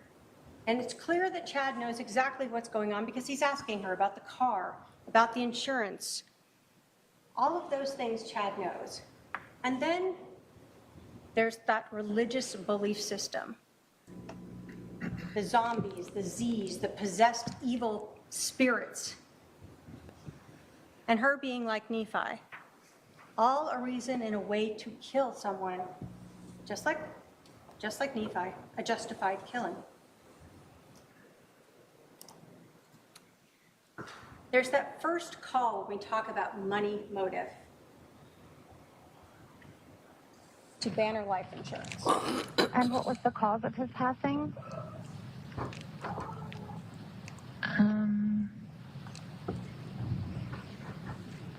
Well, he was shot. Okay, so I don't know how I want to put that. Okay, all right. And I hate to ask, but is it? Yeah, You I can don't- just say yes or no. Was it a homicide? No, it was an accident. An accident. So what we hear here is Lori Vallow being untruthful to ban her life insurance. We'll talk about credibility later, but it becomes very relevant that even in the smallest of things, this defendant exaggerates, minimizes, and is completely untruthful to various people. We all know that she was not the beneficiary. She didn't. But we also know that Charles Vallow was not accidentally shot. She told the police she was there. She knows that her brother intentionally shot him. Of course, they want to claim it's self-defense. There's no accident about that when you shoot someone twice. Motives for money. What we see again here is Lori Vallow talking to Chad about the motive. Telling Chad about the fact that it was changed. I just got the letter from that insurance company saying I am not the beneficiary. It is a spear through my heart. Who do you think he changed it to? Brandon? Or probably Kay? He left nothing for JJ. What do we know? Again, we see that Chad knows about all of these things. And what does he talk about in that morning as you have those entire messages in Exhibit 230? It will be interesting if he got changed after he had 2 bullets to the chest.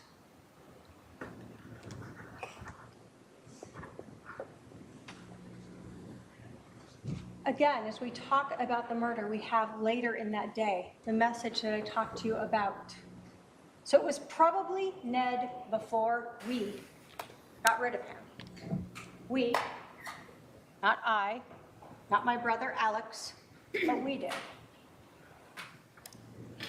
And then the other thing in this text message that is of importance is the fact that Lori Vallow knew a month before she went to Social Security how much money she was already going to get for the death of Charles. Here she says, I will still get the $4,000 a month from Social Security.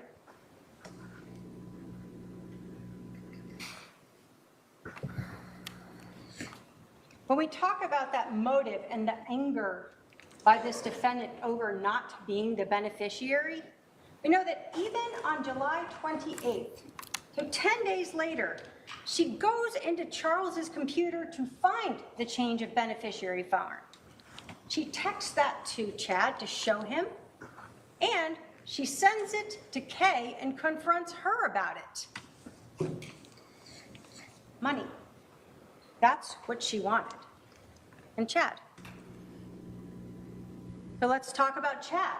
The affair with Chad Daybell. We know that she knew him as far back as November of 2018 when he came to Arizona and stayed at Lori's house. You were told by Detective Duncan that there were recordings on her Lori for Style iCloud account of Chad Daybell here in Arizona for that Preparing the People conference. You also heard that in the Lolly Time, the later account that was created later, that in March of 2019, there were screenshots of flights to Idaho and back to Arizona with both Lori Vallow and Chad Daybell. This is during that time when she disappeared and Charles was taking care of JJ, and she's off flying to Hawaii and Idaho, living the good life with her soon-to-be husband. And then, of course, we know that come November 5th, she actually marries Chad Daybell. That KK Walker email address, this was that June 29th big change. What do we know? That on April 21st, she created that account. She used her own phone number in creating it. And then she sent messages to Chad Daybell, brother Daybell. You have that exhibit. She pretends to be Karen Walker and invites him to Houston, because that's where she is at that time. She offers to use Charles's money to fly him out there, and that he can stay at the house with her and her husband. In June of 2019, we see that Lori again uses that same account, but this time she pretends to be Charles and invites Chad out to Arizona to help him with a book. And again, in Exhibit 289, you have those letters. Charles finds those. And he lets everyone know he did. And he confronts Tammy, lets her know. Confronts Chad, lets him know. And he certainly lets the defendant know that he knows. And now, the jig is up.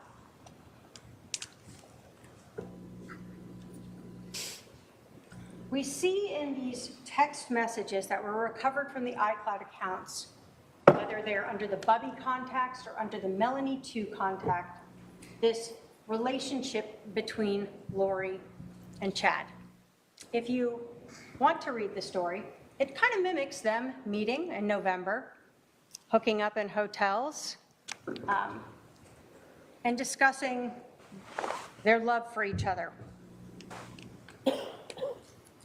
When we are talking about a motive and a person who wants money and who has not worked for 13 years, who has had her husband pay for her homes, her phones, her cars, allowing her to go to the temple and work out and go to lunch and restaurants, this is a big change in life if she loses all of this.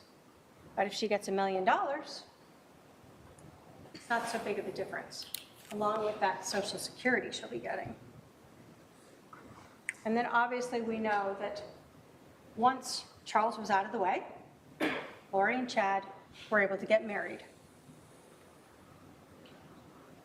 So what about those religious beliefs? Everyone that Lori knew, who she expressed them to, told you that they were not in line with the Church of Latter-day Saints. Everyone told you that she said things like she didn't need to repent, she didn't need forgiveness, she could do whatever she wanted now, that she was in a celestial state, translated, that she is spiritually and physically changing, that she's above the priesthood, that she knew who was dark and evil. You saw those text messages, both about Charles and heard from people, as well as about Brandon and Zach and Adam. People who were helping Charles were also dark or Z's. And ultimately, what did we learn? That she associated herself with Nephi, a prophet, a holy man, who was justified and asked by God to kill Laban because he was an evil, wicked king who had the tablets that God wanted him to go get. Lori was just like that. She was justified in her killing. We heard from her brother, Adam, that their relationship had ended when she told him some things about her beliefs that he disagreed with. That she was turning into that celestial state, that she didn't need to eat, that she had more authority than the priesthood. Yes.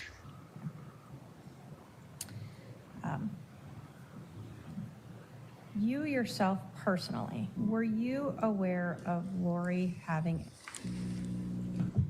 outside?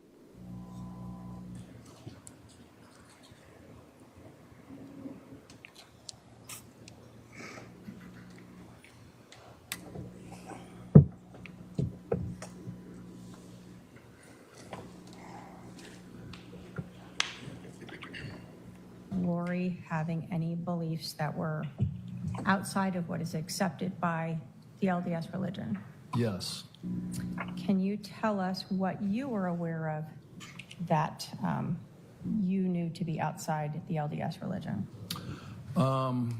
Lori told me that she was in the process of translating from a mortal human being to an immortal human being, a celestial state. that's something that the LDS religion supports? I haven't heard of it that it's happened here on Earth yet.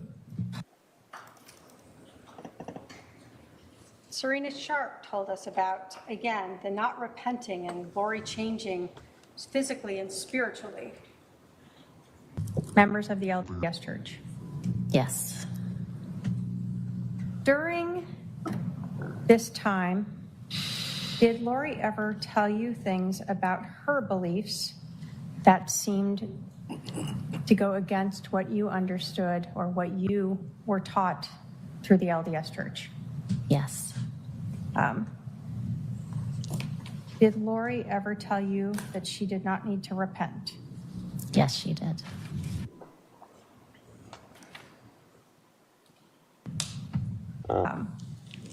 During this weekend, did Lori talk to you about her husband, Charles Vallow, being possessed?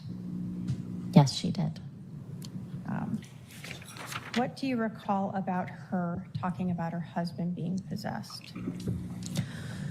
I recall that she spoke about her husband being possessed by an evil spirit, and she named the evil spirit. Do you recall what the name was? Yes. What was it? It was Ned. N-E-D? Ned? N-E-D. Now, Serena Sharp was someone who met Lori in November, texted or talked with her for a while, and then was invited to that girls' weekend.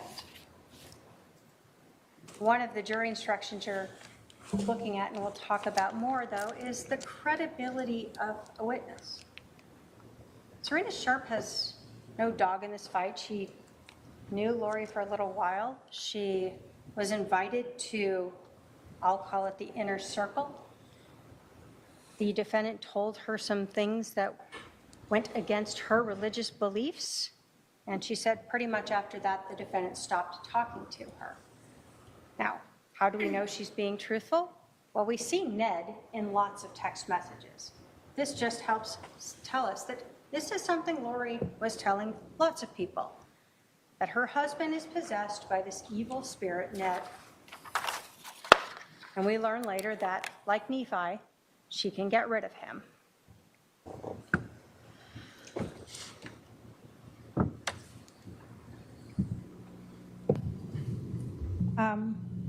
Do you recall Lori Vallow telling you that her husband Charles was no longer Charles, that he was now this possessed person?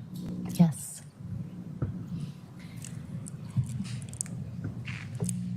When Lori was talking to you about Ned, was she explaining that this evil spirit was now in the body of her husband? I don't know if she used those exact terms, but that was the impression I got, yes. So the word she used expressed to you that idea that this evil spirit Ned was now in her husband's body. Yes. The other thing that Serena Sharp told us was Lori using that term zombie. You remember how upset the defendant got by her saying that. But again, why would Serena make up any of this? She has no reason to. What she recalls is that that is a term that this defendant used when speaking of people like her husband who were possessed by these evil spirits. We heard from Christina Atwood as well, the same concept that Lori Vallow repeatedly would say. Did she tell you, as well as the other women who were at this meeting in February, that her husband was possessed? Yes. Okay. So it wasn't just you in a private conversation? Correct. She was open about it? Yes. So again, we see this ongoing timing of Lori Vallow talking of her evil, dark husband, who she later is authorized under her religion to get rid of. We know as well from Christina Atwood that there is a progression of these beliefs becoming more deviated from the LDS religion as she is meeting with her between February and June when she finally hears those words. From the time you started meeting with these gatherings in February through to June, did you start to see sort of a progression of things that Lori was telling you that seemed outside of your faith? Yes. Did she make statements to you that you believed went against your religion? Yes. Did she at any point tell you that she did not need to repent anymore? Yes. What is that meaningful to you in your religion? We believe that every single person outside of Jesus Christ has reason to repent. Other than Lori Vallow, according to her words to multiple people. So let's take all of this, the motives and this timeline now, and talk about some of the jury instructions and all the evidence that supports proof beyond a reasonable doubt that this defendant is guilty.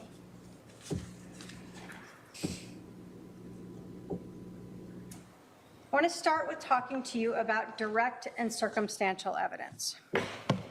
You have a jury instruction that tells you that evidence may be direct or circumstantial, that direct evidence is the testimony of what a witness saw, heard, or otherwise sensed, and circumstantial evidence is proof of a fact or facts from which you may find another fact. You're told the law makes no distinction between direct and circumstantial evidence. And this is relevant. The witnesses have often been questioned. Did you see, hear, or do that? What you are told is you can actually use circumstantial evidence to convict anyone. But let me give you an example of this. Imagine you are sitting on a beach. Just you, it's quiet. Off to your right, there's some rocks and you can't see around that. While you're sitting there, a person walks by, you watch them walk by and they go around the rocks and you can't see them anymore. And then someone runs up 5 minutes later and they say, hey, did you see someone come by here? You say, well, yeah, I saw them walk that way. That is direct evidence. You saw it. Now imagine you're on that same beach and it's completely empty. You close your eyes for 5 minutes. Just relax. Before you closed your eyes, the beach was completely pristine. And when you open them up, now you see footprints. You can see the toes facing off to your right, the heels, and you see them go all the way around the rocks there. Somebody again runs up 5 minutes later and they say, hey, did someone come by here? And you go, well, I mean, I didn't see them, but they must have gone by in the last 5 minutes because you can see their footprints. They went that way. That is circumstantial evidence. You can infer from that that someone went by and where they went.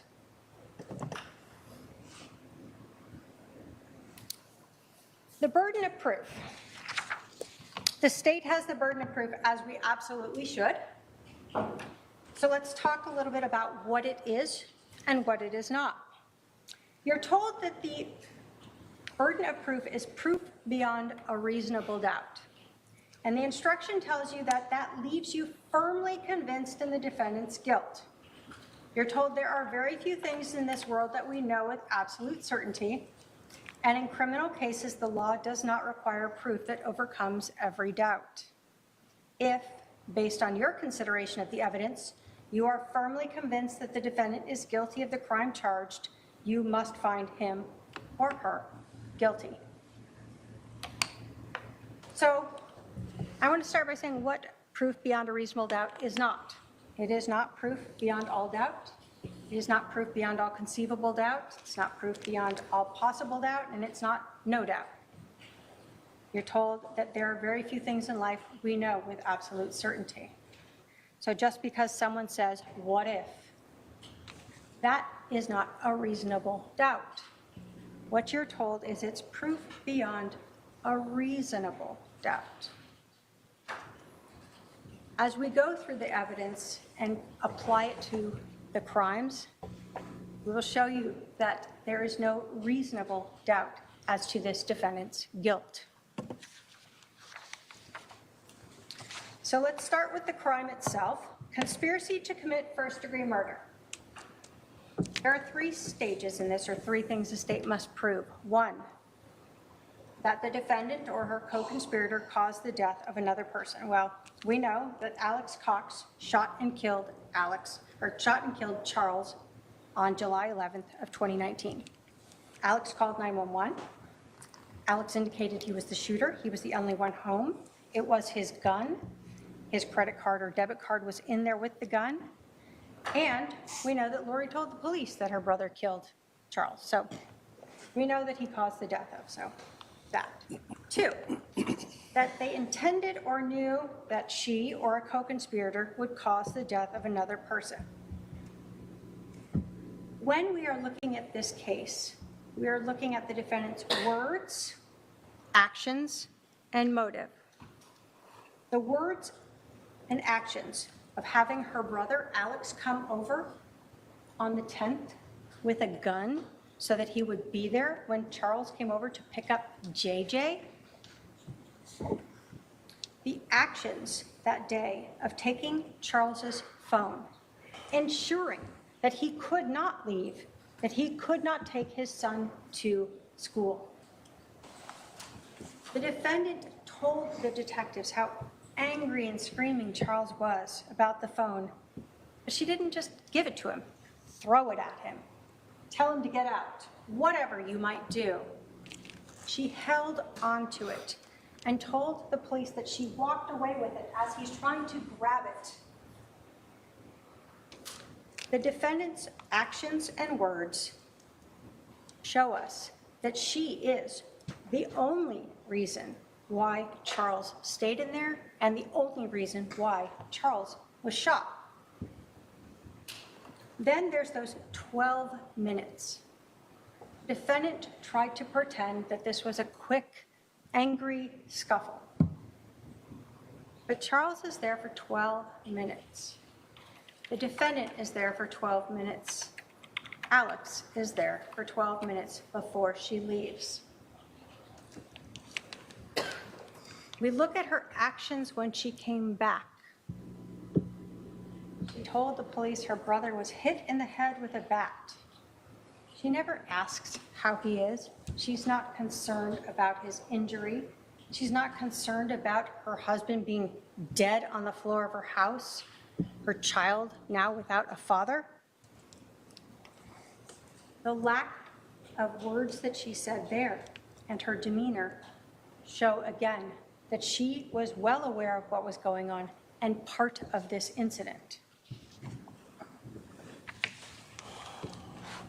We look at her words to Chad, that Charles changed his life insurance policy before we got rid of him. They show her intent to kill Charles. And again, we look at the motive, money and Chad. When did this happen? The first time Charles came back into town after he found out about the affair. Finally, the state has to prove that the defendant or the co-conspirator acted with premeditation. So I'm going to talk to you about premeditation. You have a jury instruction for it, and it tells you that the defendant or the co-conspirator intended to kill another human being or knew she or the co-conspirator would kill another human being, and that after forming that intent or knowledge reflected on the decision before killing. It is this reflection, regardless of the length of time in which it occurs, that distinguishes first-degree murder from second-degree murder. You're also told an act is not done with premeditation if it is the instant effect of a sudden quarrel or heat of passion. It's where you remember those 12 minutes and the calmness of her walking around with that phone and her demeanor. You're told the time needed for reflection is not necessarily prolonged, and the space of time between the intent or knowledge to kill and the act of killing may be very short. So I'm going to give you an example. It's a lot of legalese, and then we'll talk about what we really have here. So imagine again, you are driving your car. You do every day, and you're coming up to an intersection and you see the light turn yellow. And in that second you think, do I want to run it? Or do I want to slam on my brakes and hit it? stop before I go into the intersection. You think about that, and then you decide, I'm going to slam on my brakes, and I'm going to stop. That is the time it takes to reflect. That is the time it takes for premeditation. But we have a lot more than this because we have planning, not just premeditation that morning. So when we talk about the premeditation that we see, it starts at least back in June, when we have Christina telling us about Alex Cox saying that he wanted to kill Charles, Lori having no reaction to that, and instead talking about drugging Charles. Did you hear Alex making some comments? Yes. And you told us that they made you uncomfortable. What were these comments? He stated he wished that he could just kill Charles. Okay. Was Lori around when he was saying this? Yes, one of the times. Okay. So he said it more than once? Yes. Can you describe for us part of his demeanor when he's saying this about wanting to just kill Charles? It was jocular, just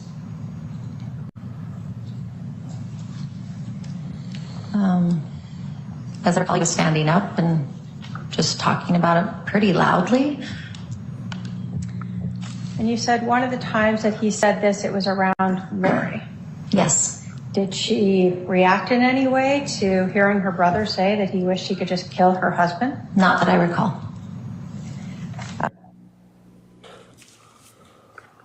By July 9th, or when we start having this planning that we're talking about, we know that Lori Vallow is living in a house paid for by Charles Vallow.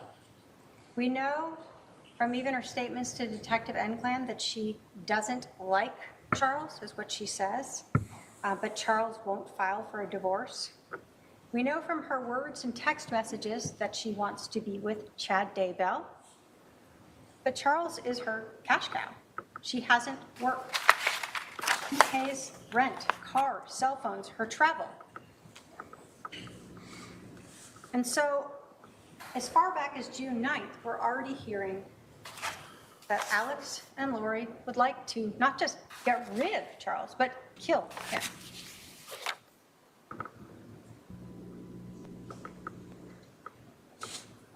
But if you think that June 9th wasn't the beginning of this planning, this idea, this concept that Lori and her brother have of getting rid of Charles, this evil, dark, possessed person, that we know on the 9th that there is definitely a plan by this defendant. And we see that through those text messages with Melanie, with Summer, with Alex, where she speaks of the mission, where she talks about telling Melanie, you can't leave. You got to pretend to be sick and stay here and keep track of Brandon so he doesn't come help Charles. He can't be in the picture. We need to stay here to defend ourselves from an intervention.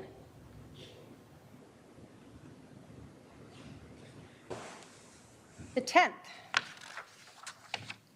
Again, we have Melanie, who is talking to her and saying, that she wants to just go to this wedding. And what does Lori tell her? No, you have to stay here for the mission.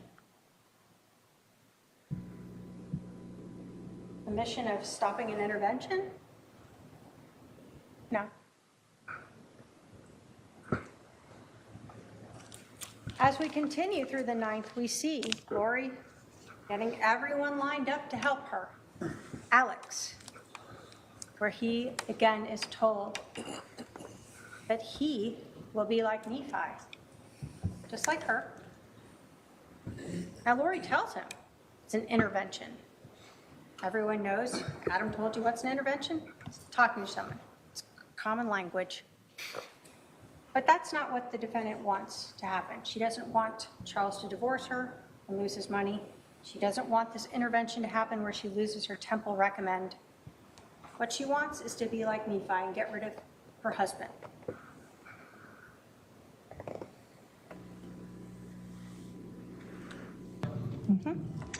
Well, Nephi was a prophet in the Book of Mormon.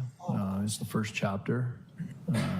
He was a prophet, very humble and faithful servant of the Lord. Ironically enough, his brothers tried to kill him at one point. But he actually ended up going to Jerusalem to get these plates back, and he was run off, came back, and then went back again because the Lord asked him to.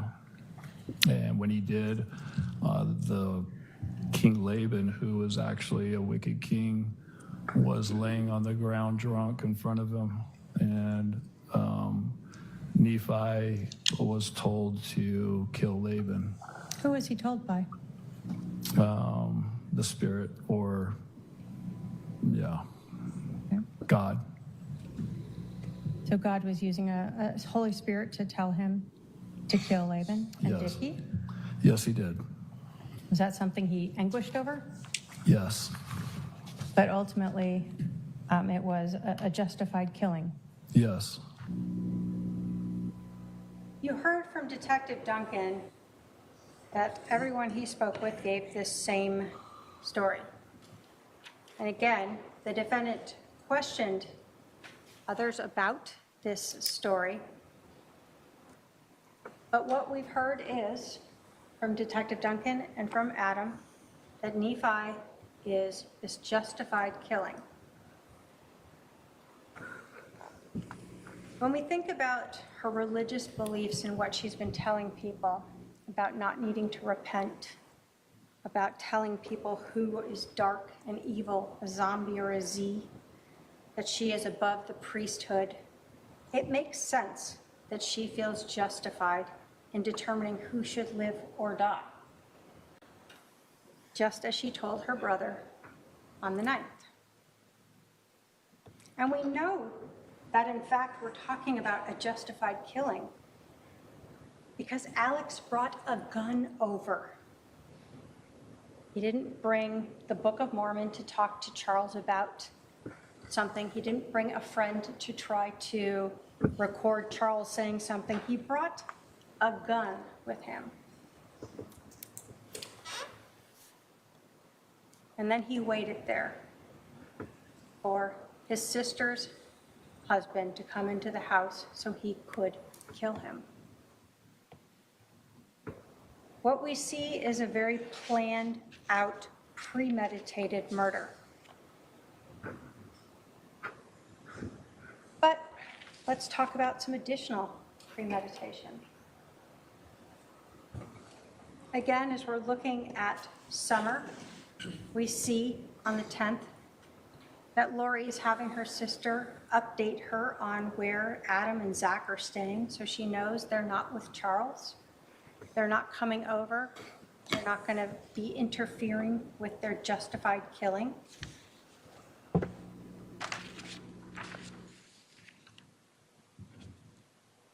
And there's that 12-minute time where the defendant desperately wanted to rewrite the timeline as they told the police that day. This just happened. It was very quick, but it wasn't. It was 12 minutes. Charles arrives at 7:37 and Lori leaves at 7:49. During this time is when that plan, that premeditated murder occurred. So let's talk about that as well. The evidence at the scene, the physical evidence, supports this premeditated murder. Alex fired 2 shots. One of them went through Charles' center mast, exited out his back, and went into the floorboard. The second one, Charles was on the floor, on his back, bleeding out, still able to move, and we know that because he had blood on his left hand. and he was executed as he lay there on the ground. In that time, when we talk about premeditation and reflection, as Adam had to move his hand down, reposition the gun, and discharge and pull the trigger one more time, that is premeditated first-degree murder, no matter what you believe before that.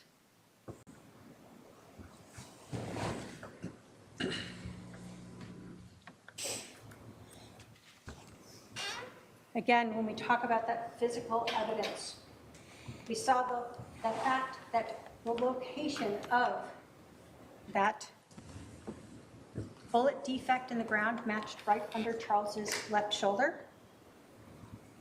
And we heard from Dr. Baumgartner. Dr.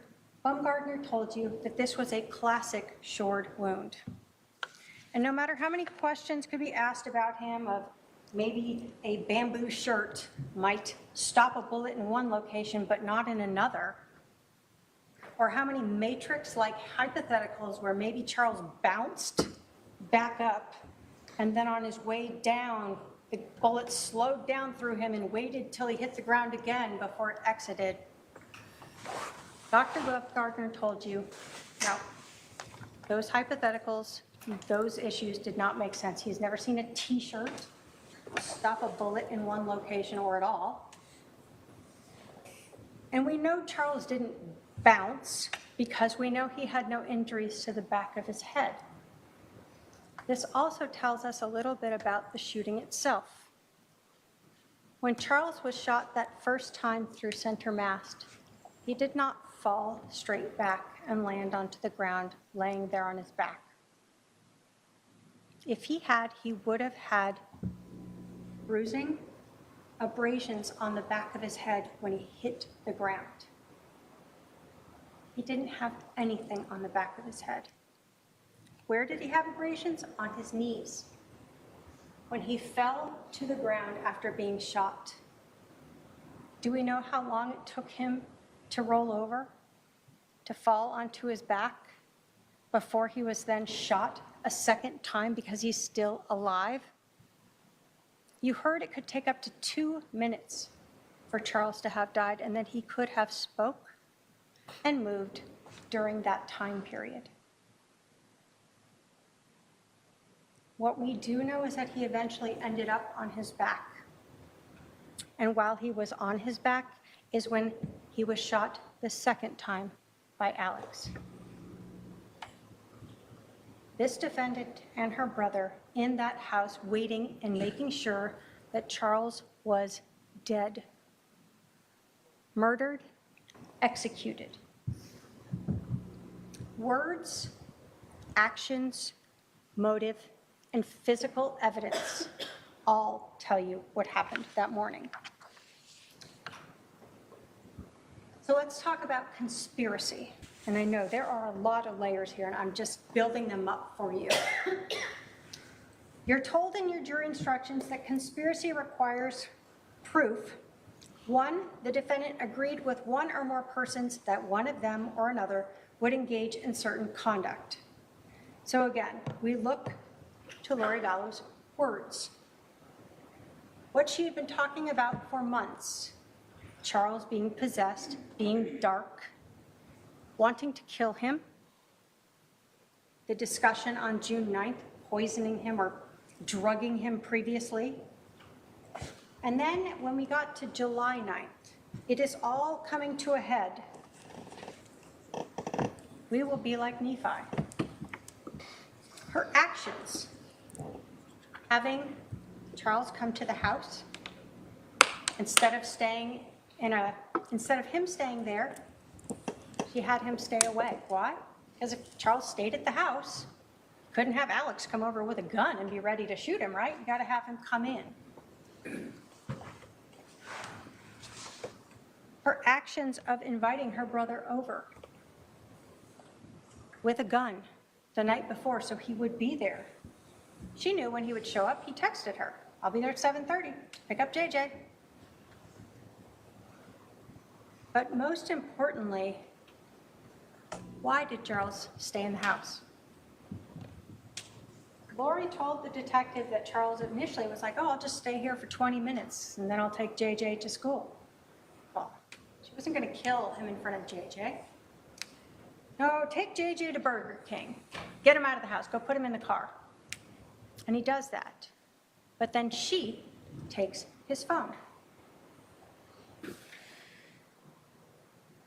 And she won't give it back. What she told the detective was, before this alleged Tylee bat, whatever thing you want to talk about there, that she had Charles's phone and was asking him about texting Adam. Of course, that's interesting because how would she have known that? But we know she had the phone actually for a while before she did that interview. She tells the detective numerous times that Charles is telling her to give him back his phone, and she will not. That she's walking around. He's trying to get the phone. She won't give it to him. Why? Because she needs Alex to come out. He brought that gun over for a reason.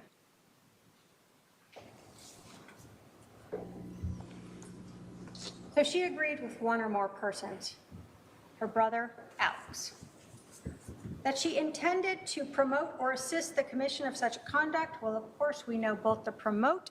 She is the one who on the 9th said, we will be like Nephi. It's time to stop this whole thing.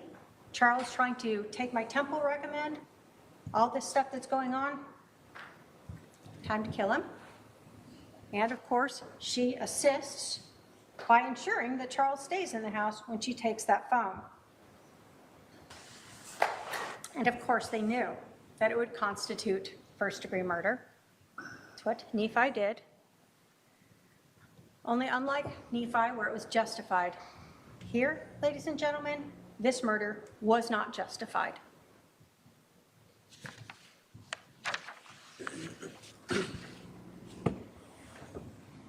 Finally, think about the demeanor when you're thinking about, again, words, actions, motive, and demeanor.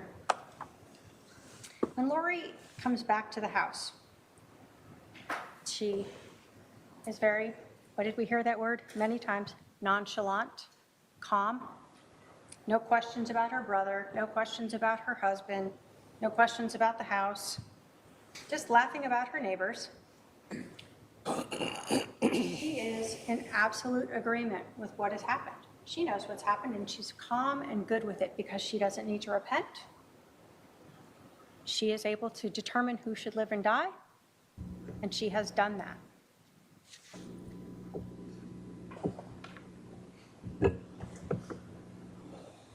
So when we talk of the scope of conspiracy, you're told that to prove a conspiracy, it is not necessary to show a formal meeting or express agreement.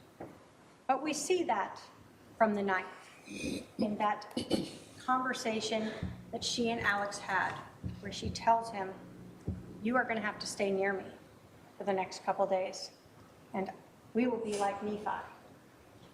You're also told that a conspiracy may be inferred from circumstances showing a common criminal objective. So, just because you don't have someone who says, I heard them say, we shall conspire, you can infer that from the conduct. The conduct of what happened on the 9th, the conduct of what happened on the 10th, and the conduct of what happened on the 11th. All infer to you a conspiracy of Alex coming over with his gun to shoot and kill Charles.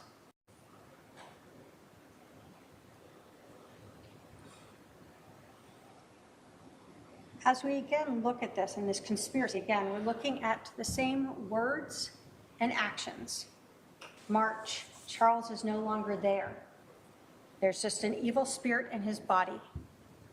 June, Charles is still possessed, and now Alex is saying he wants to kill him.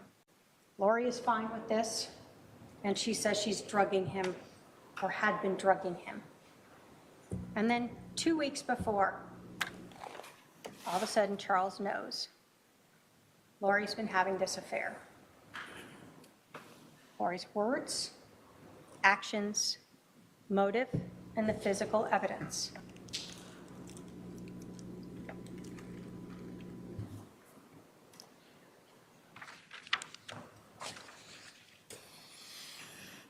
Conspiracy again. We see that Lori and Alex know exactly when Charles is showing up. Alex doesn't go to the door, according to Lori, and confront Charles or tell him, we'll send JJ out and you can leave with him. The world is so difficult. How hard would that be? Bring JJ right to the door and let him leave with his dad. No, you aren't going to shoot him outside. You want to make it look like self-defense inside. As you go through this and we think about what's going on, the defendant doesn't even care. She wants her husband killed so bad that she's willing to let her brother bring over a loaded gun in an unlocked gun case in a house with a 7-year-old autistic child. That's fine. When the defendant was questioning Detective Enclan, she was talking about how hot it was outside. JJ's out in the car. But she has no problem with an unlocked gun in the house with the kid, and she's worried about her child out in the car? She's not. We know that because she's the reason Charles doesn't go back out into the car and leave. She keeps him there in the house. She is why JJ's out in the car alone. She has to keep him there until Alex comes out and can shoot and kill him. When we talk about that premeditation, obviously we're talking about that message. We know from the 9th on, they are premeditated, they are conspiring, and it's all heading to July 11th.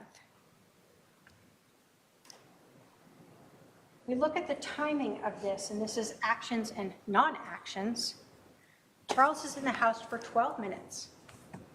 After those 12 minutes, they wait 47 more minutes before they call 911. Why? To stage the scene. No CPR is performed. They wait for Charles to be dead, and then they talk during this time period. They talk. They could call 911, but nope, they're going to just talk. So again, you're looking at their actions, what happened and didn't happen, and the motives.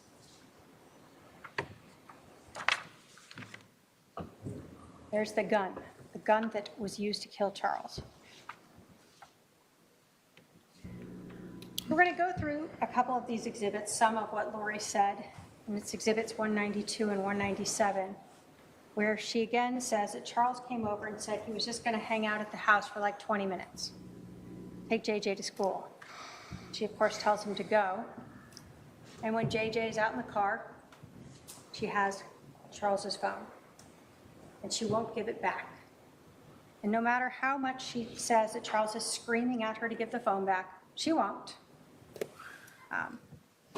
And all of this conversation about Charles demanding the phone back is prior to her statement to Detective Enclan that Tylee comes out with this bat. This is all her doing. This is her as an accomplice assisting and promoting this murder. Lori is setting up Charles so Alex can shoot him.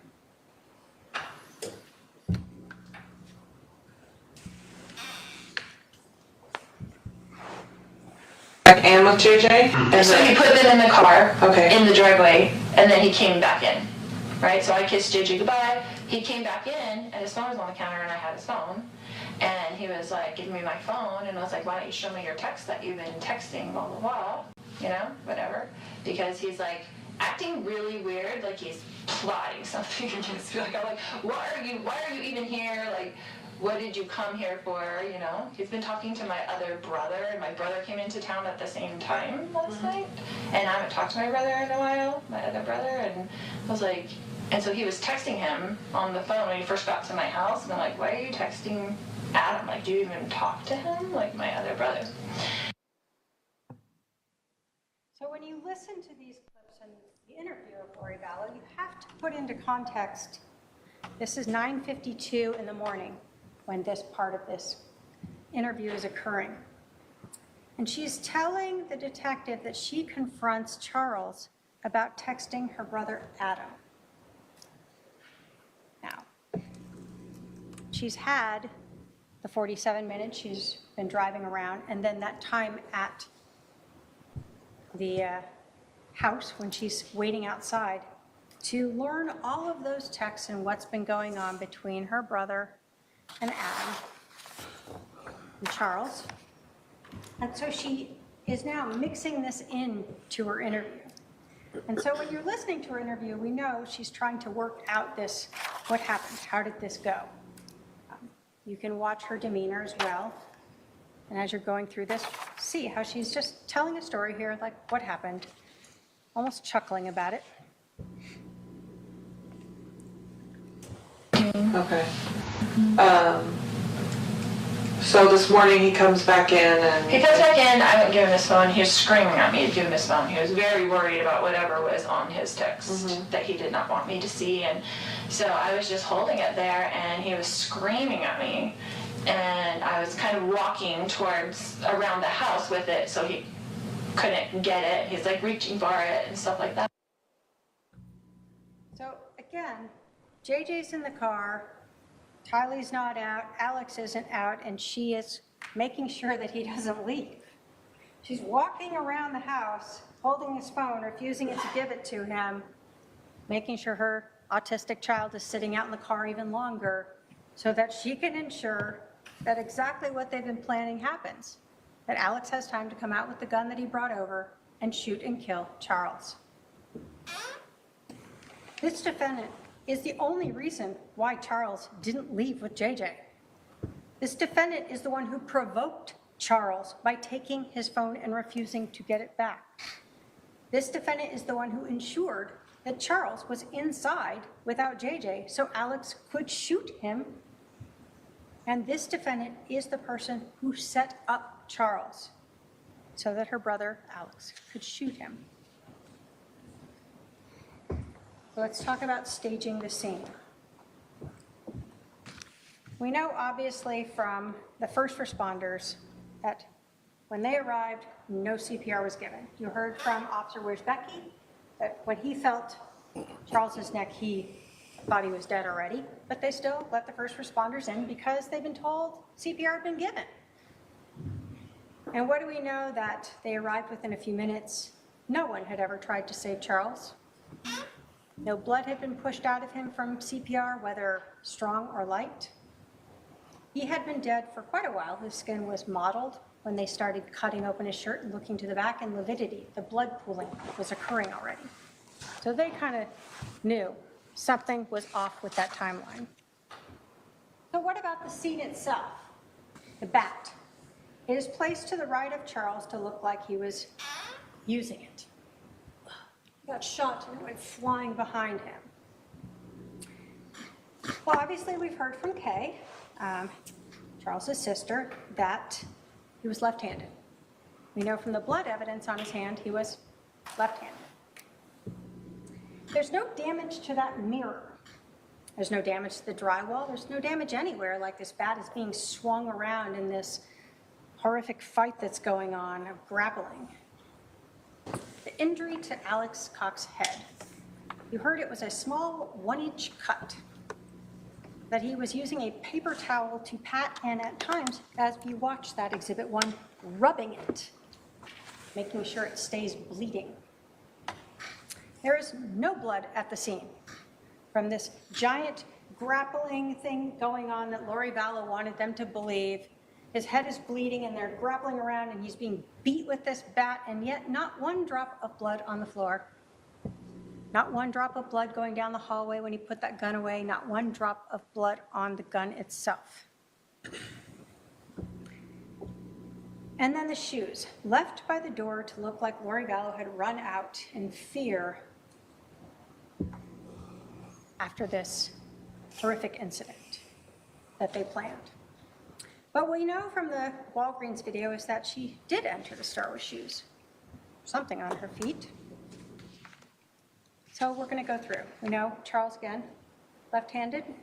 Field with your brother.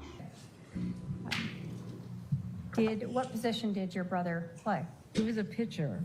He was very, very good. He was a left-handed pitcher, and they're very hard to hit against. Okay. Did he bat right or left-handed? He was left-handed. Do you do everything left-handed? Yes. Left-handed? So we know that Charles batted left-handed, not right-handed. And what we know is Lori Vallow had a story about how Charles was using that bat. And it becomes very important as well when we're talking about the staging of the scene. This is Exhibit 193. Yeah, she was outside, and then what happened? Then they got up from that, and my brother had like stepped back, I guess, and then Charles was coming with me at the bat and yelling at me to give him his phone still, because I had it in my hand. It was all really quickly, and then when I went around kind of in the circle, then my brother was there. When you said when you were going around and he was coming at you with the bat, how was he holding the bat? Just like that, like backwards, almost in one arm. Like he was swinging it backwards? He would have done like he would have swung it backwards at me, not frontwards. Okay.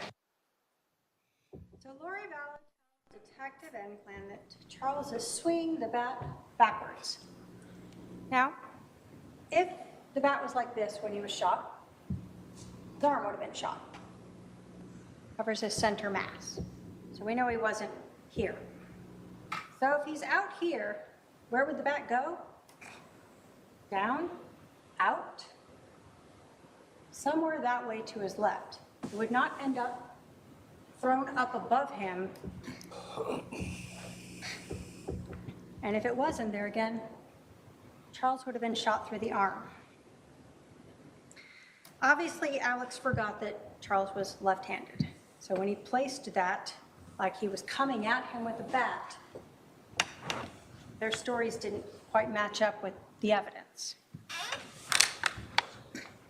So if we rely on Lori's story of how Charles was holding the bat, then there's zero way that that bat would end up where it ended up. And again, we know he's left-handed from not only Kay, but his own admissions of that blood on his hand.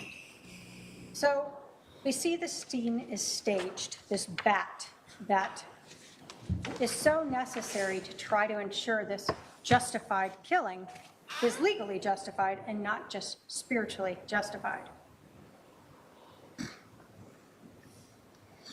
When we talk about the scene as well, and you're looking at where Charles was, at least when that second shot went through him, you can see in the photograph to the right, the shot to Charles's chest, right between his nipples, and the shot to Charles's abdomen, down lower. We know that that first shot through his chest, that Charles would have been facing a little more towards the open area there where we see the hallway and the kitchen. We know that because there was the bullet trajectory Detective Coombs told you about that entered that far east wall. We know there was stippling, and so the defendant would have been, well, her brother would have been within 2 to 4 feet of the muzzle of that gun, within Charles 2 to 4 feet. We know from the lack of that injury to the back of his head that he didn't fall straight back. We know from the blood on his hand that he was still alive after he was shot. And we know the lack of stippling for that shot to his abdomen and that trajectory, and even the defendant's own statements that she saw her brother at Charles's feet, that he would have stood there at Charles's feet when he fired that second shot as he was laying on the floor. You have the bat, Exhibit 249. You can look at the edge of it. You see the photograph of the edge of it. There is no blood and no damage to this bat. Regardless of how many times the defendant was hoping that blood was invisible, we have all cut ourselves and seen that blood is red. And there was no blood on this bat. There is no blood on this bat. There is no damage to this bat. So you have a semi-professional baseball player who has a bat in his hand, and he sees someone with a gun and doesn't beat him with it, take his head off with it, knock him unconscious with it. Instead, all we see on this bat is 0 damage and 2 partial prints. No prints of a body or smushed skin on it. Someone that's sweating from a fight that's left a large arm print on it or anything else. Nope, just 2 partial little prints on it. When you think about what is there and what isn't there, does the evidence of this bat fit in at all? It doesn't.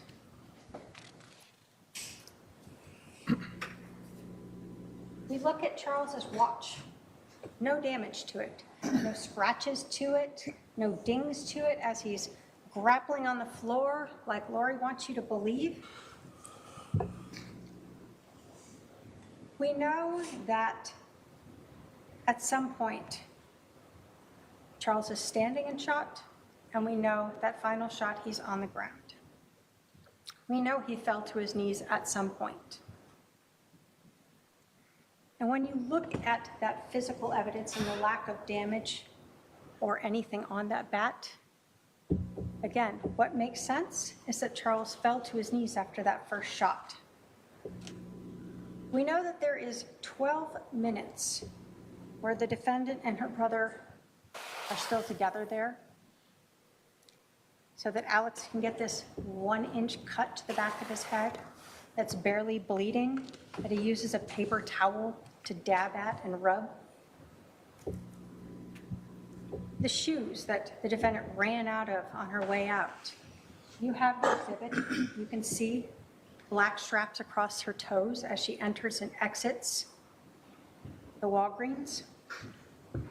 And then you see that she's wearing the flip-flops when she comes back to the scene. What do we know? That the police did not search Charles's rental car.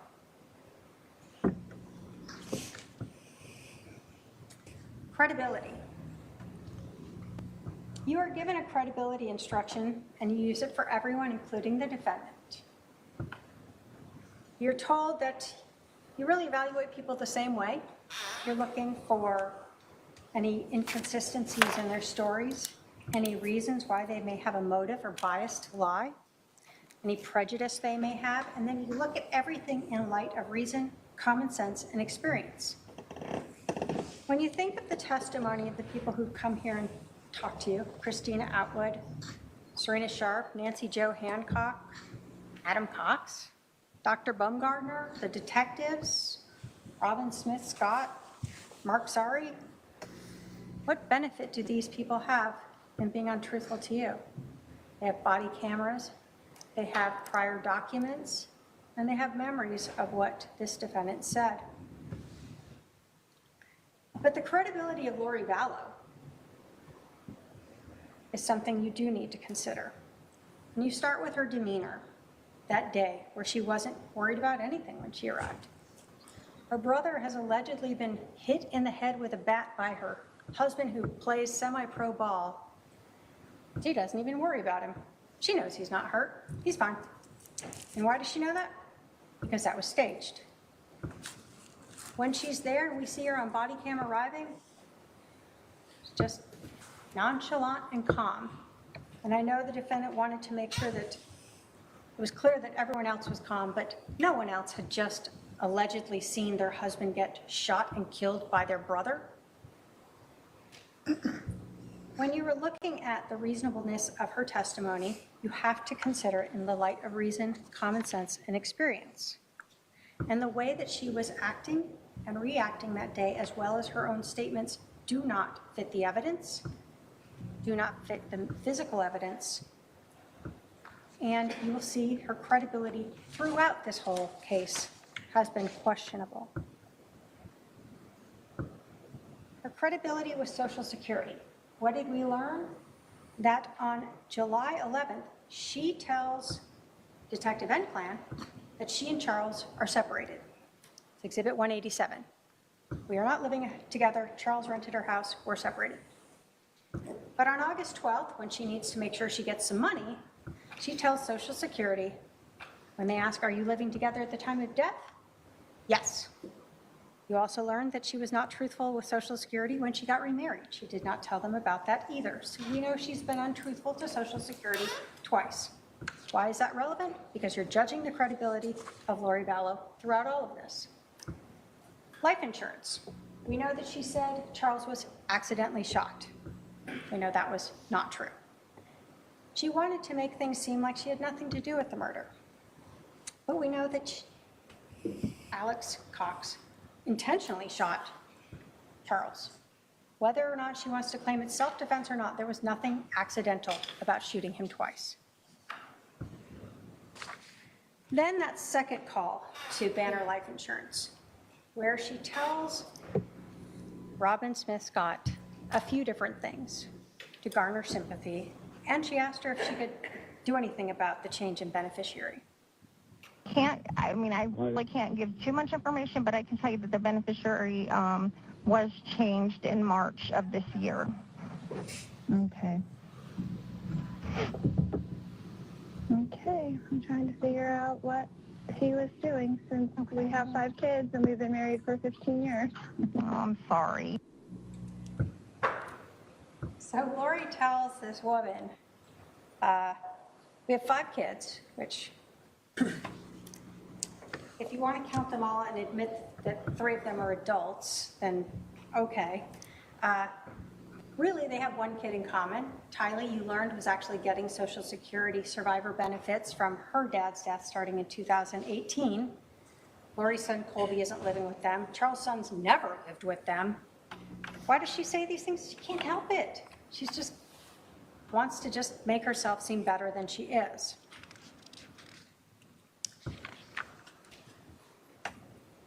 What about the credibility of her interview, even during the police interview? We've talked about a few things, but one of the things she told the detective. And I didn't file anything or whatever. And then he filed something against me and said, I'm only going to get supervised visits because I'm crazy and blah, blah, blah, you know, the story. And so I just didn't talk to him for like 30 days and let him take care of him and let him see what I've been doing. So again, she can't even be honest and say 2 months. It's got to be like 30 days. I was kind enough to just leave my husband with my son for 30 days. What we know is that Lori Vallow was gone a total of 78 days, 58 while she's flying to Hawaii, going to Idaho and back with Chad. And who's taking care of JJ? Charles. And Kay is coming here regularly to help take care of JJ, to help run the business. And then eventually on March 28th, that's when Charles finally decides he hasn't been able to find Lori. He doesn't know where she is. He's going to move to Houston to be closer so his sister can help him more easily. And this is when Lori finally shows back up. So again, even the simplest thing of just trying to be honest about how long she's been gone, she has to minimize it and make herself seem better. With your cross. The shoes.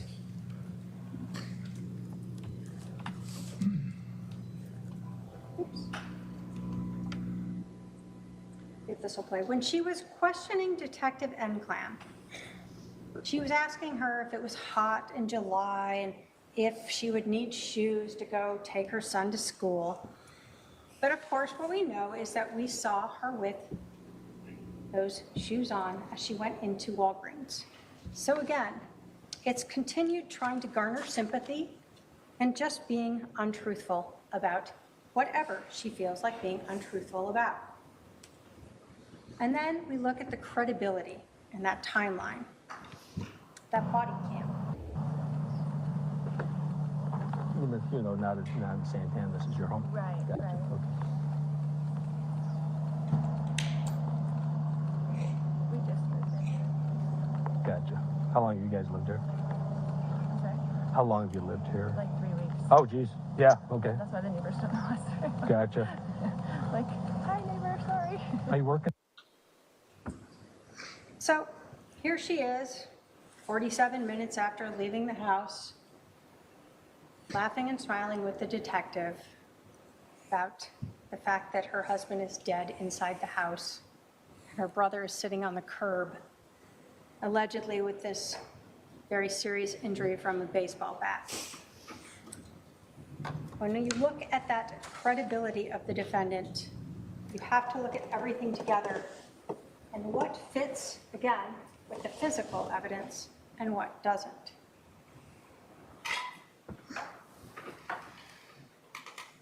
Finally,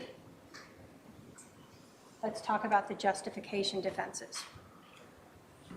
What we know is that Lori Vallow thought she was like Nephi, that she was justified in killing Charles. That her brother, who was supposed to be like her, was also justified in killing Charles. But Lori Vallow is not justified under Arizona law, nor is Alex. So let's go through the different justification defenses. First thing that you have to consider for every one of these, self-defense, defense of a third person, or crime prevention, is the non-justification for use of deadly physical force. You're told if a person is not justified in using or threatening physical force or deadly physical force against another in response to verbal provocation alone. So Charles yelling and screaming at her to give his phone back does not justify you shooting him. Or a person is not justified in using or threatening deadly physical force if the defendant or co-conspirator provoked the other's use or attempted use of unlawful physical force. So we know here Lori provoked Charles by taking his phone and refusing to give it back. So again, when we look at every one of these defenses, you'll see not only do they not apply, but none of them is the defendant entitled to. This is not self-defense. In self-defense, you're told that a person, a reasonable person, can use deadly physical force if they believed that deadly physical force was immediately necessary to protect against another's use or apparent attempted or threatened use of unlawful deadly physical force, and the person used or threatened no more deadly physical force than would have appeared necessary to a reasonable person in this situation. We know that Lori Vallow used Charles's phone to get him to come back inside, and she used his phone to keep him inside and give her brother time to come out and shoot and kill Charles.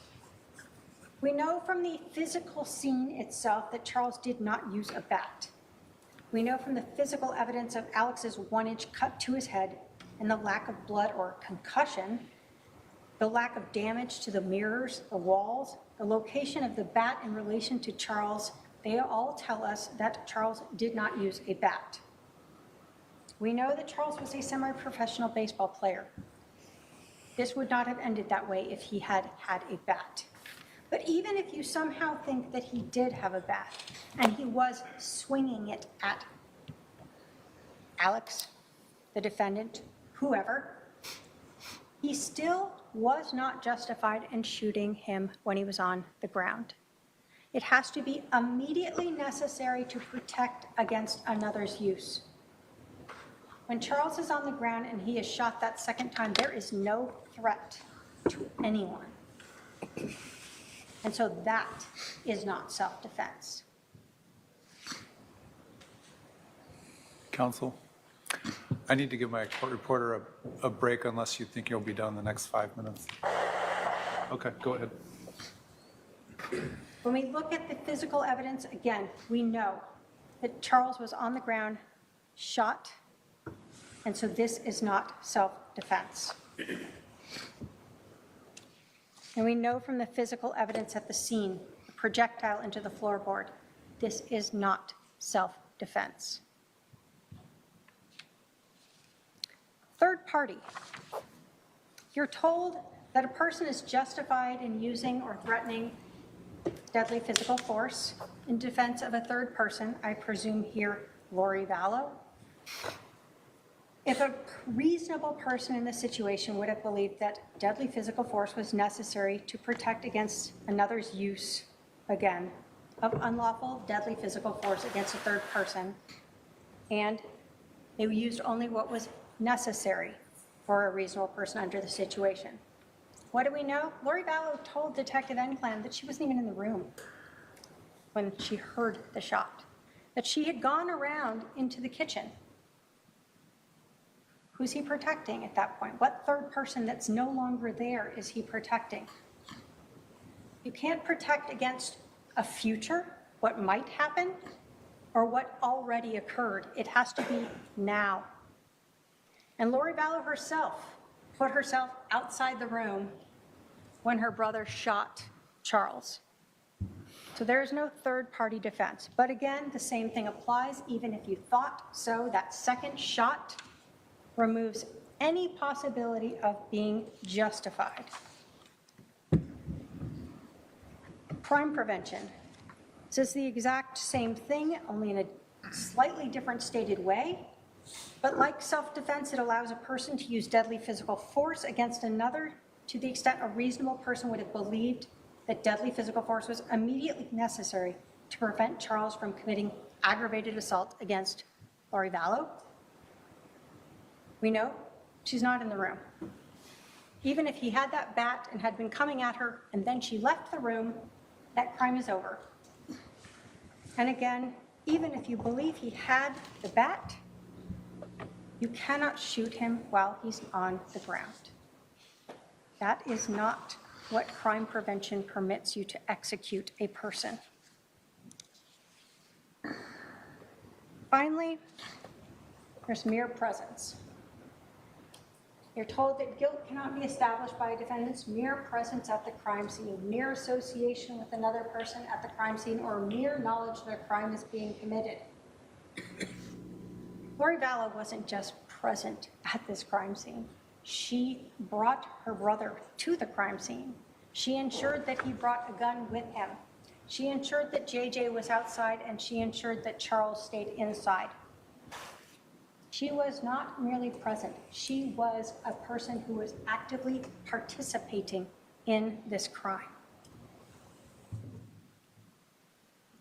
Ladies and gentlemen, we have talked about the evidence in this case. Evidence that was presented to you through witnesses who took the stand, and exhibits that were admitted for you to review. Remember the evidence of Lori Vallow's motive. Charles's life insurance, Chad Daybell. Remember Lori Vallow's own words of wanting to get rid of Charles, of drugging him, her acceptance of her brother's statements that he wanted to kill Charles, how she used Melanie and Summer to plan her mission and ensure that Charles didn't have help from Brandon or Zach or Adam. Her words to Alex about it all coming to a head, that he had to stay near her and they would be like Nephi, justified in killing Charles. And finally, her words to Chad Daybell on July 18th, confessing to the killing when she said Charles had changed the life insurance before we got rid of him. Look at her actions and demeanor, having her brother come over on the 10th to her house with a loaded .45 caliber handgun, creating the one and only reason why Charles stayed inside the house, why he didn't just take JJ to school. The 12 minutes that Charles is at the house before Lori leaves in the car, the 47 minutes after that before they call 911, her demeanor when she comes back, not caring that anyone has been hurt, her demeanor on the body-worn camera, during her interview, what you heard about during the drive. Think about her credibility, how she cried for you in her opening statement. You certainly didn't see her cry on that body camera footage. You didn't hear about her crying as she was being driven to the Family Advocacy Center, and you did not see her cry in her interview. Finally, think about the physical evidence that proves that Lori and Alex staged this scene, that Charles was never in possession of that bat when he was shot by Alex, or either of the shots, that instead he was executed that day for this defendant's benefit. The physical evidence disproves beyond a reasonable doubt that Lori Vallow and Alex Cox were justified under the law in killing Charles. The jury instructions tell you to use reason, common sense, and experience. Charles Vallow is dead today because this defendant and her brother Alex Cox conspired to kill him. They planned it out, and they had their weapons, and they orchestrated a way to ensure that Charles was back in the house where he was shot and killed for money and Chad Daybell. The evidence proves to you that Lori Vallow Daybell is guilty of conspiracy to commit first-degree murder, and the state asks you to hold her accountable and find her guilty. Thank you. All right, we're going to take our 15-minute afternoon recess. I'll remind the jurors to remember the admonition. We'll resume in 15 minutes. Wow, guys. Wow, right? I think we all think she did a damn good job of laying that story out, didn't she? Yeah, she's got this. Let's hope. I think she did. She did a fantastic job, I thought, of laying the facts out there as she had presented them in order. And she brought in all the aspects that contributed to why Lori did what Lori did. The affair with Chad, the money, the religion, you know, all of it. She brought all of that in there. It's crazy. It's all true.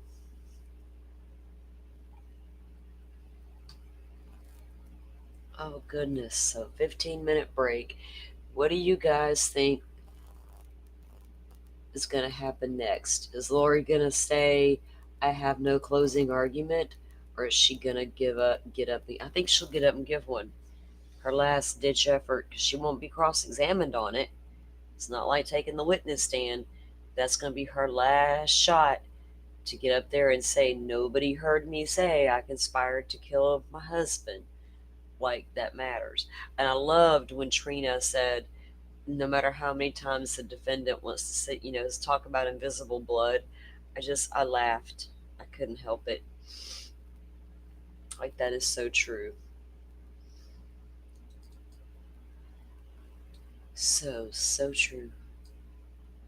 I'm going to pull up Twitter so we can go troll and live in the future, maybe.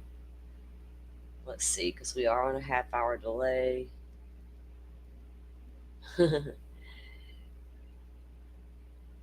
People on the Twitter think that we all should be nervous as Cy Ray. Cy Ray probably should be nervous. Damn it, man. Okay, let's get on with the program here before I get sidetracked. I told you I'll put Twitter be my playground when I get bored. Okay, so let's go see if it's the only time she could testify, right?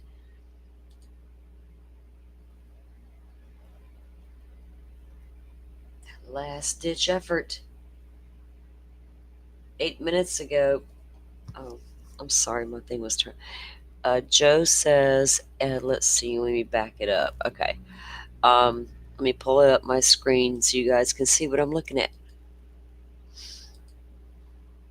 Oh. Well, I can't do it yet. I'll do it in a minute, maybe. Okay. So 8 minutes ago, he says Lori begins by okay, so she does give her an argument, closing argument. Lori begins by stating that 100% of the burden is on the state to prove beyond a reasonable doubt. Really, Lori? I think Trina understood that one. What's reasonable doubt? What's reasonable to you might not be reasonable to me, and vice versa. For each of the charges, one by one, if the state fails to carry this burden, you must find the defendant not guilty. That's her story, and she's sticking to it. That was my input, not Joe's. 4 minutes ago, he says, Lori then prepares to take the jury through the events of that day. Let's look at what we've learned in this trial. He highlighted this trial. Her emphasis on this. I wonder if the jury caught it.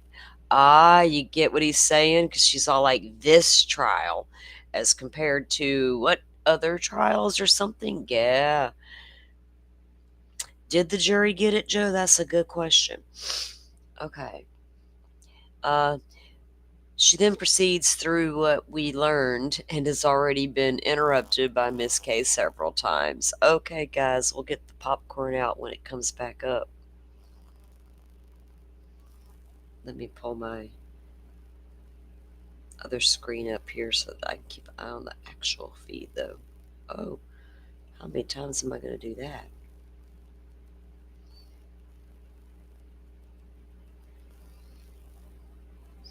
They're showing the inside of the courtroom, so we'll just go back and show the inside of the courtroom as well, in case they sneak back in on us a little bit early.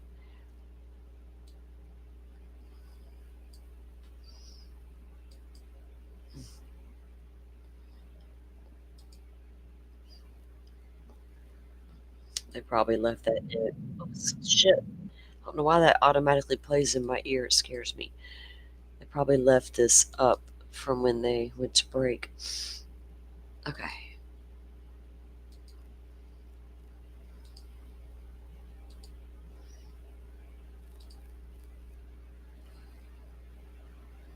Yeah.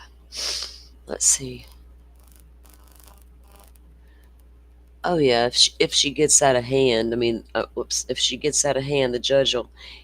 Well, when once Trina objects, which she will, if something's amiss, right?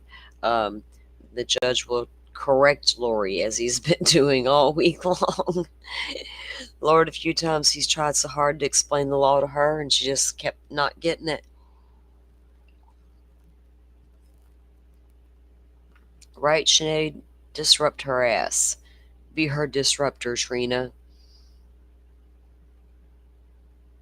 Right, Shorty? Willie? That's a good way to look at it, too. He might just shake his head. He's like, I'm done. I'm ready to go home and get that glass of scotch. This shit's been a wild ride with this one.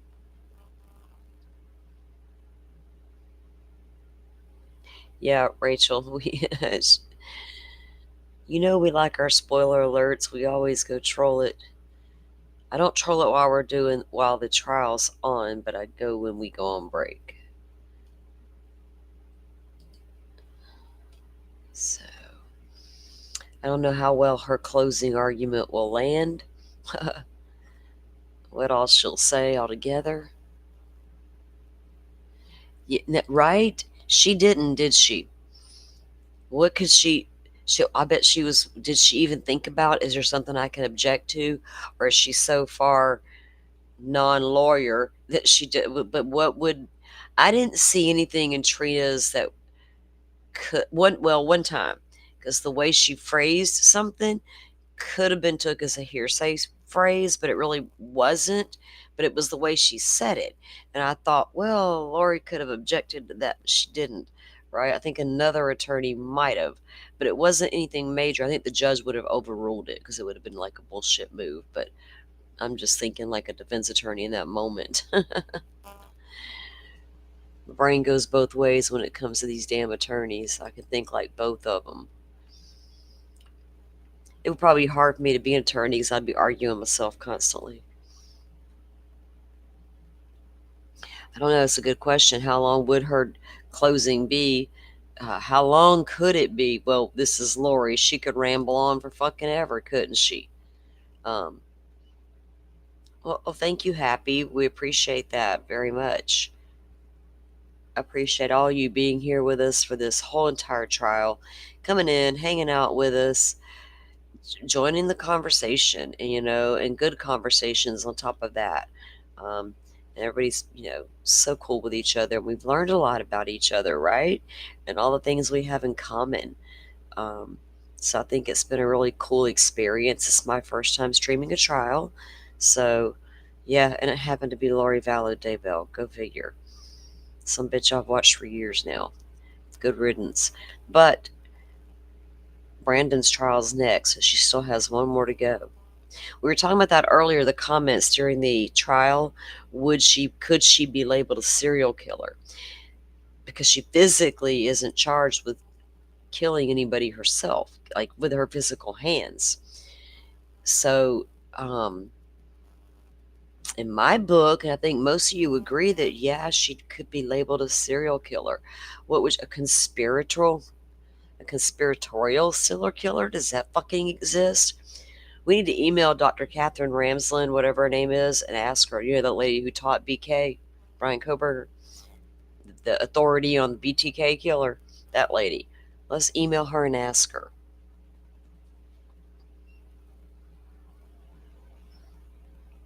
Let's do. Or metaphorical popcorn. I love that. Yeah, there was several times during the trial that she could have objected to a few things that she didn't because I don't think she knew to. Doesn't mean they would have went anywhere, right?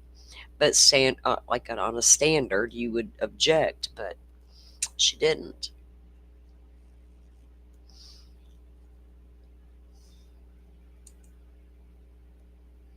You know what? They talk about how Brian Koberger questioned the one stop that was leaked that we did see the driving.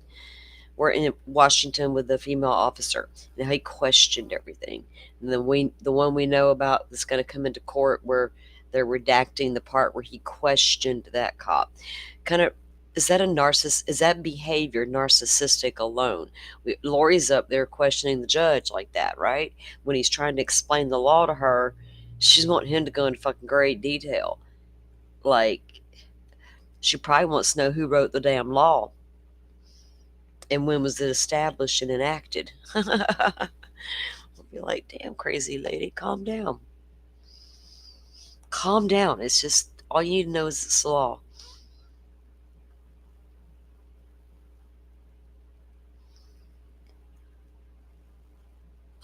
Why am I getting sleepy, guys? I'm on my third cup of coffee. Miss Shorty, damn it, I keep forgetting to go over and look at the coffee cups. How about this, Miss Shorty? You surprise me and you, whatever. You choose for me. I don't need anything giant. The one I have at my desk is like it's like a small tumbler. What do you call those guys? Like, you know, the Stanley Cup thingies type shit. One of those. I got I got a couple of those. My sister used to do all the vinyl stuff, and I got one that's taller and it's the regular size. I call it my big ass coffee. And then I got this jumbo cup I don't use often. And then I got my regular coffee cup. But she made, from my one that I call the big ass coffee, she made me this really cool vinyl sticker because we go camping all the time.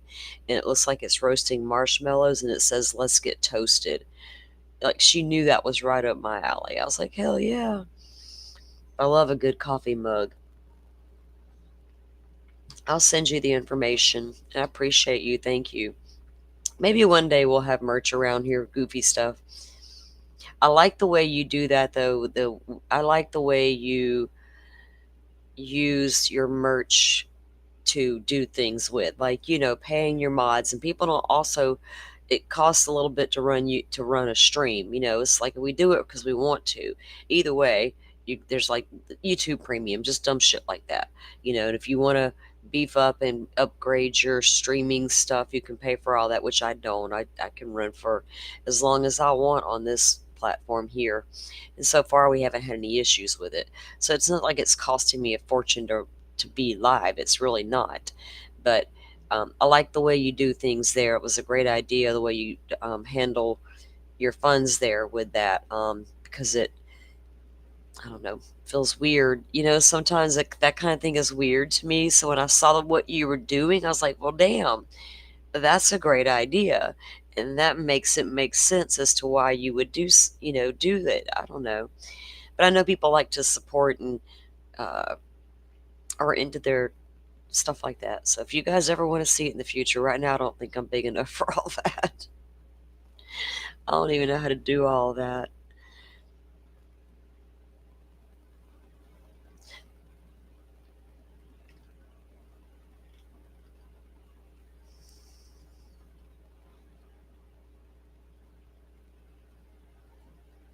Yeah, I figured.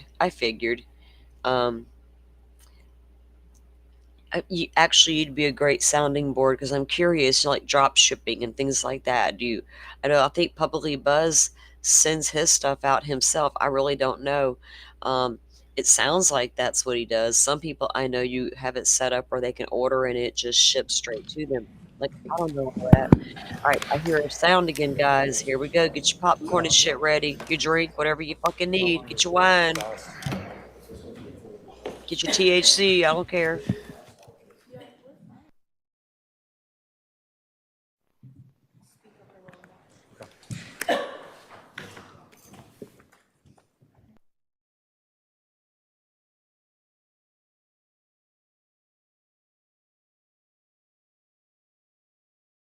They're cool. You got a lot of cool shit there, though, Miss Shorty.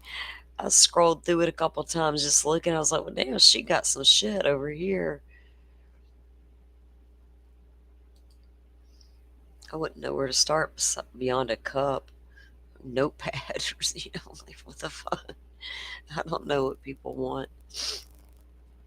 Steve does, but it balance up. But it, yeah, that's what I figured too.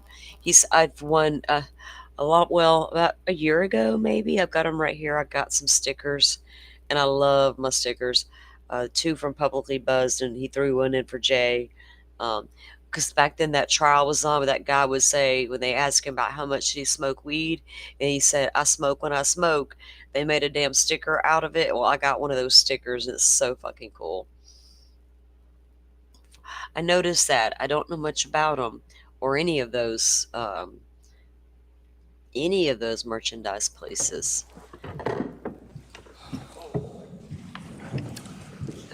All right, please be seated. The jury is present. Out. The defendant can proceed with her closing argument.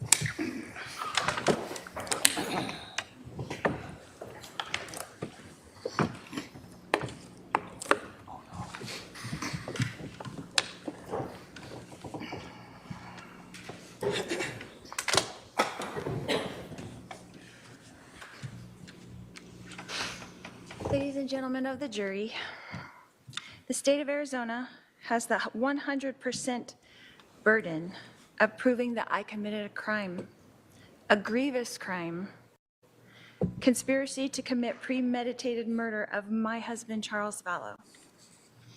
The state has the burden of proving to you that this event was not self-defense. In your jury instruction under the instruction, use of force and crime prevention, the last line reads, if the state fails to carry this burden, then you must find the defendant not guilty. In the law, under your jury instruction titled Justification for Defense of a Third Party, the last line reads, if the state fails to carry this burden, you must find the defendant not guilty. Under your jury instruction titled Justification for Self-Defense, the last line reads, if the state fails to carry this burden, you must find the defendant not guilty. In your jury instruction, under presumption of innocence, it states, the law does not require the defendant to prove innocence. Every defendant is presumed by law to be innocent. Under the burden of proof, it explains that the state's burden is this. Proof beyond a reasonable doubt is proof that leaves you firmly convinced of the defendant's guilt. If, on the other hand, you think there's a real possibility that he is not guilty, you must give him the benefit of the doubt and find him not guilty. In Arizona, self-defense is defined as not being a crime. So let's look at what we've learned in this trial. We learned that a shooting occurred and that 911 was called, that law enforcement was notified. We learned that fire, EMS, and Chandler Police arrived at the scene. We learned that my brother, Alex Cox, came out of the house with his hands up as directed by 911 and was questioned by the police in the driveway. We learned that I came up with my daughter Tylee, and we were told to wait by the car until police would speak with us. We learned from Detective Inklin on the stand that we asked for Tylee's medication from the house for her panic attacks, but it was not given to her. We learned that eventually my brother Alex was taken in a police car to the Chandler Police Department uncuffed. We learned in this trial that my daughter Tylee and I were also taken to Chandler Police Department in a police van. We heard from Detective Inklin's testimony that her goal was to make small talk with us. And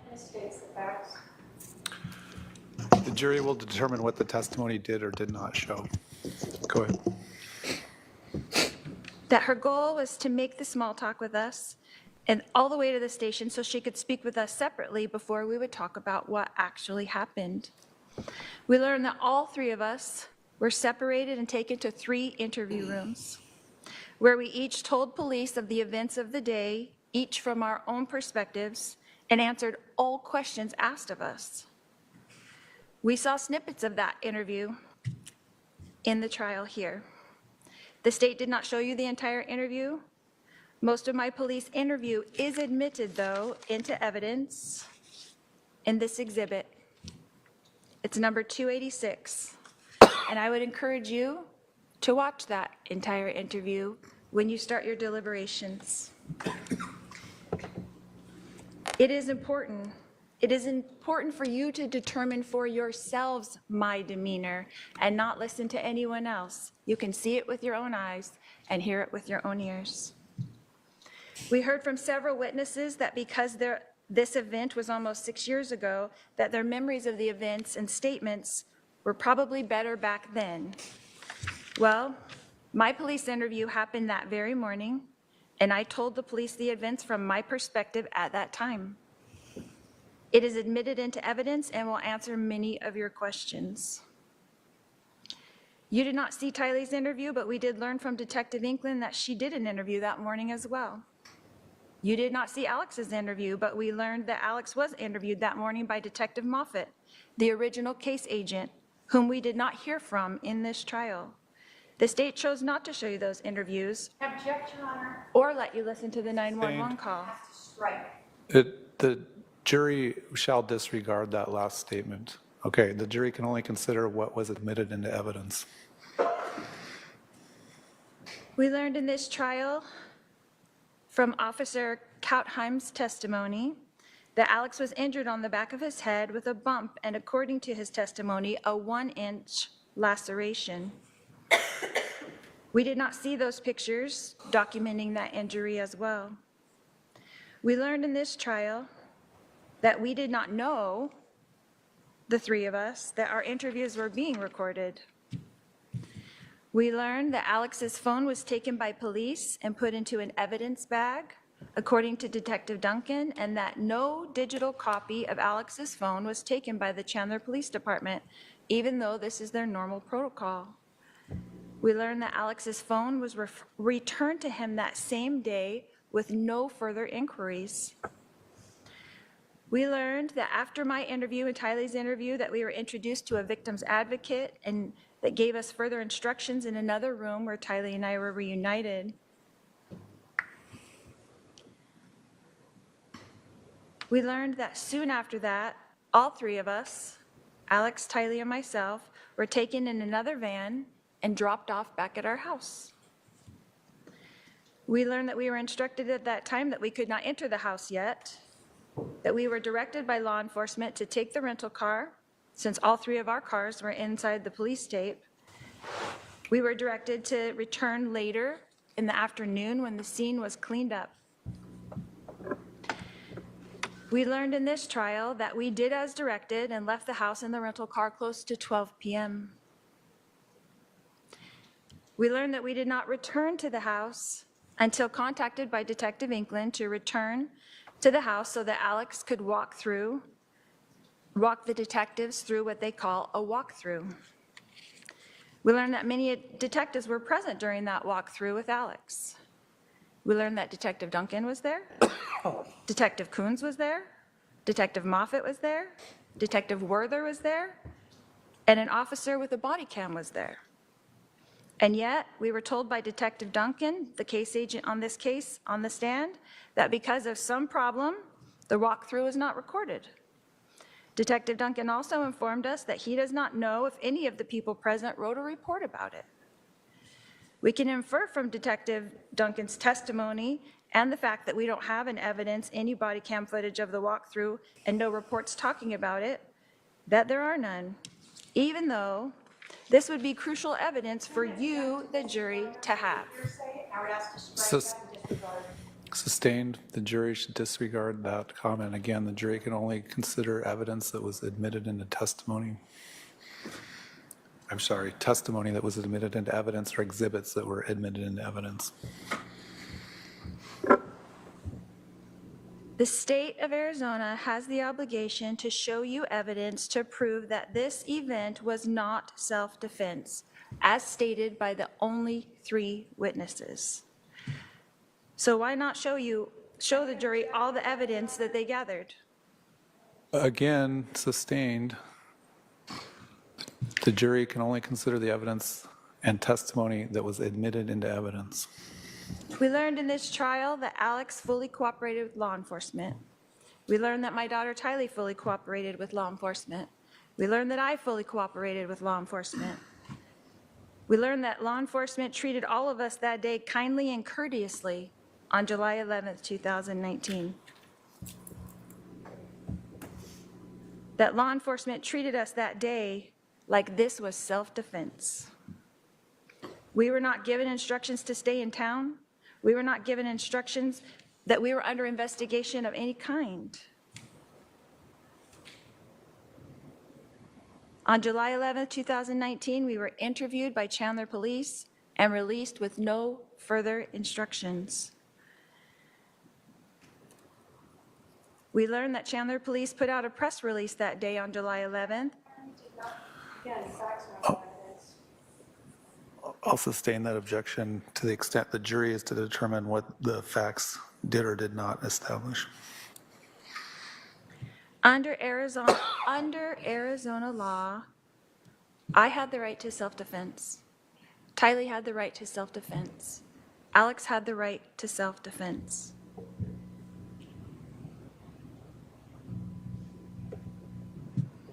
This event was not planned or expected. It was shocking. We learned in this trial that Chandler Police Department neglected to do a thorough investigation. We learned that they did not swab Alex's hands for gunpowder residue.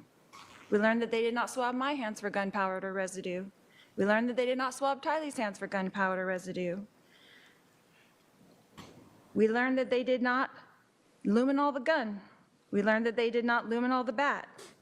They did not test the DNA on the bat that they collected. They did not test the floorboard. They did not test the projectile. They did not test my husband's shirt. They did not search the rental car. They did not search any of our 3 cars that were there at the scene. They did not test the gun until over 5 years later. The Chandler Police Department did treat this event just like it was self-defense and a tragic family event. We learned in this trial that Charles and I were obviously having marital problems.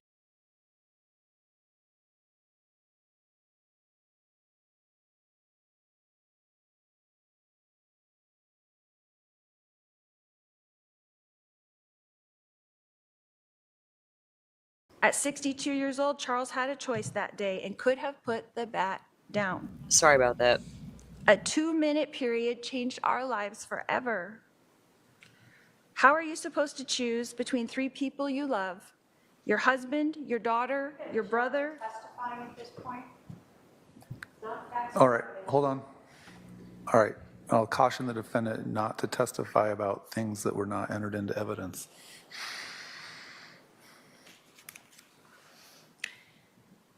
How can you decide for another person if they feel threatened? Why does the state want to blame to someone? It's a reasonable person standard, not the standard of the person. I'm sure you'll point that out in rebuttal. I'll allow the argument as that inference. Go ahead. Why does the state want to blame someone for this tragic event? What evidence did the state show you in this trial that I wanted harm to come to my husband? We learned in this trial that I was praying for my husband.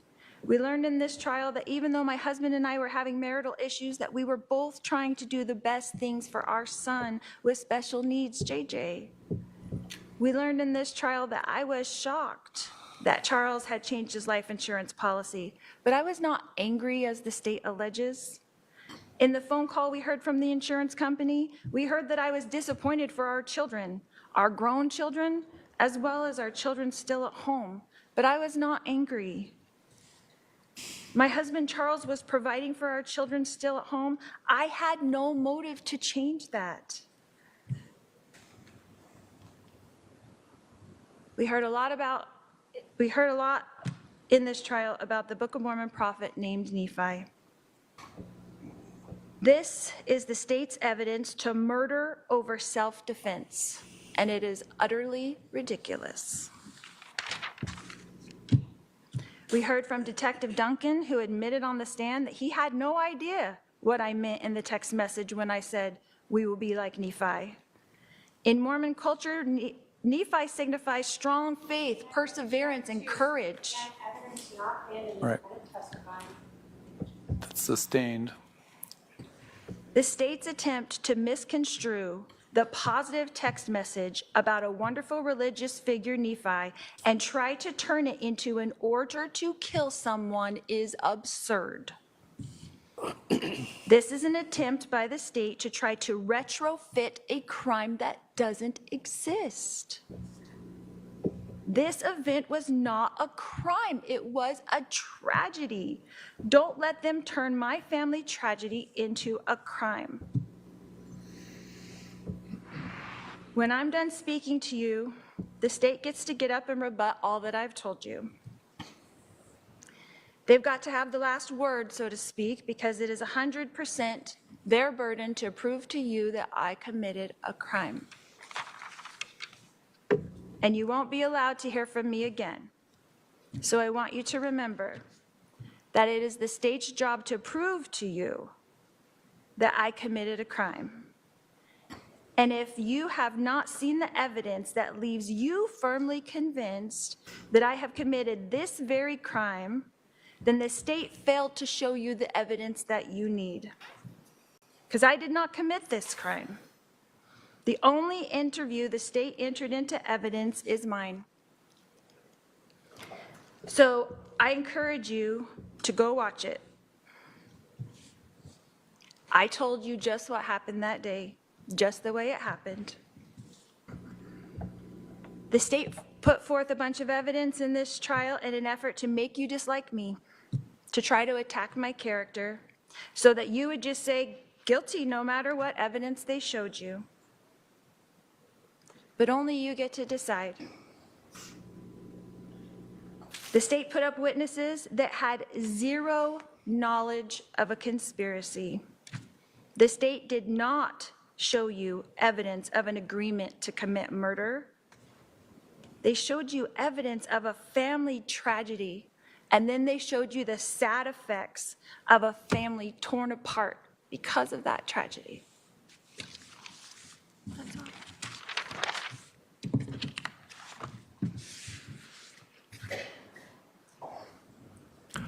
All right, the state does have the burden, so they have the right to open and close the argument. Do you want to give a rebuttal close? Go ahead. The execution of Charles Vallow is not a family tragedy. Tell him.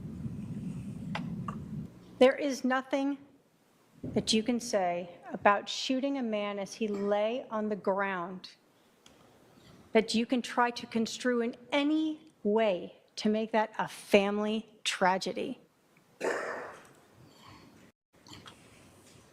This case is about the defendant, not Alex Cox. Alex is involved in it because that is her co-conspirator. We are not here to determine his guilt, albeit it is quite obvious. This defendant wants you to just look at one piece, and she wants you to hope that there's only a person who will say, I saw, I heard the conspiracy. But what did you hear in every instruction is that you can look to other evidence to show that. This defendant wants you to forget about her words and pretend that when she told her lover, her soon-to-be husband, we got rid of him, that he changed the life insurance before we got rid of him, that somehow means what? That they killed him. And he changed his life insurance before they killed him. What does that tell you? That tells you motive, and that tells you who did it. This defendant is one of those we because she's writing it. She wants you to pretend that when she is talking about Charles for months, acquiescing and agreeing to her brother killing him, having people tell her that it's wrong, having people know that they're planning something, that those words don't mean exactly what they are. We got rid of him, this defendant. The state, of course, has the burden, and that's how it should be. But every one of those justification defenses falls short when you look at the conspiracy itself. When they got rid of him, they did it by planning it. There is no reason that Alex Cox came over to this defendant's house with a loaded gun and waited for Charles to come inside, held there by this defendant using the cell phone. That is conspiracy. That is planning. That is premeditated. You can absolutely watch that whole video. That's why the state included that for you. What you're going to see is that Lori Vallow doesn't cry. She is not truthful, as we've gone through. Her timeline is absolutely wrong.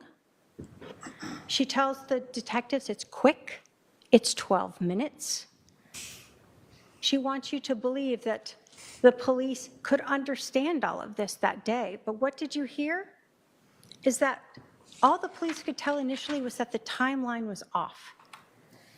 And then they started learning that the physical evidence seemed to be showing that Charles was executed on the floor, but they needed to see if the medical examiner agreed with them 2 days later. And then they needed to pull all those iCloud accounts, phone records, and go through terabytes of data to bring forth these things that you have now learned and hold. They interviewed these people who learned of the defendant's religious beliefs, that she was exalted, that she was celestial being, that she didn't have to repent. Of course she thought she was Nephi. We learned that the physical evidence on Charles and at the scene show us that he was executed. And every single one of those defenses that the defendant has asked you to look at, the state has met its burden. Because even if you somehow believe that Charles actually had that bat and it wasn't staged like the rest of the scene with the shoes and the lack of blood there, that second shot is not justified for self-defense, crime prevention, or third-party defense. Arizona law does not allow you to execute a man on the ground.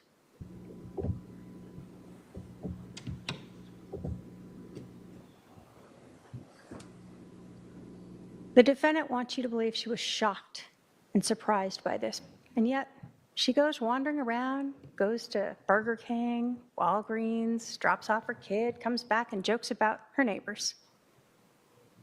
Not one action of a person shocked, surprised. She wants you to feel bad for her daughter, Tylee. You saw her there. You heard from the detectives. She's also not shocked, crying, upset, worried. And you saw Alex. Same demeanor. Why? They've had 47 minutes to work it all out. Go through Charles's phone, figure out what they're going to say. They've talked on the phone twice in this time period. This case relies upon all of the investigation that the police did. That day, when they knew that timeline was wrong, that day when they started to understand that the physical evidence at the scene was staged and wrong and didn't match what the defendant was saying, and then all of the evidence after that, culminating when this defendant told the man that she married later that she was having an affair with, as many times as she wants to say Charles was my husband. She didn't want him as her husband. She wanted Chad Daybell. She wanted that life insurance policy, and yes, she was angry about it. And she said, we got rid of him. That is her confession to you. That is why she is guilty of conspiracy to commit first-degree murder. Thank you. All right. Do we have Izzy coming over? Izzy to be sworn in? All right, members of the jury, there are 14 of you, only 12 of you can deliberate. At this time, we're going to choose the alternate jurors by random lot here. So we have our scientific method here of random numbers. 14. Juror 14.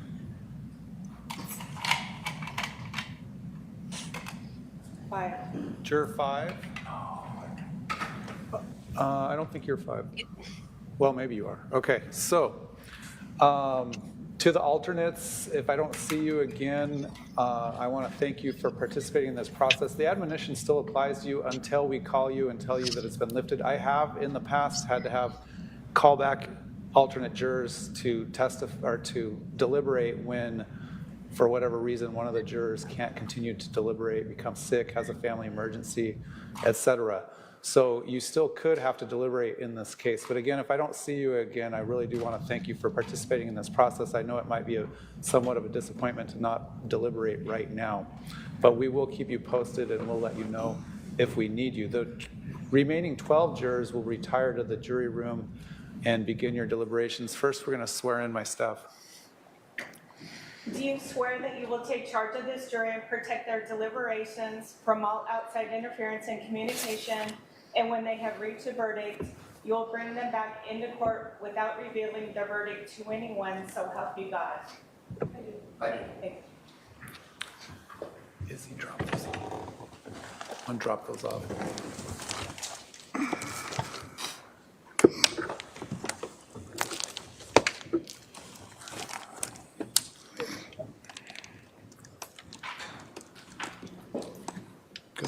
All right, so the jury.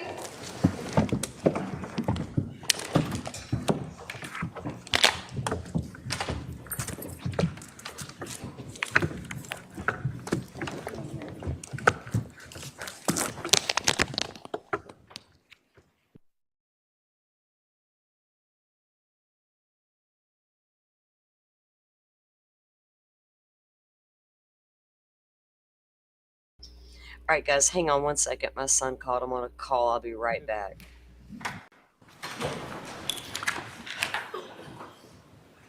The jury's no longer present in the courtroom. I've passed out proposed aggravation phase jury instructions.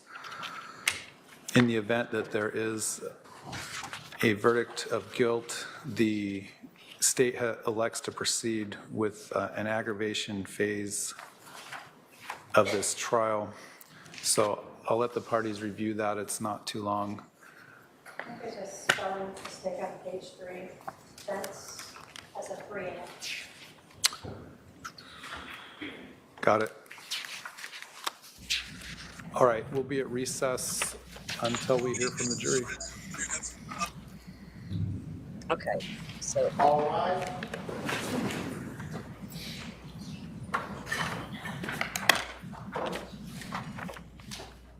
they're going to be in recess until we get a verdict. Is that what we're hearing?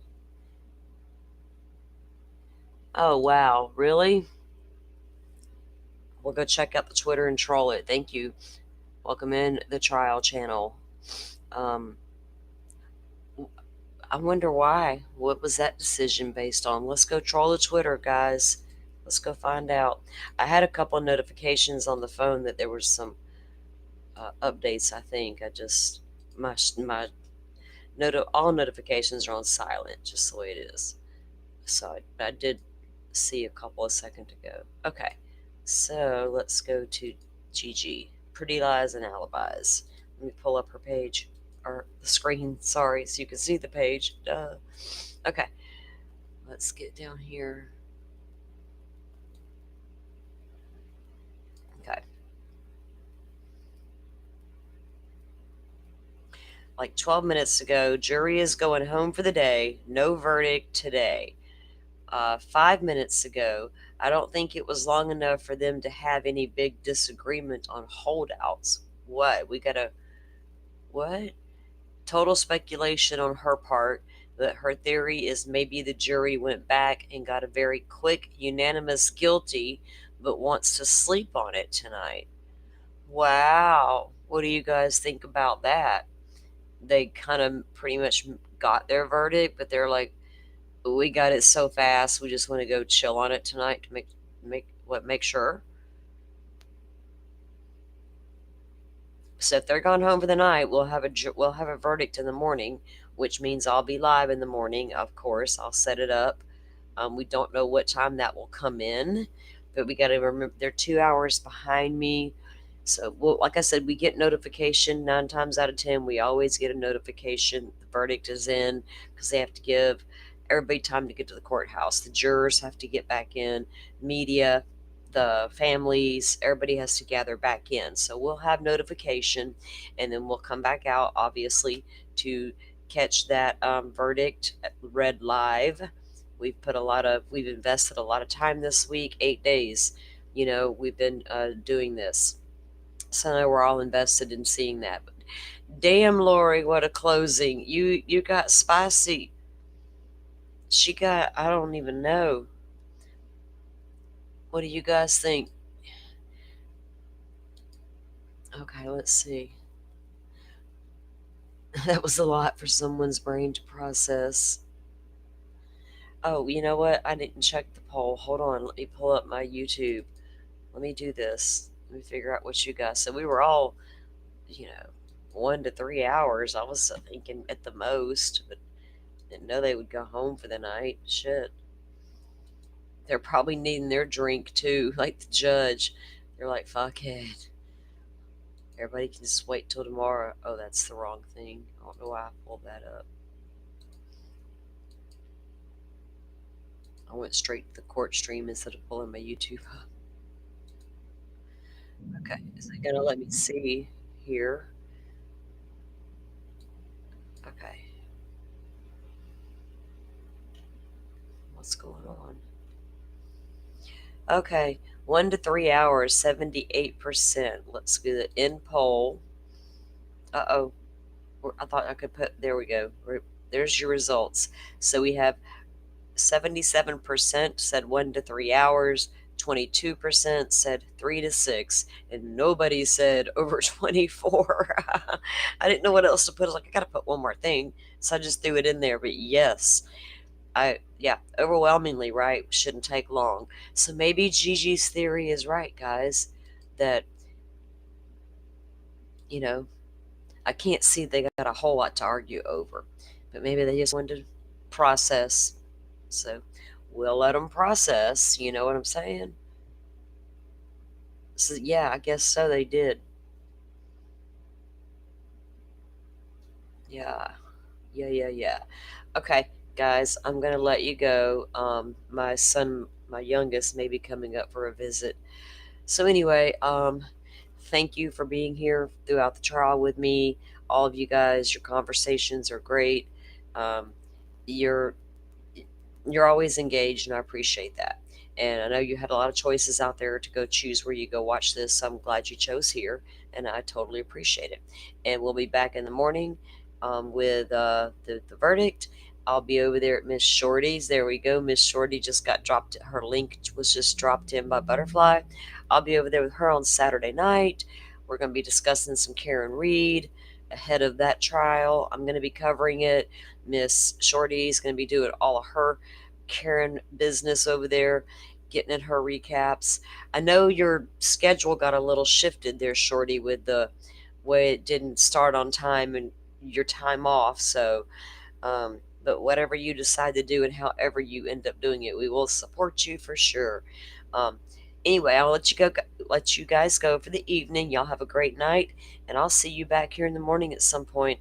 All right. Thank you all for watching this here video. Please like and subscribe.